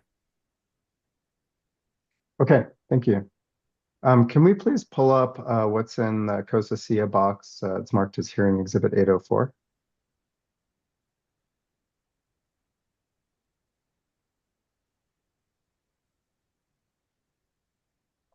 And if we could scroll down to the bottom of that, Mr. D'Agostino, can you please confirm that you are the sponsor of this response to COSA SIA 5-6?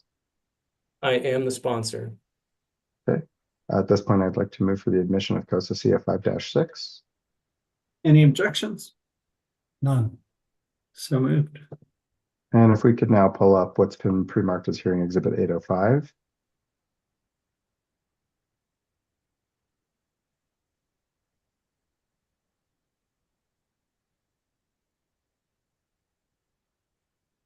And again, if we could scroll to the bottom, and if you could confirm, Mr. D'Agostino, that you are the sponsor of this response to COSA SIA 5-7.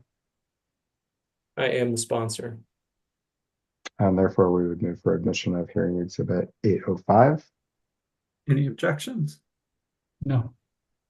So moved. Okay, thank you. I have no further questions. Let's take a quick break till 2:50, and then we'll come back with WRA's questioning of Mr. D'Agostino. 2:50.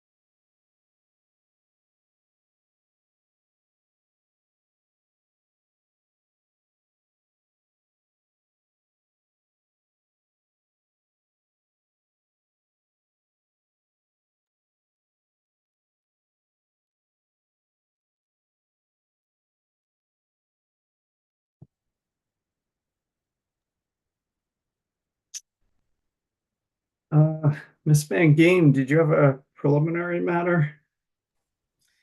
Yes, Commissioner Blake. The city is actually only available to answer Commissioner Blank's questions today until 4 o'clock, and then tomorrow from 9 to 10:30.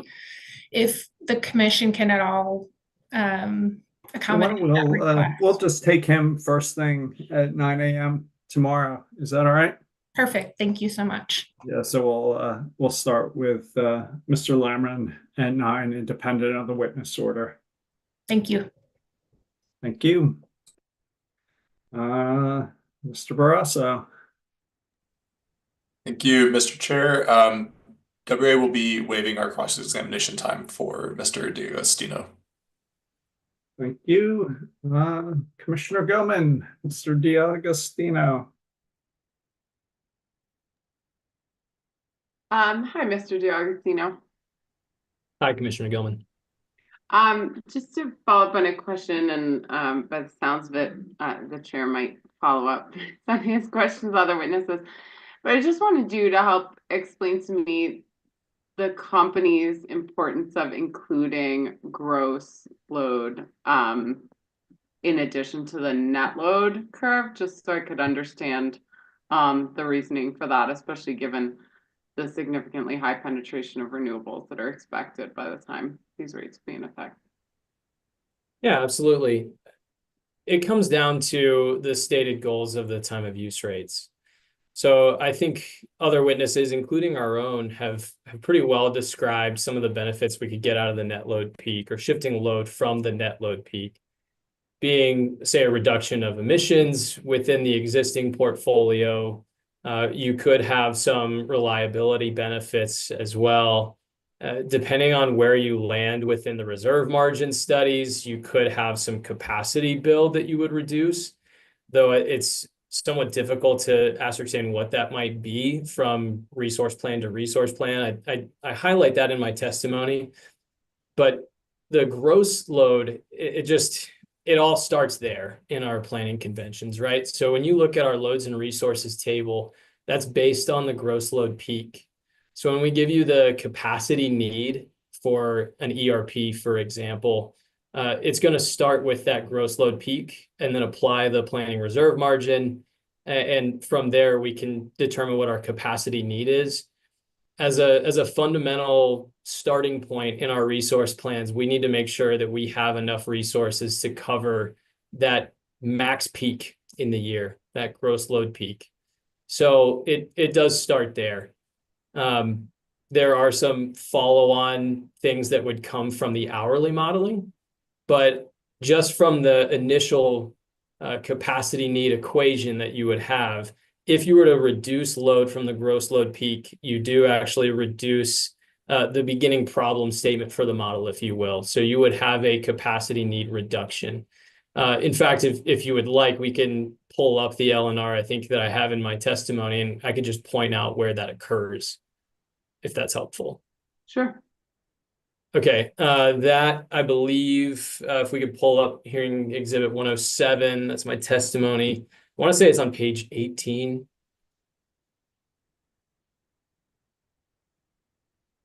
Perfect.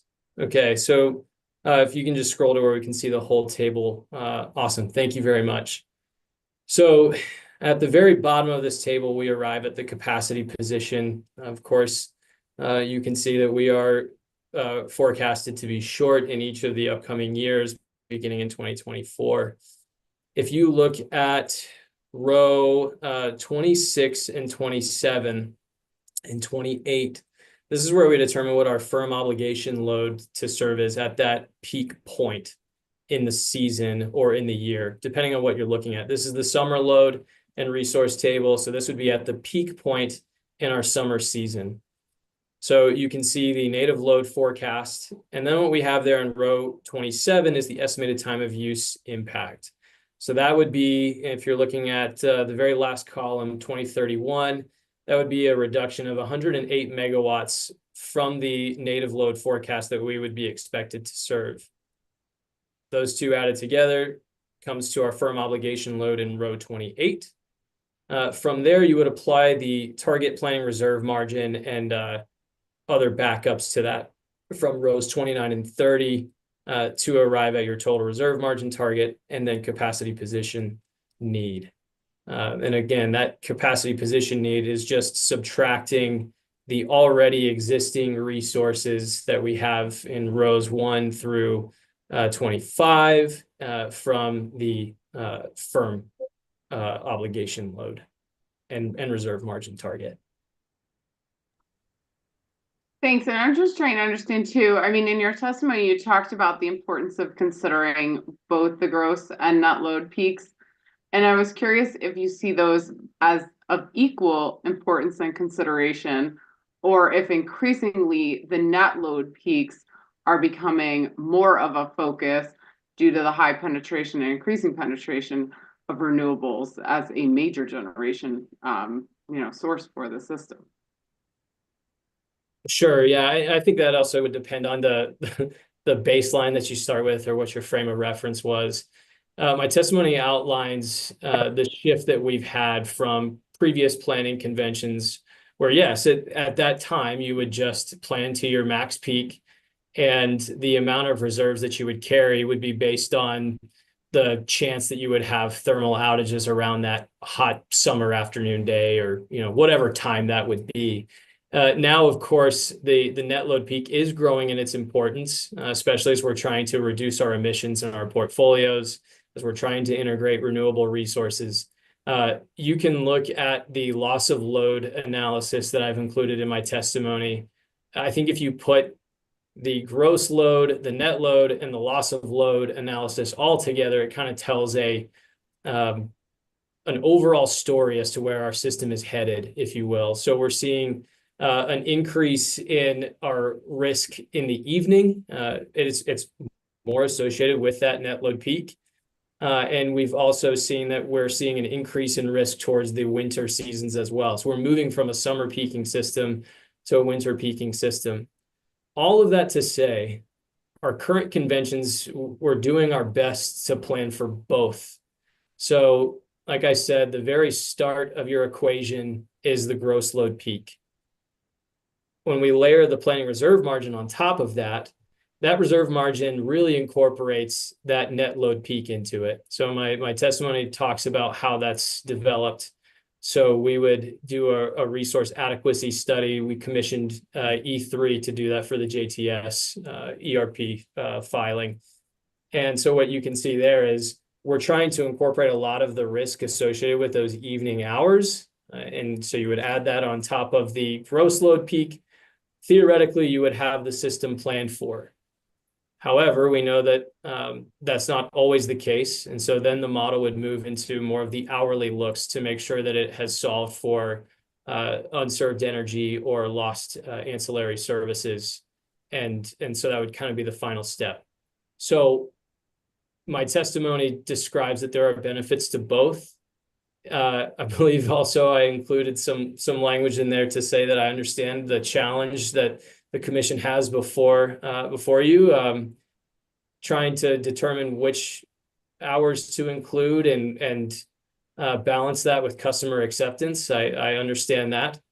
I do want to go back to, though, I think one of the stated goals is to reduce the generation build. And it's one of the easiest things that I can point to just from the mathematics of it, that if you do reduce the gross load peak, you should have an impact on the very beginning problem statement, the amount of generation resources that you would actually need. So if we were to eliminate the gross load peak entirely, or even the hour before it, what we could see is that 108 megawatts there in 2031 estimated that could significantly decrease or be lost altogether. Okay. And just a question on your comment that you're moving to a winter peaking system.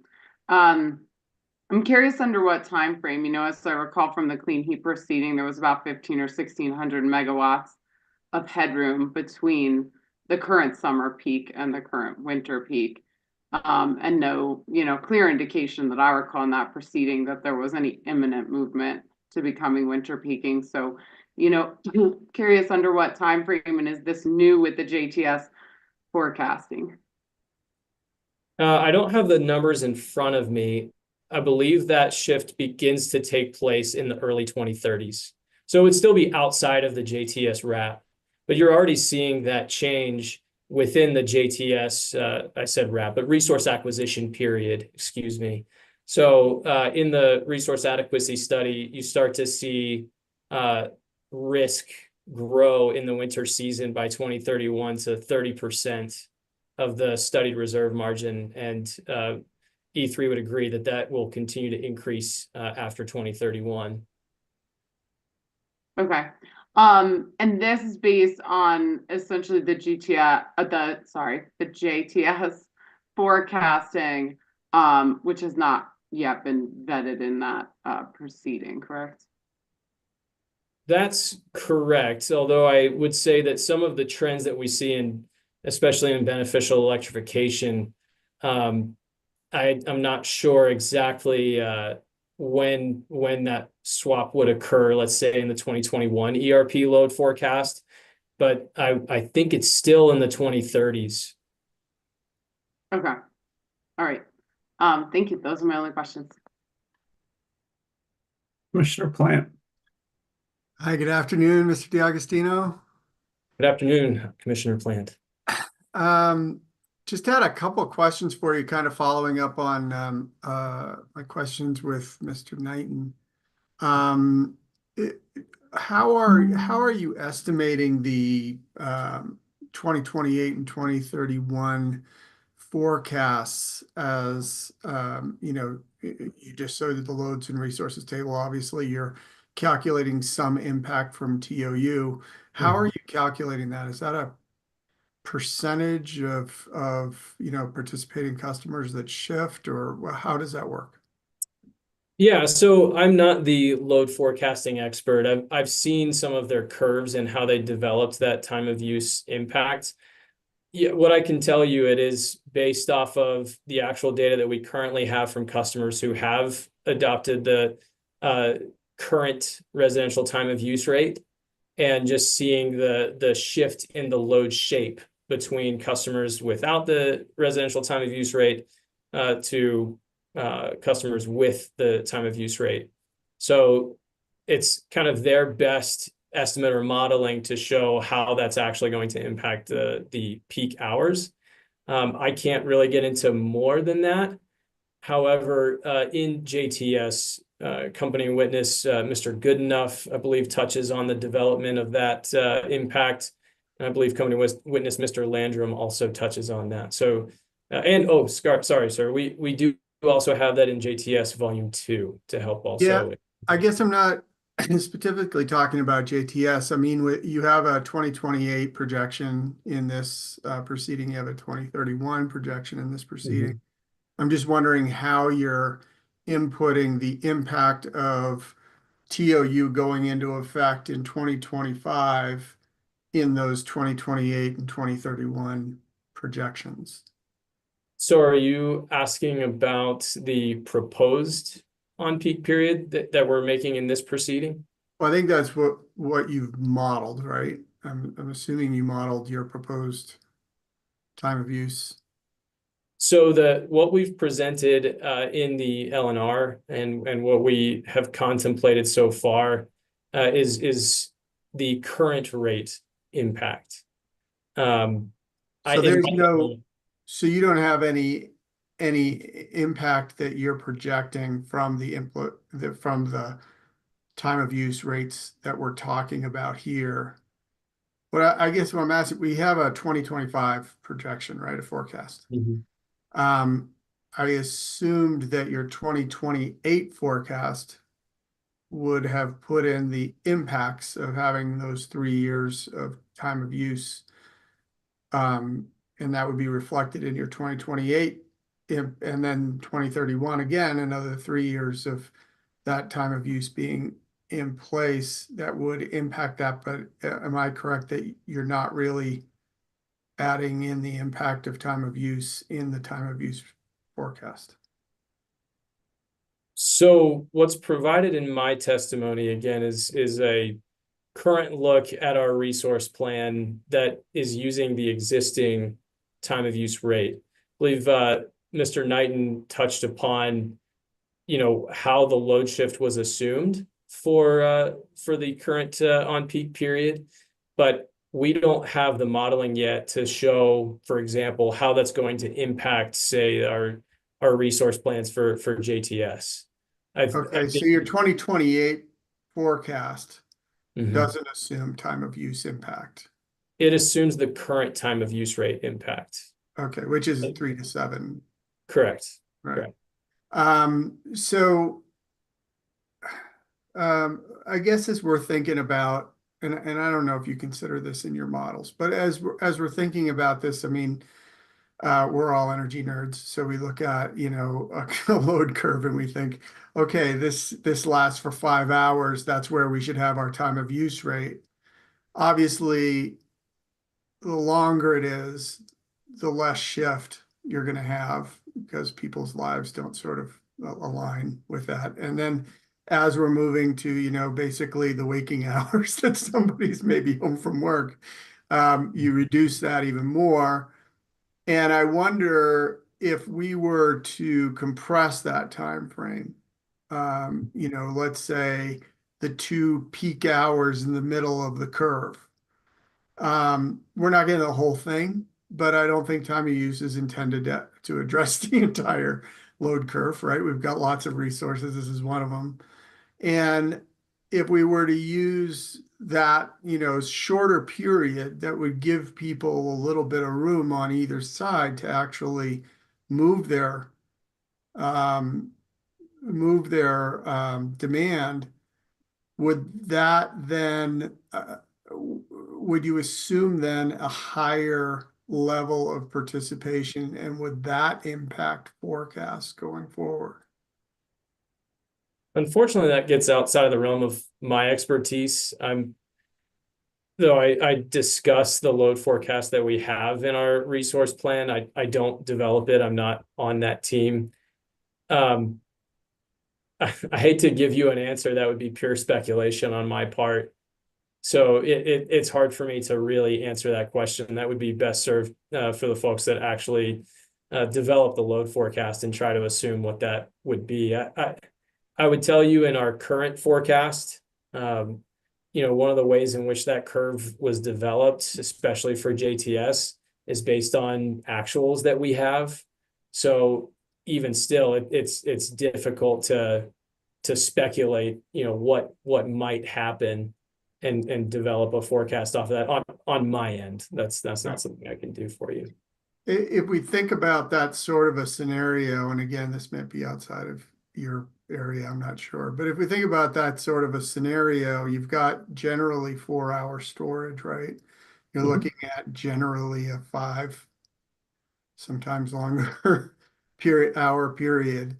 I mean, if you were able to address sort of the middle part with the TOU resource, and then maybe fill in with your storage on the outsides, you might be able to actually address more of that by a mixture of those resources, particularly if you're going to get higher participation from consumers because you're not taking as much time in the on-peak. Would that be reasonable?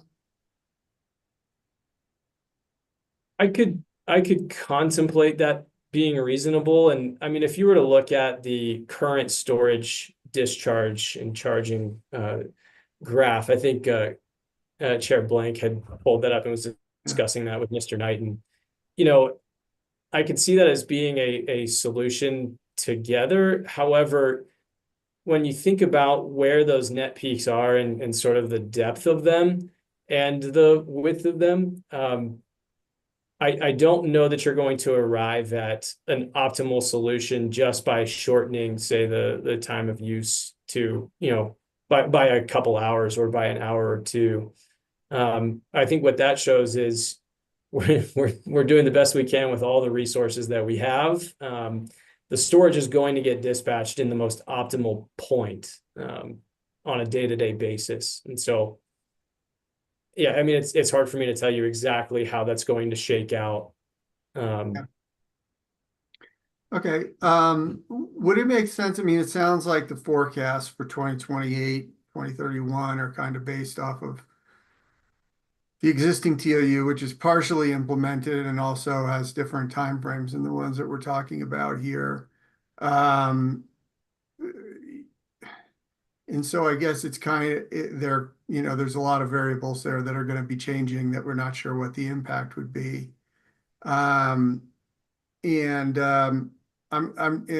There's also some differences in where those peaks fall when depending on whether you're looking at the 25 projection, the 28 projection, and the 2031 projection. And we're trying to sort of identify something that covers the, you know, through 31, when a lot of it's kind of guesswork around what the impacts are going to be. Would it make more sense for us to really focus in on, you know, a closer in projection like 25, and then have some sort of a review period in 28 that just sort of looked at, okay, what have the actual impacts been and how does that impact our projections going forward?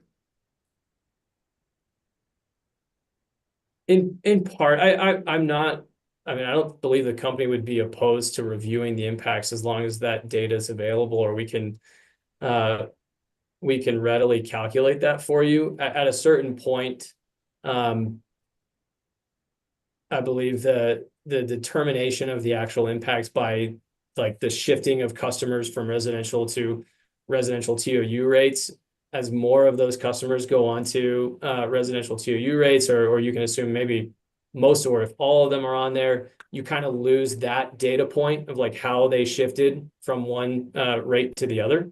So in the future, we might have to think more about how we would develop that sort of load shape.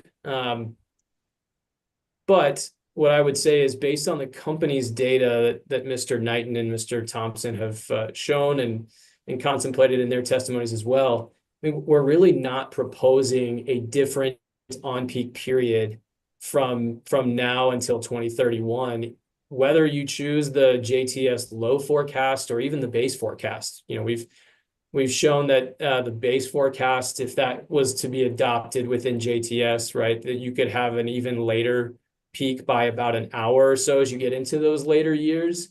But the current proposal is to maintain that 4 to 9 p.m. Regardless. And so I hear what you're saying, but I would just say, you know, the company's not proposed a different on-peak period through 2031. I think what we've proposed, we believe, covers both the gross and net load peaks adequately. Okay. One final question to sort of call back to one of the things Commissioner Gilman was talking about. As it relates to the gross peak, I think you mentioned that you use gross peak when you're doing your resource analysis in the Encompass model. Is that because the Encompass model, I think we heard in another proceeding that the Encompass model doesn't incorporate the distribution system, and that it's sort of you can model the distribution system using LoadSeer or some other modeling thing, and then you back end it into the Encompass model. Is that kind of why? Or is there a reason that the Encompass model doesn't use that net load? Yeah, so there's a couple of things going on there to sort of help clarify. The Encompass model does also solve for where your net loads occur. So you have two different steps within your capacity expansion process. Two different parts to what I would call step one. That's just the initial capacity expansion modeling, where you really want to try to simplify your problem statement. I think the commission is well aware of how cumbersome this model can be when you're trying to add resources to it and get it to solve, especially in a timely manner within an ERP. So that very first phase, you know, what we're doing is we're looking at very specific time slices throughout the year. So I believe in step 1A, you would have maybe a couple days in a month. And then you would have, I believe it's 11-hour slices basically of that day. And so it's going to look at that equation. So your resources, your load, and the reserve margin. And it's going to try to make sure that it maintains that reserve margin across even all those intervals.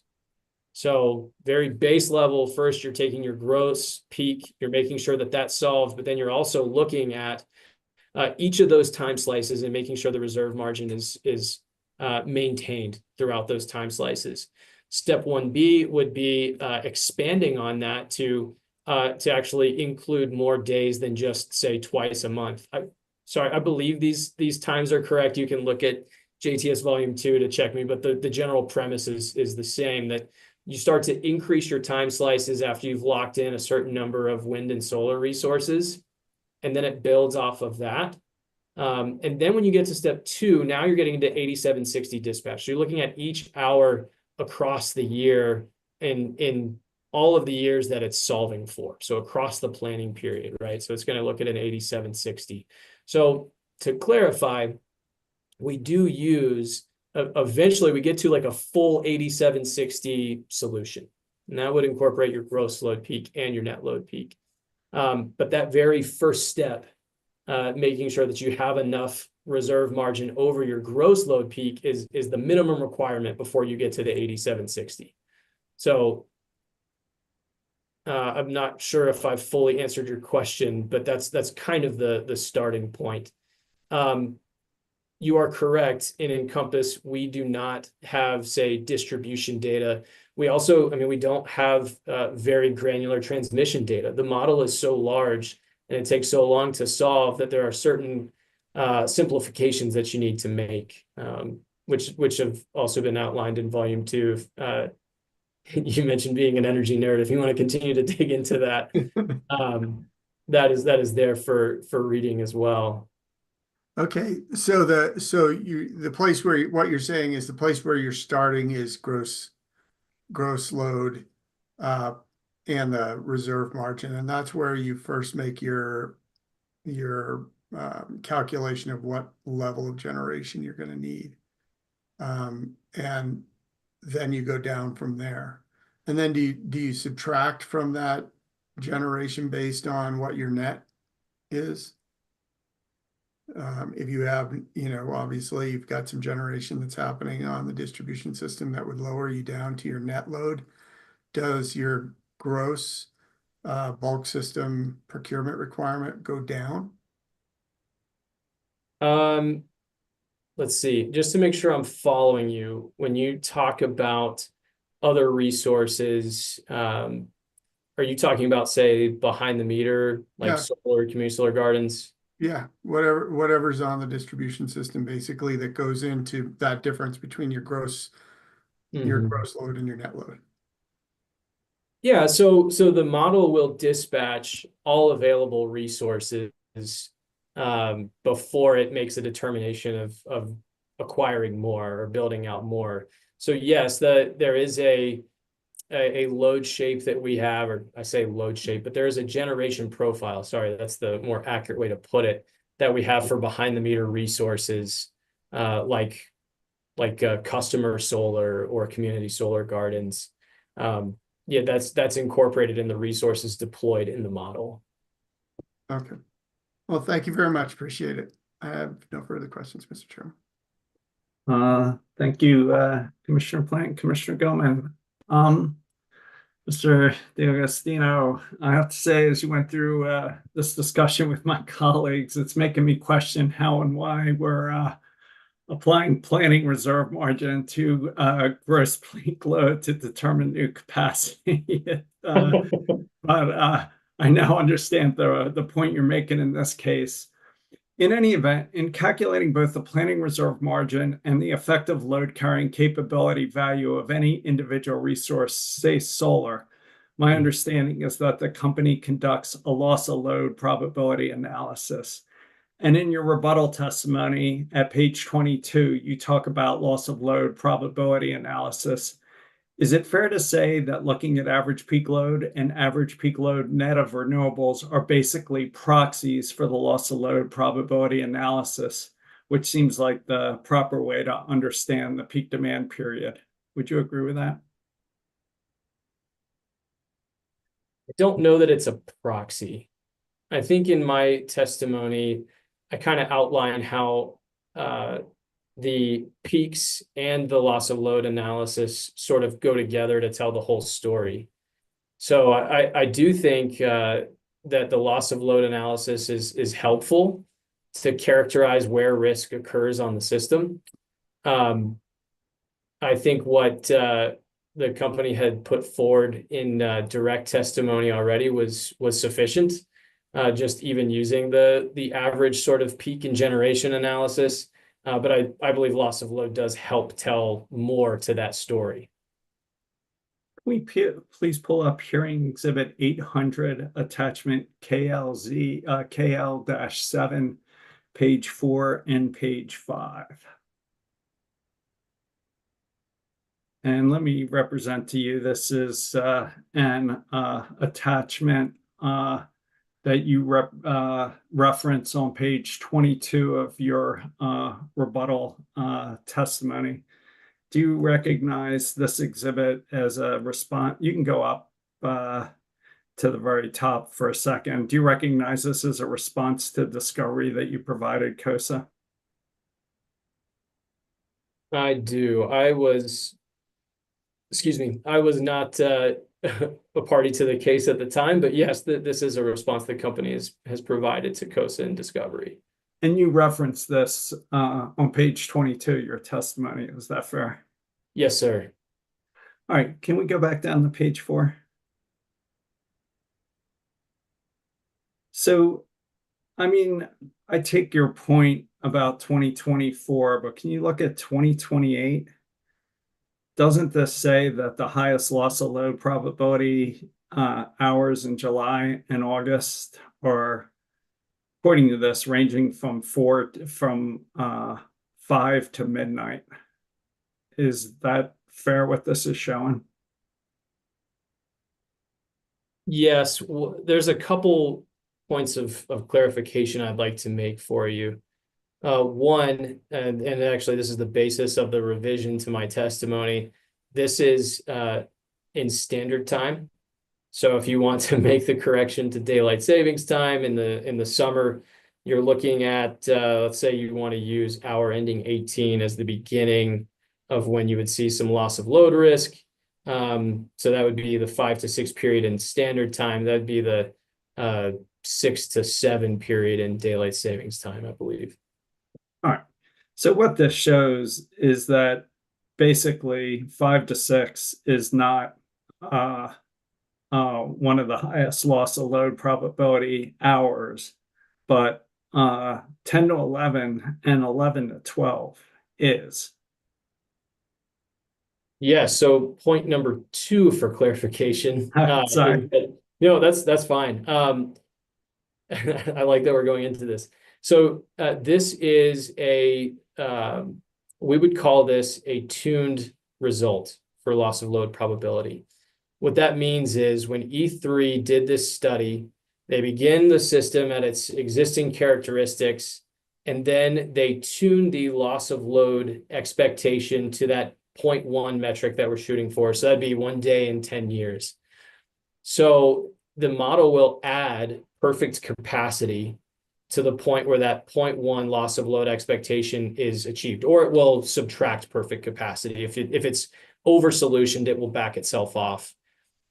So what this is showing us is after you've dispatched all resources, and if you needed to, added perfect capacity to get to a solution system, here's where the hours of highest loss of load probability would exist.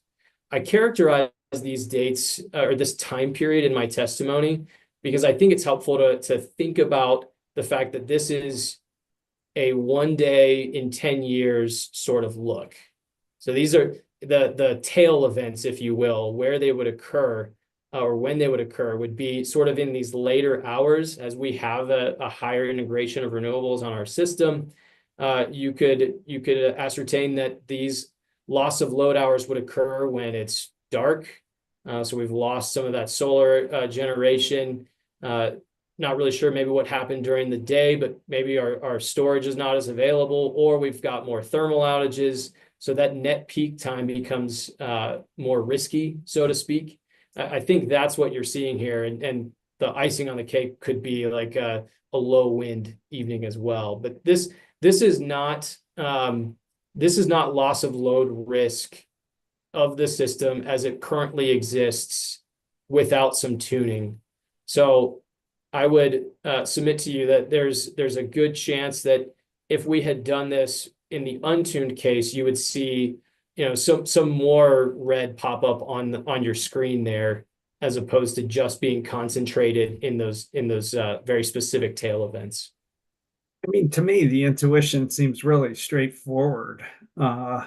During the afternoon hours from 2 to 6, you have a bunch of solar and you're charging batteries. So at 5 and 6, the batteries are basically fully charged. Say at 5 or 5:30, you got 100% of your batteries fully charged.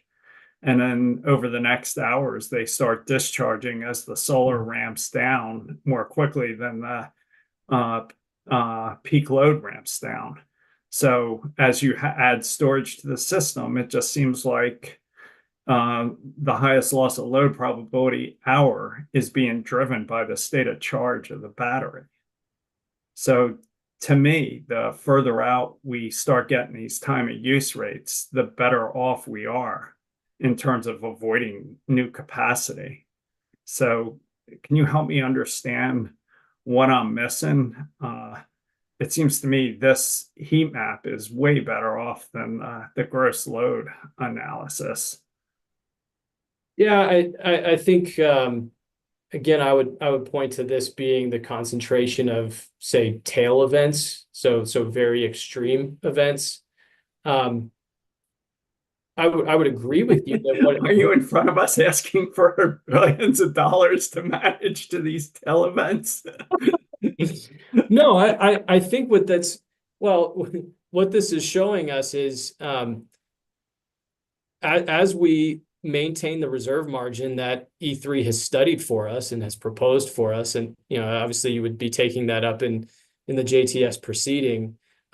This is really just characterizing in that environment where the heaviest loss of load will occur. Like I said, this is not necessarily the existing system characteristics. If you refer back to the loads and resources table, we don't currently achieve the reserve margin contemplated by this loss of load map, right? So we currently have more risk on the 2028 system than what would be shown here, is one way to characterize that. I think, like I said in my testimony, this is kind of the bookend, if you will, of where the system is headed, that this is going to be where those loss of load hours tend to occur. I don't necessarily think that means that we should shave off the earlier part of our on-peak proposal. The reason why I would say that is, you know, then we would be potentially pushing more load into where that gross load peak occurs. And now we're back to the very first step of our equation. And I'm submitting a capacity position need to you that is, well, under the current JTS LNR, another 100 megawatts higher than what I'm currently showing you. Just one last question. Have you looked at the load shedding and emergency blackout events in CAISO or ERCOT that have occurred in the past few years? It seems like increasingly other places are struggling with much later in the evening events. And, you know, I understand different systems, but I think both have greater renewable penetrations than we do. So just curious, have you ever looked at what's going on elsewhere? I believe I've seen some characterizations of that. I mean, I actually want to say that E3 may have included one of those cases in the resource adequacy study as an example. I can't recall the specific case, but I think they do show a CAISO look in that study. But no, I don't have, I haven't looked at those specifically recently. Would you have any concerns if this commission asked you to provide the loss of load probability analysis like this that is only showing up as a discovery response to a solar witness as part of the direct case in your next in the next time we look at this. I don't know that I would have any concern. I think this is part of even E3's entrance to the JTS as well. So I mean, this is showing up in the JTS docket as well. Yeah. Redirect, Mr. Manchel. Thank you. I think I've only got brief redirect. Could we pull up in Exhibit 107, please? Mr. D'Agostino's rebuttal testimony. And I was going to go to page 10, please.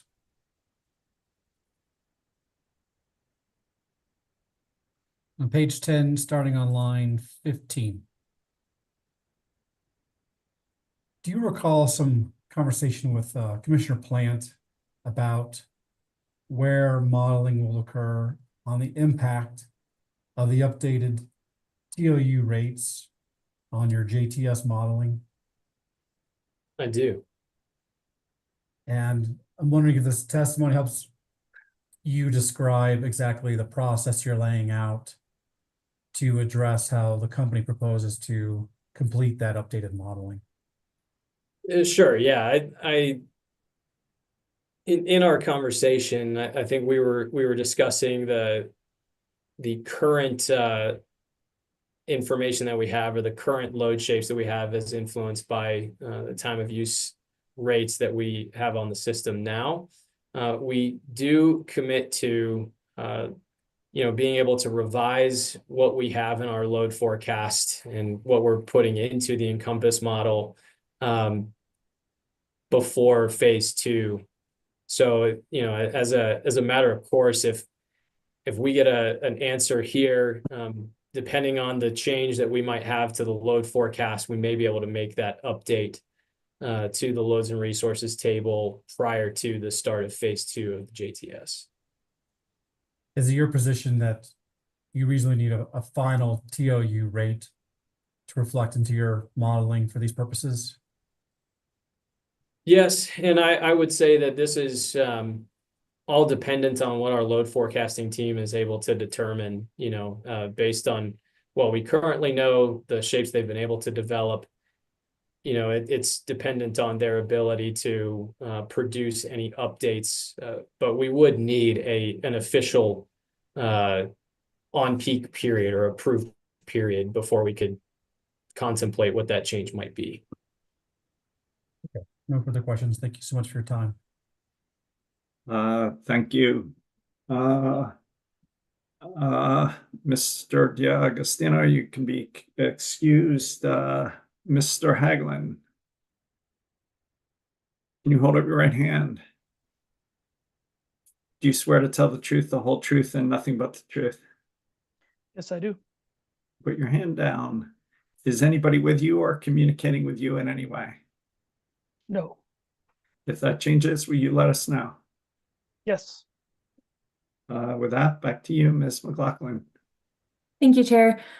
Mr. Haglund, could you please state your name and spell it for the record? My name is Eric Haglund. That's ERICHAGLUND. And by whom are you employed and in what capacity? I'm employed by the Colorado Public Utilities Commission. I'm the section head of the economics team. And did you cause to be filed what has been marked as hearing exhibit 400, the answer testimony of staff witness Haglund, a revised version of this exhibit, and hearing exhibit 401, the cross answer testimonies of staff witness Haglund, as well as all corresponding attachments? Yes. If I were to ask you these questions today, would your answers be the same? Yes. Mr. Haglund is available for cross. The company, I have 20 minutes for you, Mr. Manchel. Good afternoon, Mr. Haglund. Thank you for being here. Good afternoon. I'd like to discuss the company's load shift assumption and their rate design for the updated TOU rate in this proceeding. To do this, I first want to talk about the original TOU case, and then we'll turn to the data in the company's proposals in this proceeding. So to start, you were a staff witness in the company's advice letter proceeding back in 2019 that resulted in the approval of the current time of use rates. And that was, you may or may not recall, proceeding number 23AL-0677E. Does that sound correct? Yes, it does. And that proceeding resulted in a unanimous and comprehensive settlement agreement. Yes, And you were a staff signatory of that settlement, I believe. Is that right? that's right. And do you recall that that settlement was approved by the commission by an administrative law judge? Yes. Let's go ahead and pull up that decision. It's decision number R20-0642. And I have it marked in box.com as hearing exhibit 111.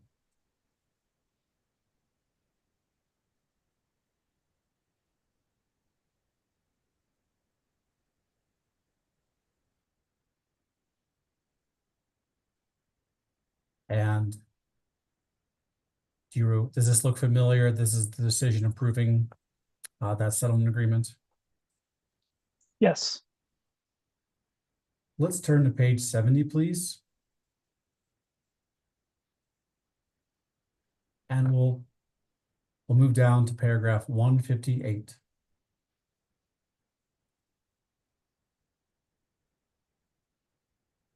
I'm going to read here or just have you look at the first sentence.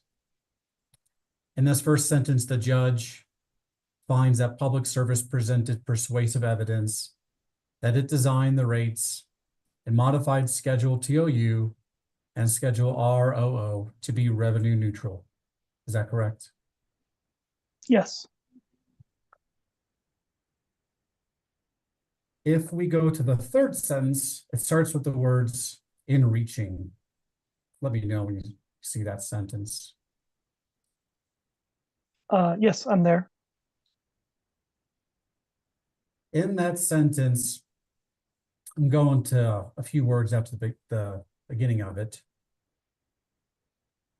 The judge explains that company witness Mr. Wishart, and I'm quoting here, assumes switching to the rates in that schedule will cause ratepayers to transfer 2% of their usage from the peak to the off-peak periods. And the next sentence goes on to state that all of the parties to the settlement agreement agree that this assumption is rational and reasonable. Did you follow that? Yes. Okay. From this language, you agree that the company's current TOU rates include a 2% load shift assumption, which was an assumption not based on historical data, but was a reasonable assumption at the time. Yes, I agree with that. Can we scroll down just to the very end of this hearing exhibit, please?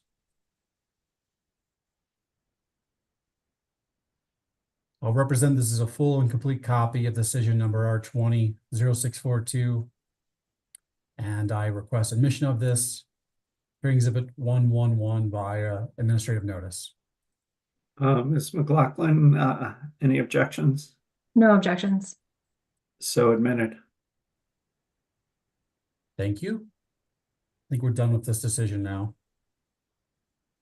And we're going to open up Mr. Knighton's direct testimony. That's hearing exhibit 101.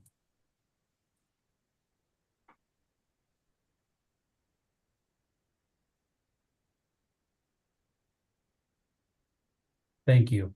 And we'll go to page 30.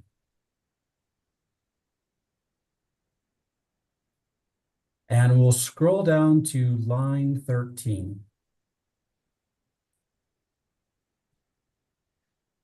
On line 13, Mr. Knight explains, well, I'm sorry, it's at the, it's the new sentence that begins on line 13. It says from April 2022.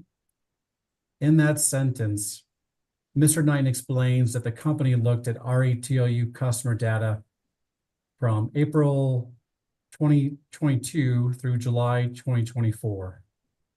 Is that right? Yes.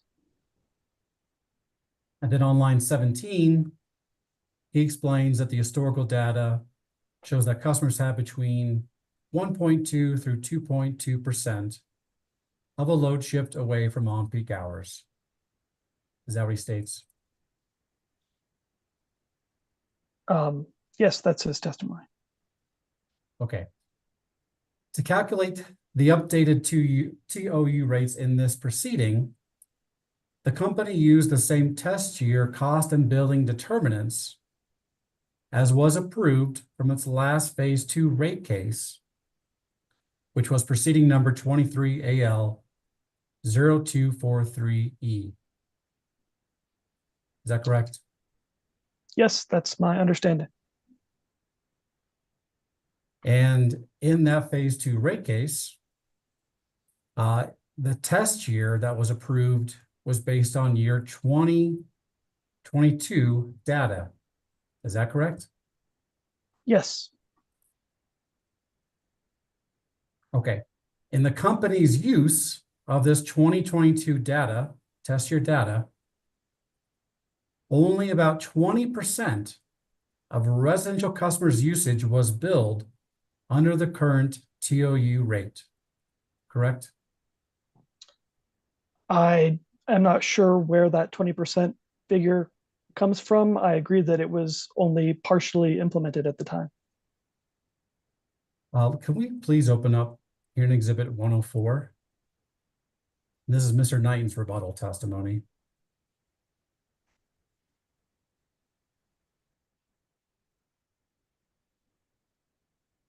And we will turn to page 33, please.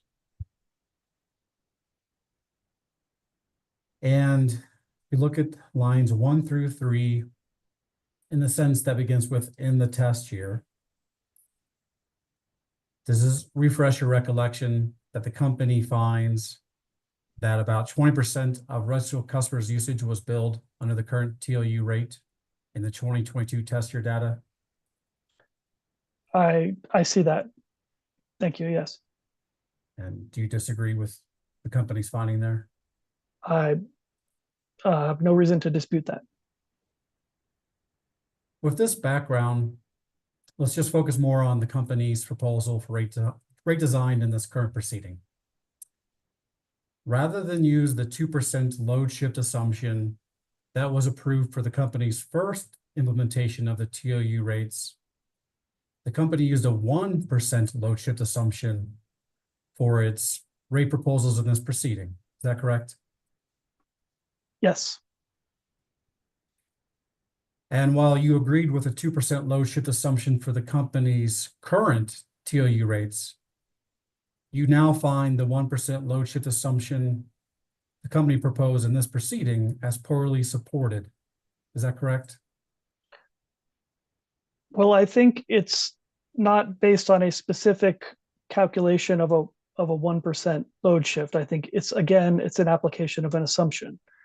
And I think given the range of proposals here, I think it would be difficult to tie any specific expectation of an assumption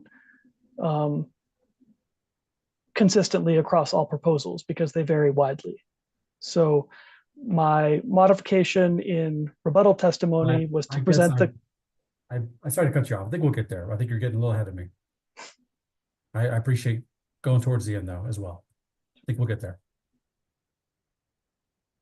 In the company's test year data that underlies its updated TOU rate calculations in this proceeding, as we talked about, 80% of residential customer usage was not billed under the current schedule RETLU. That's what we determined, right? Yes.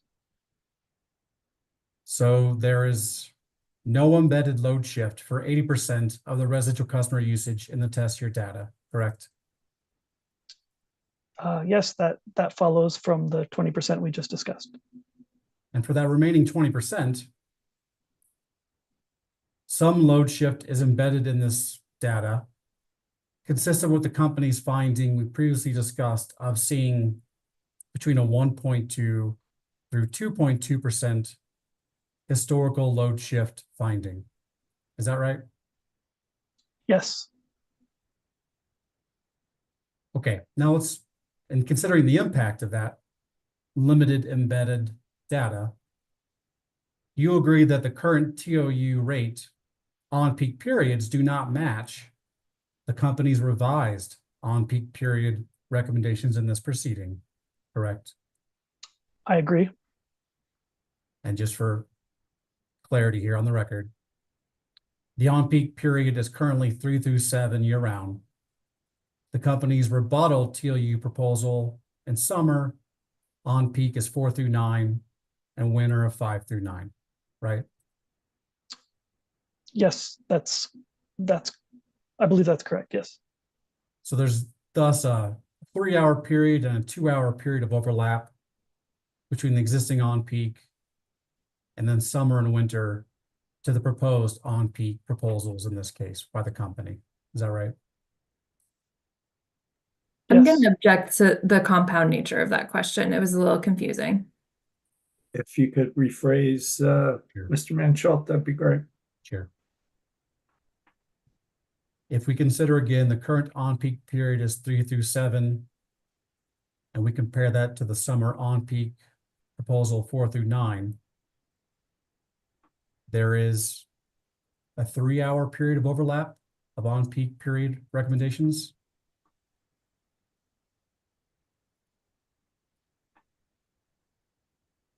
Yes, that sounds correct. And then for the winter, if you compare 3 through 7 currently to 5 through 9 proposed, there's a 2-hour period of on-peak overlap. Is that right? Yes. Thank you. Sorry for a confusing question there. Let's put some of this information together now to see what the real implication is for the overlap.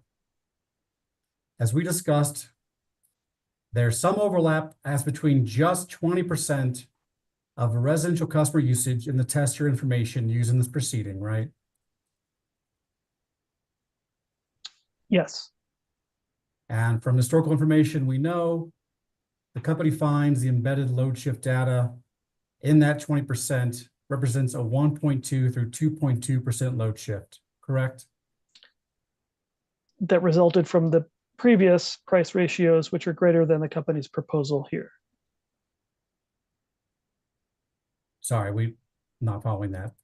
We previously discussed that for that 20%, in terms of what is in that data, the company had found a 1.2 through 2.2% actual load shift. And so thus what I'm asking you is that in that 20% load shift information, something embedded in there is between a 1.2 and 2.2% load shift. Is that right? I'm going to object again to the compound and complex nature of that question. You could rephrase again, Mr. Manshall. I know we're trying to move along, but sure. Okay, I'll try again. We previously discussed this. I'm just trying to tail it up a little bit here for clarity. For the 20%, let me start all the way from the beginning so we're crystal clear. There's some overlap as between just 20% of residential customer usage in the test year information in this proceeding, right? Yes. In that embedded load data, the company has found an actual 1.2 through 2.2% load shift, right? The company has found that percentage load shift resulting from the current RETOU rates, which are different than the proposed ones in this proceeding. That's right. Yes. Only talking about the embedded nature of the historical data. And lastly, because the on-peak periods don't match from current to proposed in this case, for all that limited overlap, we're most talking about 2 to 3 hours between winter and summer on-peak periods, right? Yes. Okay. So then, adding these up, you agree with me that the actual overlap between current RETOU rates with the proposed rates in this case does not represent an embedded 2% load shift assumption, but to the extent there is an overlap, it's something less, correct?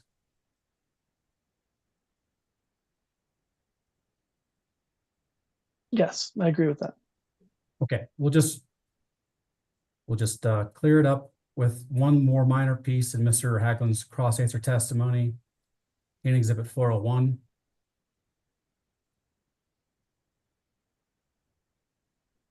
We'll go to page 12.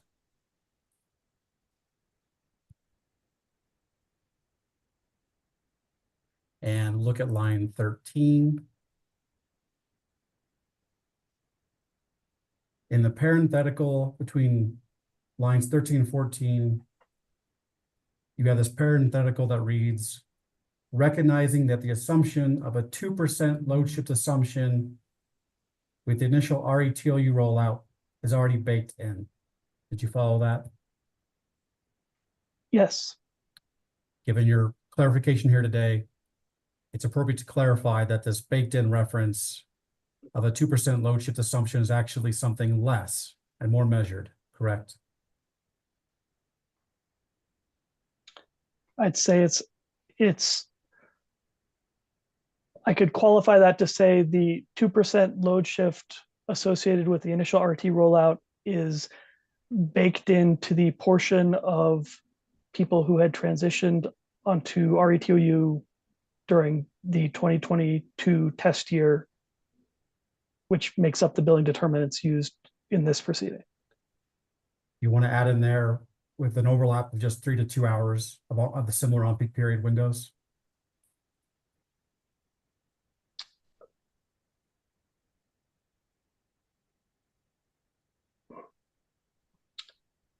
I'm not sure how, answering this on the spot, I'm not sure how to think about whether the limited overlap of the on-peak windows would be reflected in that 2%. Okay, fair enough.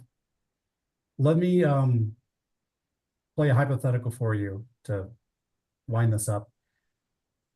Hypothetically, under your scenarios laid out here that you were wanting to talk about earlier, you lay out that the commission could approve a rate design that includes no load shift assumption. Is that correct? Correct. And so if there was load shift, the company would naturally under earn on their rate, right?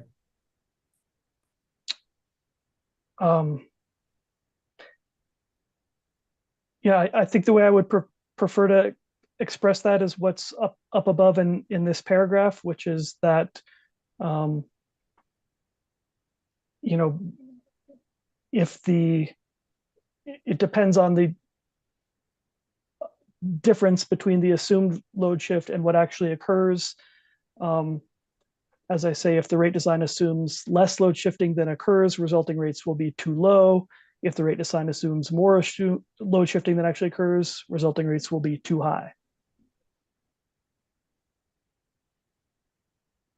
You've heard some of I'm assuming you've listened to today's discussion and are also generally familiar with some of the communication and education testimony and discussion we've had here today.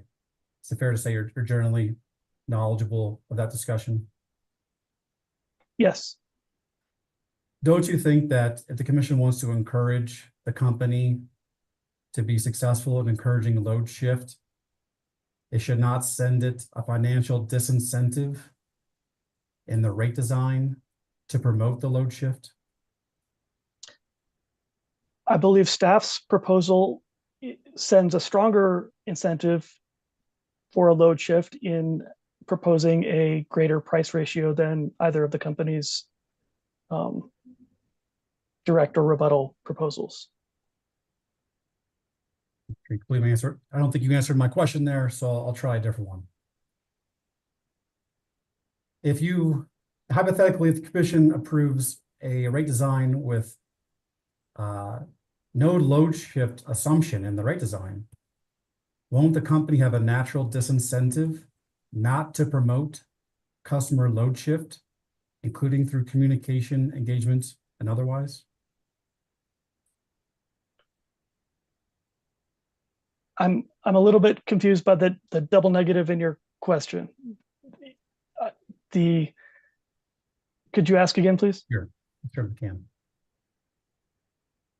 If the commission approves a rate design with no load shift assumption baked in, then the company will have no natural incentive to encourage the customer load shift through communications or otherwise, correct? I don't think the company's incentives change based on the assumption of load shift.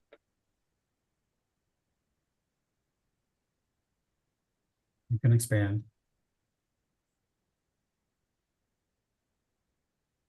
I think if we were talking about whether the company has an incentive to encourage or discourage load shift, it will always recover less if more shifting occurs and it's more kilowatt hours are recovered on an off-peak rate than an on-peak rate.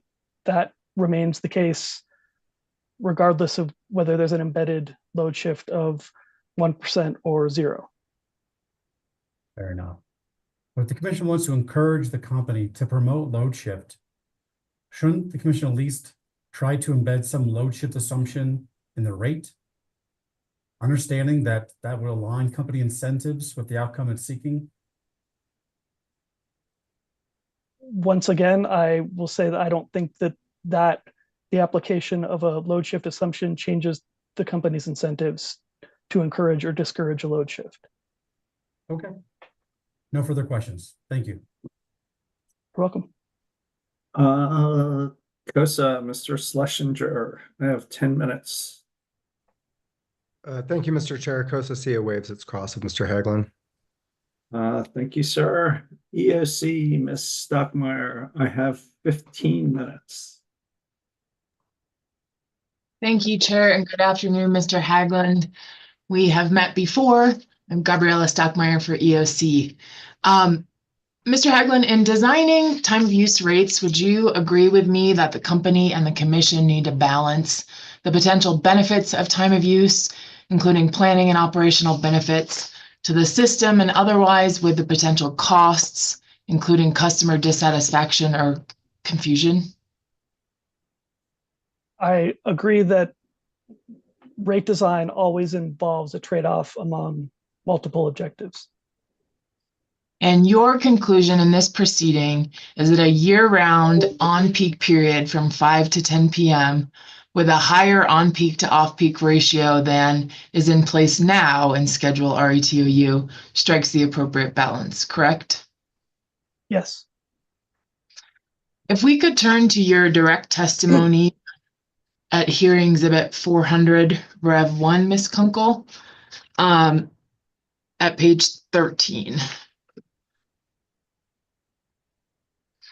And in the first full paragraph starting at line 8, you state here that staff recognizes the dynamic and targeted efforts to manage customer demand, such as virtual power plants, managed EV charging, enrollment of smart thermostats and appliances, into demand response programs, interruptible service options, critical peak pricing, and real-time pricing. And you say those will be crucial as public services system increasingly relies on intermittent renewable generation resources. Mr. Haglund, why will participation in these programs be crucial? I think generally speaking, managing the demand side of this complex problem is a challenge. And I think that the commission and the company will benefit from having multiple tools to address that challenge. So as I attempt to explain in this section of my testimony, I think a static, consistent time of use rate forms the foundation, and these more targeted and dynamic options are best applied on top of that foundation. And will these types of offerings that you're citing here as critical, or excuse me, as crucial, result in more load shifting on a per customer basis than a default time of use rate? I don't know how to make that comparison in general terms. We don't have specific examples before us that I'm not aware of any studies that have kind of looked at that question on the general level that you're asking the question. I just don't know how to answer that. Okay, and I appreciate that, but isn't it possible, if not likely, that these more aggressive measures would target greater than a 1 to 2% shift from on peak to off peak? They may target a greater shift. There's no guarantee they will meet a greater shift or achieve a greater shift. And even if they did, you would have to consider that it's a much smaller number of ratepayers that are likely to be participating in those programs. Sure, but as I read your testimony, it sounded to me like these would be kind of more aggressive measures to take on top of the foundational default rate. Is that accurate?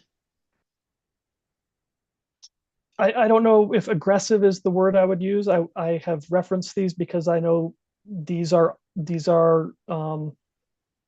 demand management options that some parties have proposed and that the commission has expressed some interest in exploring. So these are the ones I referenced as other potential demand management options. And are these primarily optional tools or options? I believe. Sorry, just to clarify, meaning a customer would have to opt in or agree to this as opposed to have it be the default program. Is that your understanding? Yeah, I believe the form that most of these have been proposed and considered in, and I believe this is generally true around the country where you see these programs. These are incentive programs where participants receive some kind of incentive for participating in them, and yes, on an opt-in basis. Right, and if they're receiving some kind of benefit from participating, that customer at least assumes they can somehow benefit from participating in the program and thus meet the goal of that program. Would you agree with that?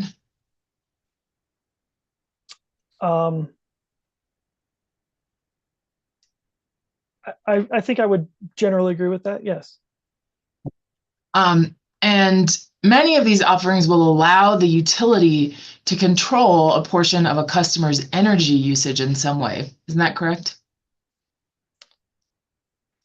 It really depends on the nature of the program design. I mean, sometimes there's control with customer override. Control is a pretty strong word. Sometimes it's a matter of just sending a signal. Under a demand response offering, would you agree that a customer is usually agreeing beforehand that the utility may shut off or reduce their usage during a period of high demand? Well, again, often these programs have customer ability to override for example, Public Service's current AC rewards program can modify a participating customer's thermostat setting, but a customer can override that if they choose not to participate in a given event. Right. And then, but even in your example, they're giving up some level of control in terms of potentially being shut off at any given time. Would you agree with that? Again, I think being shut off is stronger than how any of these programs work, aside from commercial interruptible programs, which I don't think is what you're getting at here in terms of residential programs. There's no shutting off residential ratepayers during a demand response event.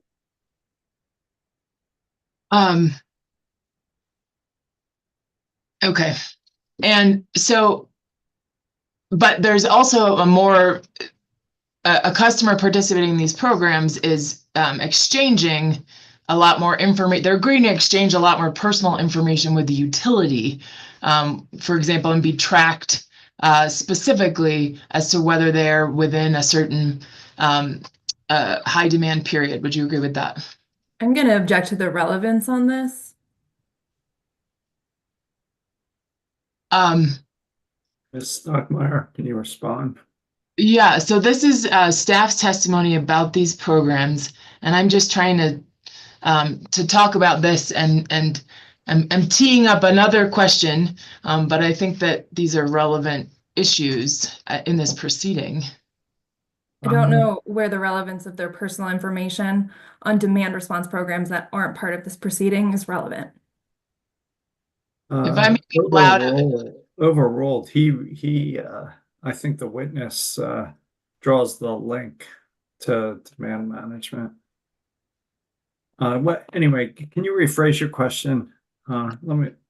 Well, and I will get to the punchline, which is, would you agree that customer trust and satisfaction will factor into whether a customer participates in these types of programs or rates?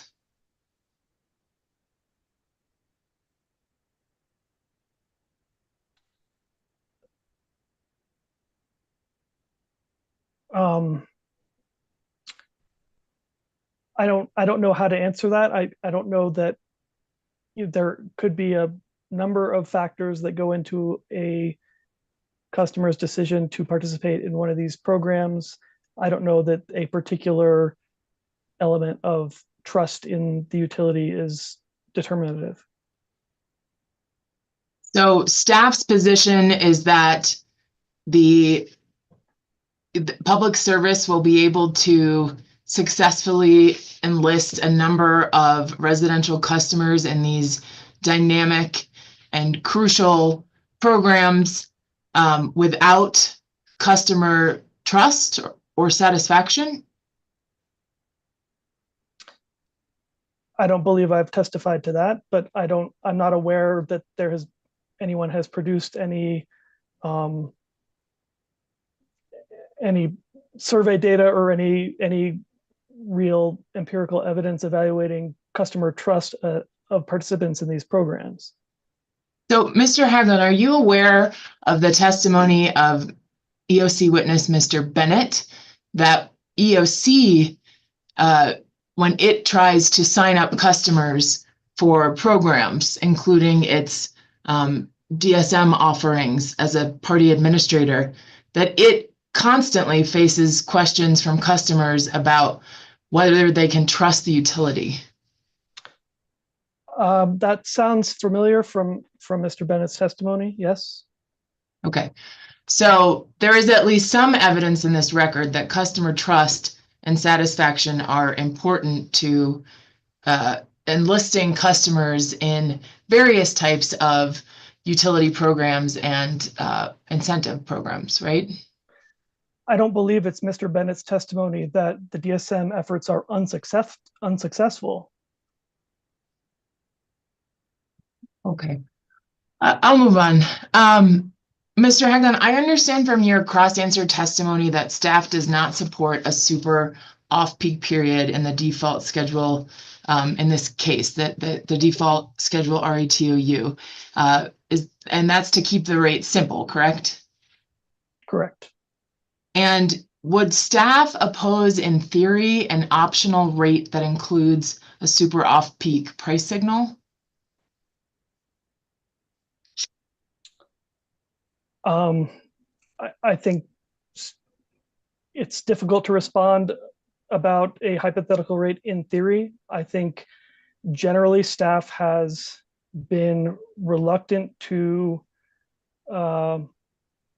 endorse the premise that the approach to residential rates should be that ratepayers have a menu of rate options to choose from. I think rate optionality is its own complicated question, which I haven't really elaborated on in my testimony here. I think it would depend a lot on the circumstances and what other options were available. And I'm familiar with your testimony in prior cases about concerns with rate optionality for residential customers. But I guess my final question to you is, why would an optional rate that has a super off-peak period price signal, why would that be different from some of these other crucial programs that you've cited in your testimony?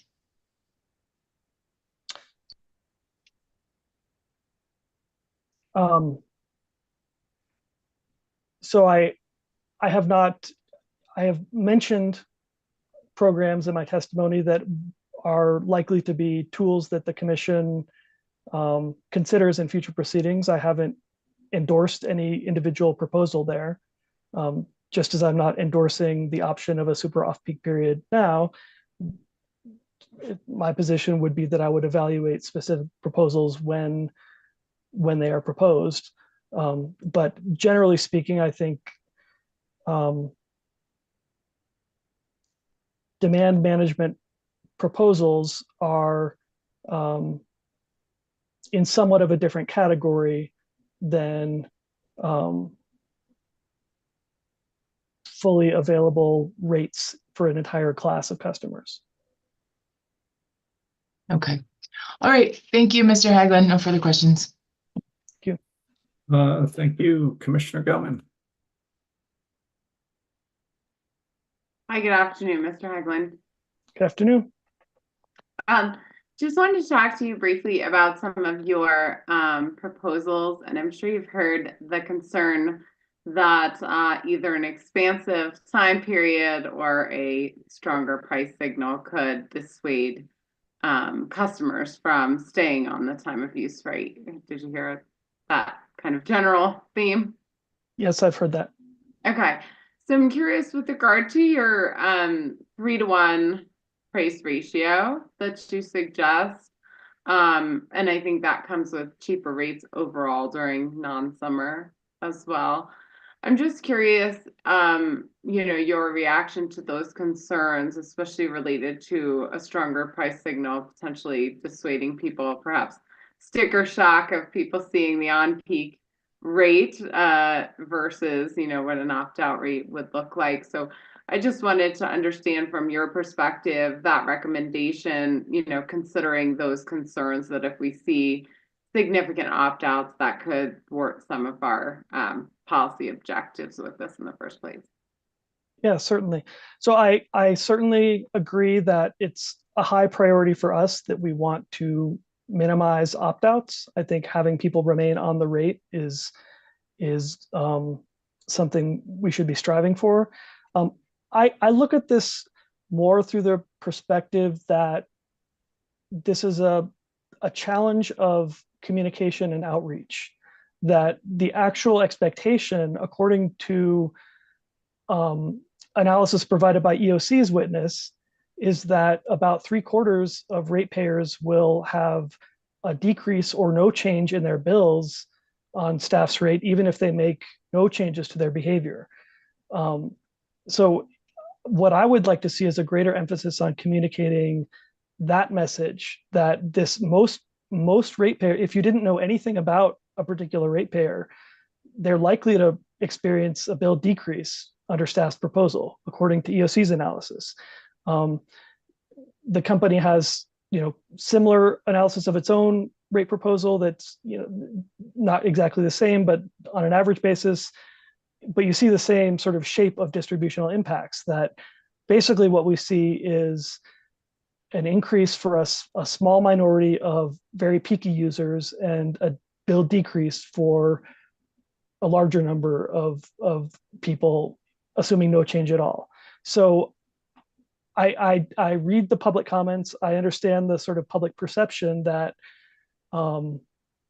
you know, a 5-hour peak is difficult and a 3-to-1 price ratio is high. And I think there's a very limited public understanding that the design of the rate is intended that the reductions to the off-peak hours will offset that entire increase in the on-peak hours. So I hesitate to offer specific recommendations on the best way to communicate that. I'm not a marketing person or a communications expert. But to me, I would love to see more effort, more emphasis on communicating the expectation that the design of this is to not change revenues at all on average, and that in fact the limited distributional bill impact analysis that we have shows that most people and the median rate payer will experience a decrease. Thanks. I appreciate that. And I want to kind of tie that to some of the conversation I heard you having with Mr. Mansholt. I think related to the assumption of load shift in kind of the revenue requirements, and essentially the general premise that you discussed in that conversation that, you know, generally speaking, it would seem that the natural incentive that the company has is to not try to get customer behavior to shift out of the peak. And that is probably enhanced the higher the price ratio is, because essentially their revenue would decline the more usage shifts to off-peak, not to mention a reduction in infrastructure capital needs coming that are kind of implicated by continuing to grow the peak. So it's a really long question, but I think you're following me. So if your concern is, you know, this is really a communication issue, most people have, if not the opportunity to save, kind of mathematically look to be winning with no shift at all in behavior. But then we have these natural, it seems like, incentives by the company to probably not really emphasize the potential for savings by reducing on-peak usage. How do we get past that if the utility is our main communicator? You know, I mean, what would the plan be to solve, you know, what in your aspect sounds like a communication problem, but the main communicator may have, you know, a different kind of incentive in all of this?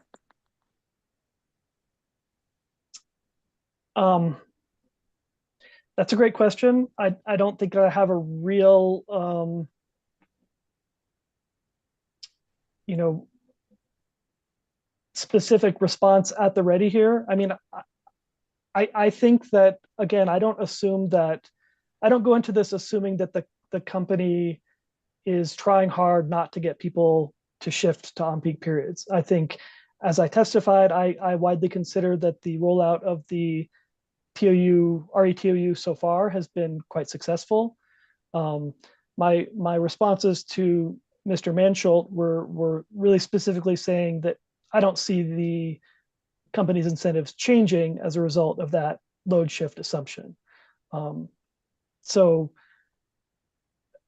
the incentives you're referring to, I think, are there and might play some role. It's hard for me to know exactly what role they do play, but I think the rollout so far has been quite successful in terms of actually a very low number of opt-outs. I think the dissatisfaction that you see in the public comments and in some of the survey data that other parties have raised are relevant, certainly, but a lot of that, excuse me, a lot of that dissatisfaction, I think, seems to be based on at least to some degree, based on the misconception that you see in the public comments that this is actually a rate increase that the company is increasing rates and raising revenues as a result of changing these time periods, which is, we look quite carefully at these calculations and evaluate the revenue neutrality, and there really is no disagreement that that's what we're striving for in terms of the revenues. So I'm sorry, I feel like I've drifted away from your question a little bit in terms of sufficient incentives for overcoming the communications challenges. I would, I think we've been in the first TOU proceeding and in rate cases since then. I know staff has not challenged the communications budget regarding the rollout of TOU that the company has included in its rates. It would be helpful if other parties, I think, were more focused on communicating the opportunities for ratepayers to save money. But I don't have a silver bullet there in terms of how to make this a communications success overall.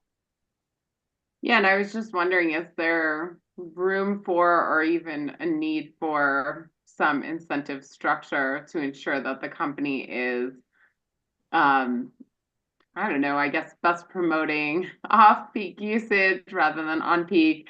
And essentially what it comes down to is just improving the capacity factor of the system, I guess as a general punchline. So is there a need for some incentive there, since there's kind of some natural incentive perhaps to not maximize reducing that peak? It's certainly beyond anything that's currently on the table in this proceeding. I know that we have among some staff members toyed with the idea of like a system load factor PIM or something like that. Obviously haven't proposed anything like that, or certainly not in this proceeding. So that could be, I would think maybe a phase 2 rate case might be the more appropriate opportunity to think about something like that. But sure, I think that level of incentive, I think, is the right way to look at it. Like, you want a high level, easily measurable outcome like system load factor, and then you'd get a lot of smaller things falling into line behind that. Okay. Also, looking at the concerns we've heard, now not over price ratio, but over duration of the peak time, especially as it relates to residential customers, looking at the majority, if not all, of kind of the awake post-work and school hours. And your proposal, I think your primary proposal would be 5 to 10 p.m., which is larger than public services proposal too. But I know you put forth an alternative to potentially just look at a longer window for specific loads like EVs. So given those particular concerns about, really the ability of residential customers to shift that extremely before they have to go to sleep, it sounds like you think EVs would be a reasonable load. Would some of the kind of the time differentiation for commercial also fall under that, given that they don't really have the same challenges in the evening hours potentially that this kind of residential waking hours issue presents for the residential costs?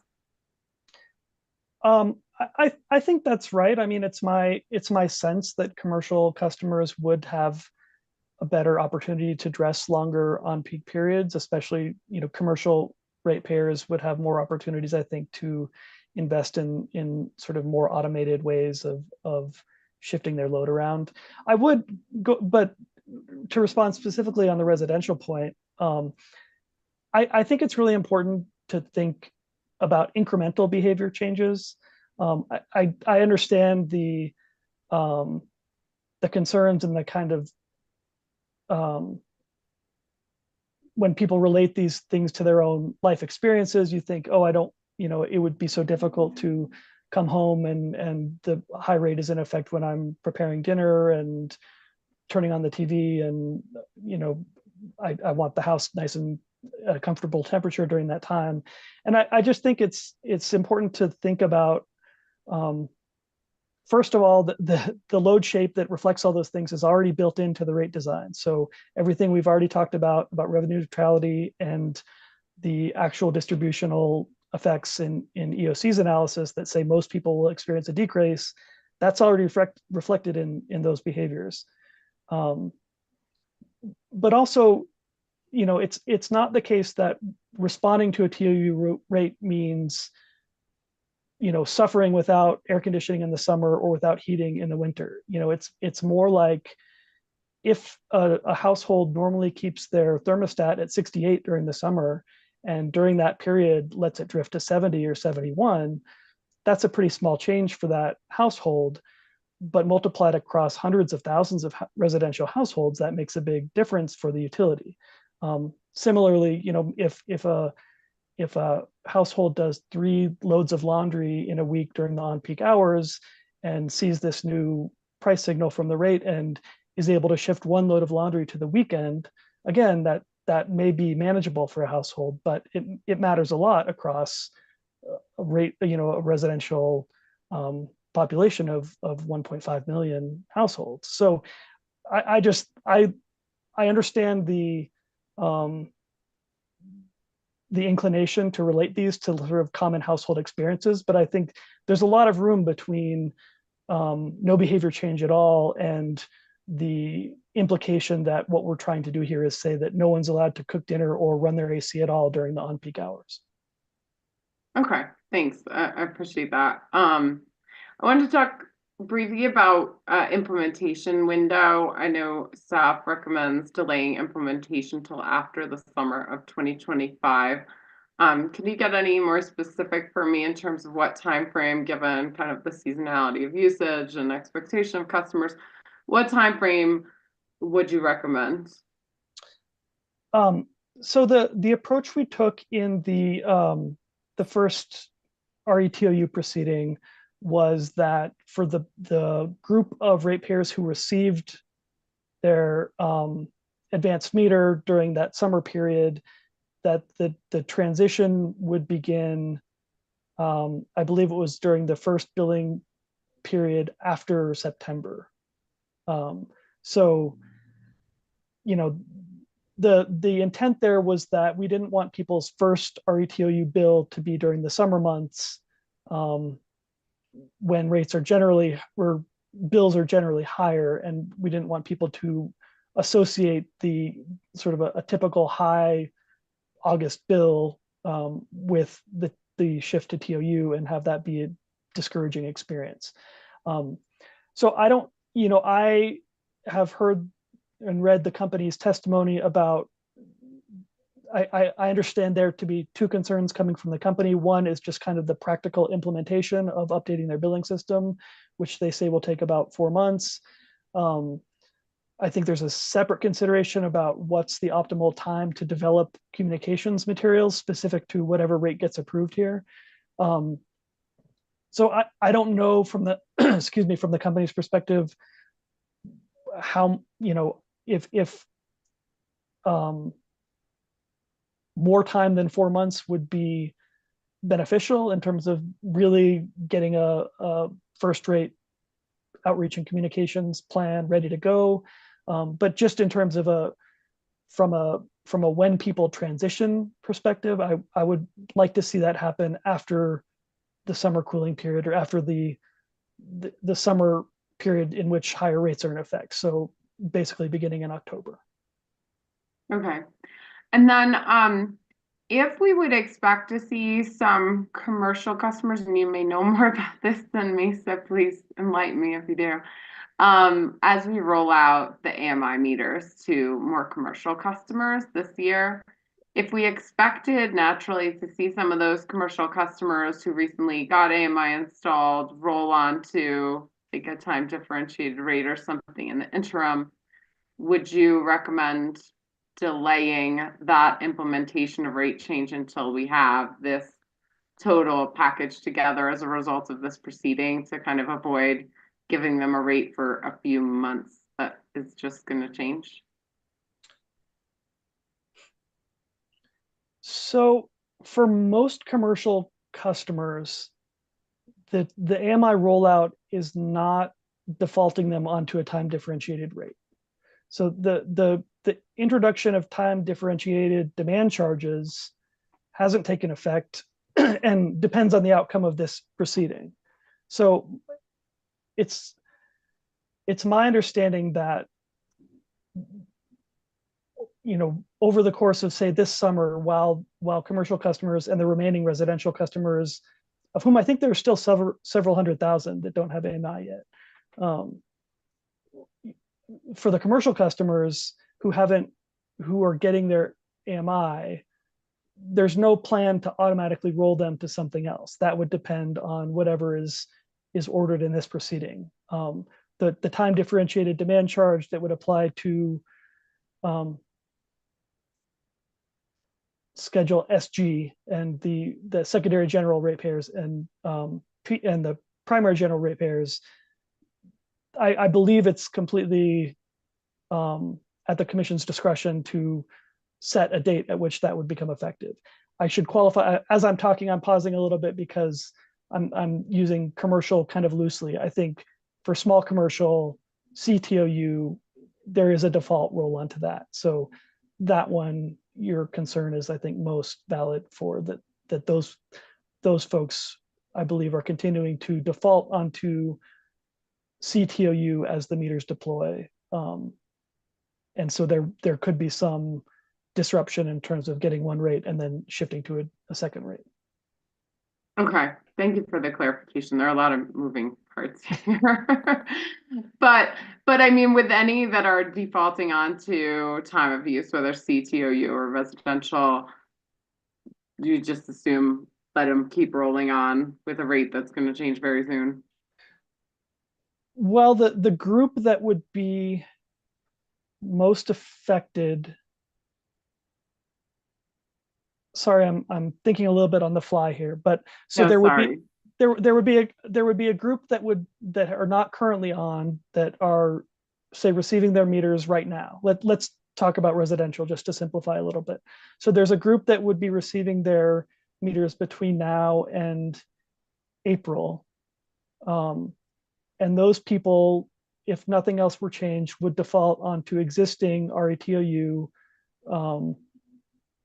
I think in the first billing cycle that includes an April date, if I remember the rollout correctly. So there's those folks who would get the communications info, default onto current RETOU. They would basically go through this summer on existing RETOU, and then if the commission approved, if commission accepted staff's recommendation to delay postponement of the new RETOU, that would happen sometime in the fall or early next year. So there is that group that it would definitely be less than ideal for them to have sort of two rate changes within about a year's time. So I don't know the practicalities. I think it's a better question for the company as far as whether, if the commission ordered some pause for that small subset so that they avoided sort of a double shift. I just have no idea about the practicalities of implementing that through their billing system. Okay, thanks for But that. I think from our perspective, I think I would have no, if it's feasible from the company's perspective, I would have no problem with that. Okay. And then just one last question. Given the concerns about how much shift is appropriate to assume, and your whole conversation with the company on that, and knowing there is some chance for either under or over earnings, depending what is assumed here, should or could we consider some sort of true up to kind of make that work out for the first year or something, since we're not sure, especially if the structure and the time changes? Just curious from your perspective on feasibility of something like that, just given your conversation with Mr. Manischel, and I think the concern in either direction. We did in the first TOU proceeding, that settlement agreement did approve something like that, but it was very hard at that time to sort of anchor expectations about how far off the revenues might be from the expectations. And I think what we eventually agreed to and what got approved in the settlement was kind of a percentage band that sort of tightened over time as the rollout occurred, sort of that would trigger a filing based on the actual received revenues being a certain percentage away from the anticipated revenues.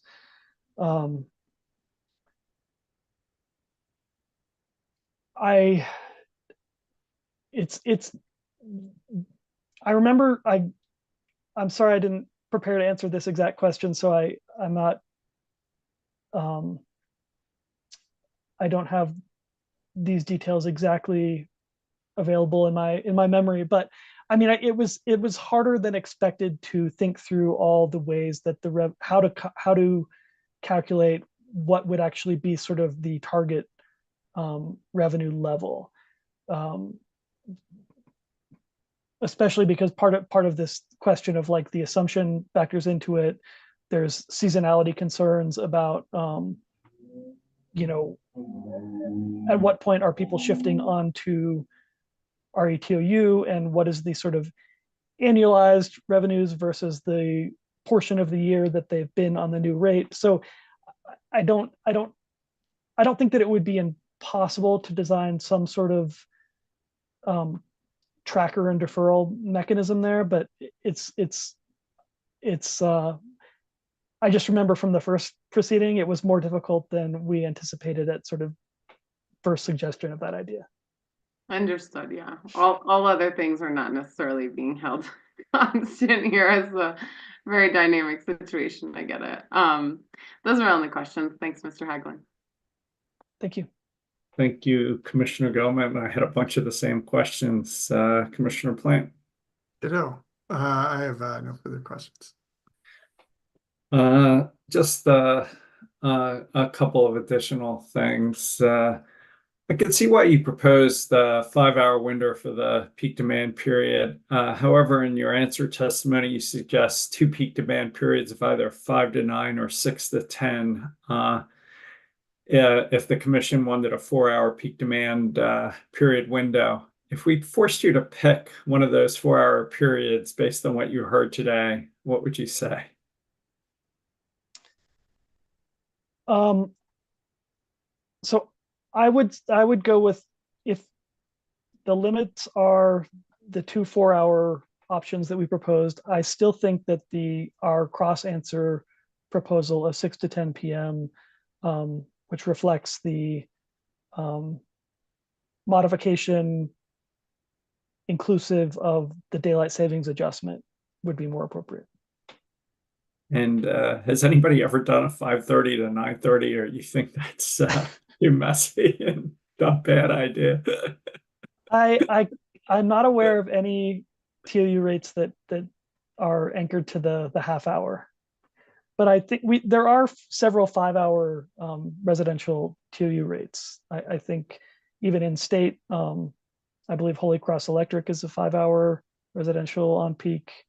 SDG&E I think is a 5-hour. So I have seen examples of 5-hour on peaks. Although there's concerns with doing that, it seems. Let me shift gears. Assume that this commission was interested in a super off-peak rate. What would be the best way to try and get that implemented in the event we agreed with you that it may be challenging to do it as an opt-out rate in this case? Should we ask the company to file something in the next phase 2 rate case, or you have other thoughts? Yeah, I think our preference for most rate proposals is that it's better for the commission to consider those in phase 2 rate cases, where you get a more holistic picture of sort of all the relevant considerations. This case is a little unusual because it was already kind of built into the previous RETOU settlement that we would have this check-in regardless of whether the company had filed a phase 2 rate case, and the commission chose to do that earlier than than we had anticipated. So this was always kind of a little bit of a unique proceeding where we were looking specifically at rolling out RETOU rates. So if the commission is interested in considering an option with a super off-peak rate, I would definitely recommend that it do so in a full phase 2 rate case. Regarding an opt-in super off-peak rate structure, any thoughts if we set something up that only provided customer benefit if the customer could shift a meaningful amount of load, say more than 3 or 4%? So it would not be structured to provide benefit without significant load shifting. Any thoughts on doing something like that in this case?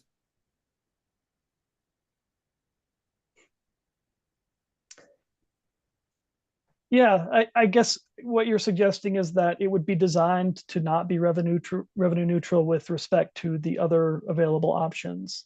Correct. So I mean, it's hard to understand really the range of behavioral shifts that would be available to such a ratepayer that was considering that, because it's sort of, the implication would be that they could opt on to the rate, but they have to change a lot of behavior or some amount of behavior just to break neutral. Right. That's the idea. So not many people would do it, but it would I think it would discourage. Yeah, I think that part of it would discourage some amount of, it would reduce the number of people that would opt on to it, I would think. Yeah, but it would get us moving forward. And some people may be able to, and maybe a good number could do it.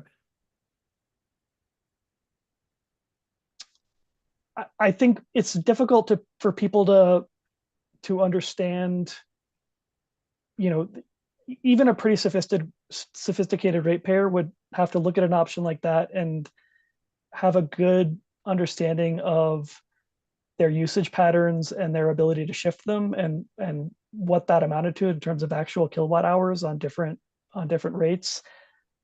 You add in complications like, people have a tough time understanding how to apply riders on top of that, even if you've provided all the information in base rates. So I think for a small number of very, very tuned in ratepayers, you might get, some real eager participants who want to do that. Judging by the comments, we got some sophisticated customers out there. Well, I think that as I touched on with Commissioner Gilman, I think a lot of people, from my understanding of some of the public comments, and I usually try to read all the public comments. I haven't been able to keep up with them all in this case, but a lot of the public perception of the super off-peak proposal seems to expect that's an approach to offsetting what they see as likely revenue increases associated with the new on-peak proposal. And I don't expect regular people to follow the intricacies of rate design and what goes on at the commission, but I think there's kind of an assumption that the proposal to prolong or increase the on-peak period is going to generate new revenues for the company, and that the super off-peak is how you neutralize that, which I don't think is really what is happening in the proposals here. Fair enough.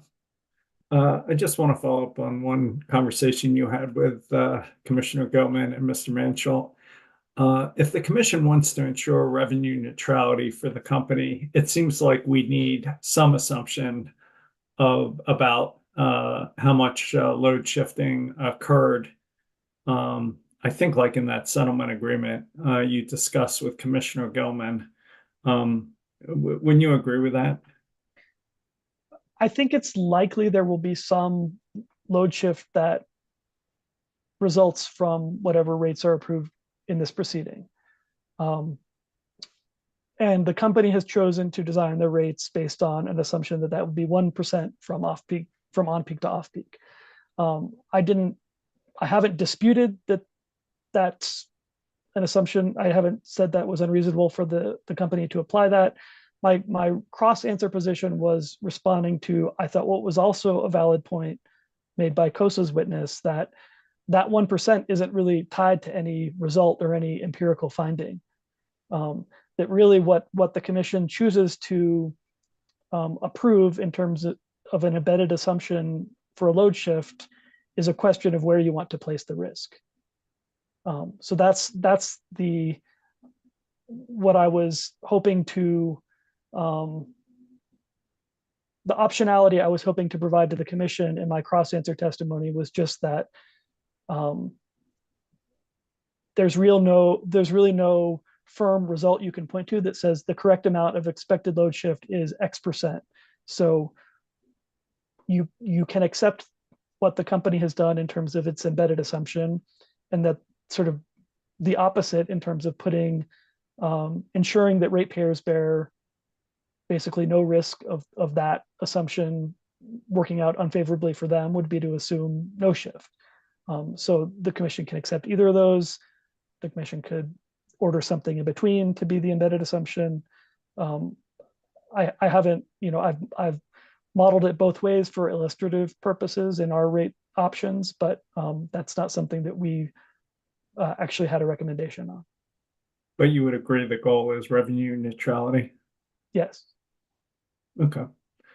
And I guess the last question is, I get your point that the company may have a financial incentive to limit customer shifting their usage independent of any assumption we approve, but presumably, given the inertia associated with opt-out structures, I don't know, how worried are you about that perverse incentive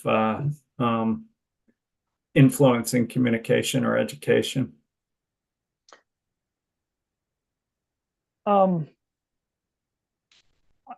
That's not really an assumption. That's not something that I've worried about. I didn't testify about that in my answer or cross answer testimony. Like I said, I think that the rollout has been pretty successful. So it's never been my experience interacting with the company and observing the rollout of the RETU rate that they are discouraging people from shifting. So my responses to Mr. Benschult on those questions was not to suggest that I believe the company has a disincentive to encourage load shifting or that they have done so. My responses to him were specifically that I don't think that incentive changes whether you embed a 1% or a 0% load shift assumption. No, I take that point. All right, so I guess we try and make this as revenue neutral as we can, it sounds like. All right, Ms. McLaughlin, redirect. Yes, thank you, Chair. I have a couple of questions, and I hope these are going to be very brief. I think we'll finish up before 5. Mr. Hagelin, I just want a clarification question for you about the super off-peak discussion that you've been having. Do you think that there's enough evidence in this record to support a super off-peak rate? No, I don't think that, I think we were just discussing revenue neutrality. I think it poses a challenge of revenue neutrality to think about how many people. It's already a difficult challenge to think about the revenue neutrality when we're just modifying the default residential rate, and to think about an additional rate option and what number of people might opt into that and what their load shifting might be, given that we have no experience with a super off-peak rate. I think that would pose a serious challenge that I think would benefit from some more analysis. Thank you. And switching topics briefly, do you recall when EOC's counsel was asking you about other demand management tools that were on an opt-in basis? Yes.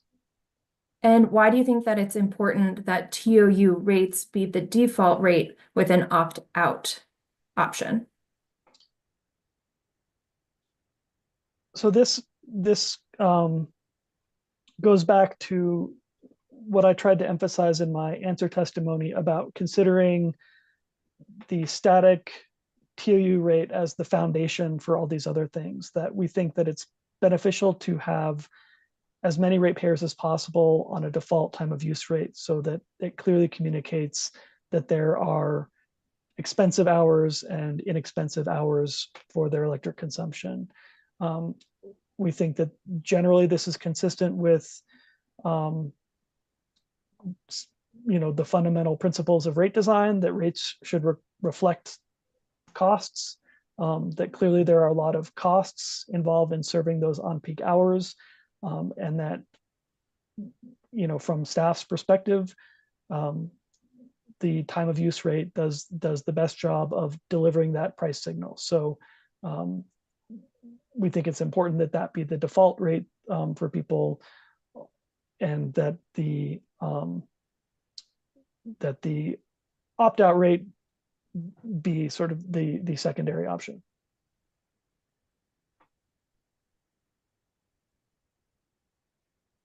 Now, Mr. Haglund, you were also asked some questions by EOC about customer trust, and also by Commissioner Gilman, some questions about customer acceptability. Could you please elaborate on your position with the issue of customer perception of TOU rates?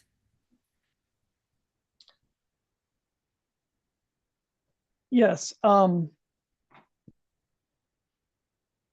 I would just reiterate what I've said about there being a challenge of communicating the fact that TOU rates are not designed to increase public services revenues. They're not designed to be punitive. That in fact, the evidence we have in this proceeding is that most people would benefit from, most residential ratepayers would benefit from shifting from the current RETU onto the proposals in this proceeding. So agreeing that there is a challenge in communicating the details of that, we see customer acceptability as largely a challenge of communications and outreach. Are there any other reasons that customer perception of TOU rates could be negative?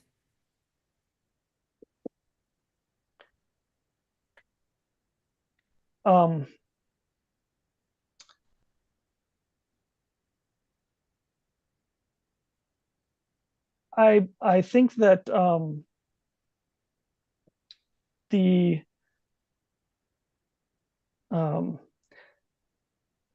there has been some media coverage of the proposals in this proceeding, especially the company's proposal when it was filed, that I think was presented in a largely negative light, that I think contributed to a widespread perception that this was something that customers should expect to be a negative experience for them. Could we please pull up what's been marked as hearing exhibit 404 in staff's box, please?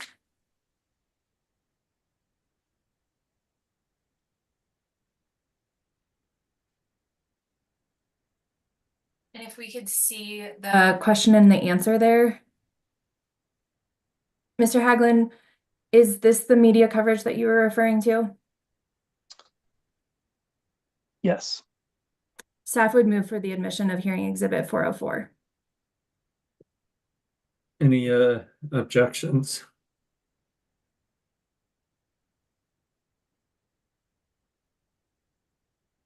So moved. We can go ahead and take this one down, and I have no further redirect. Thank you so much, Mr. Haglund.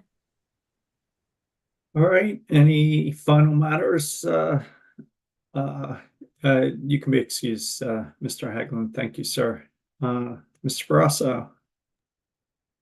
Yeah, thank you, Mr. Chair.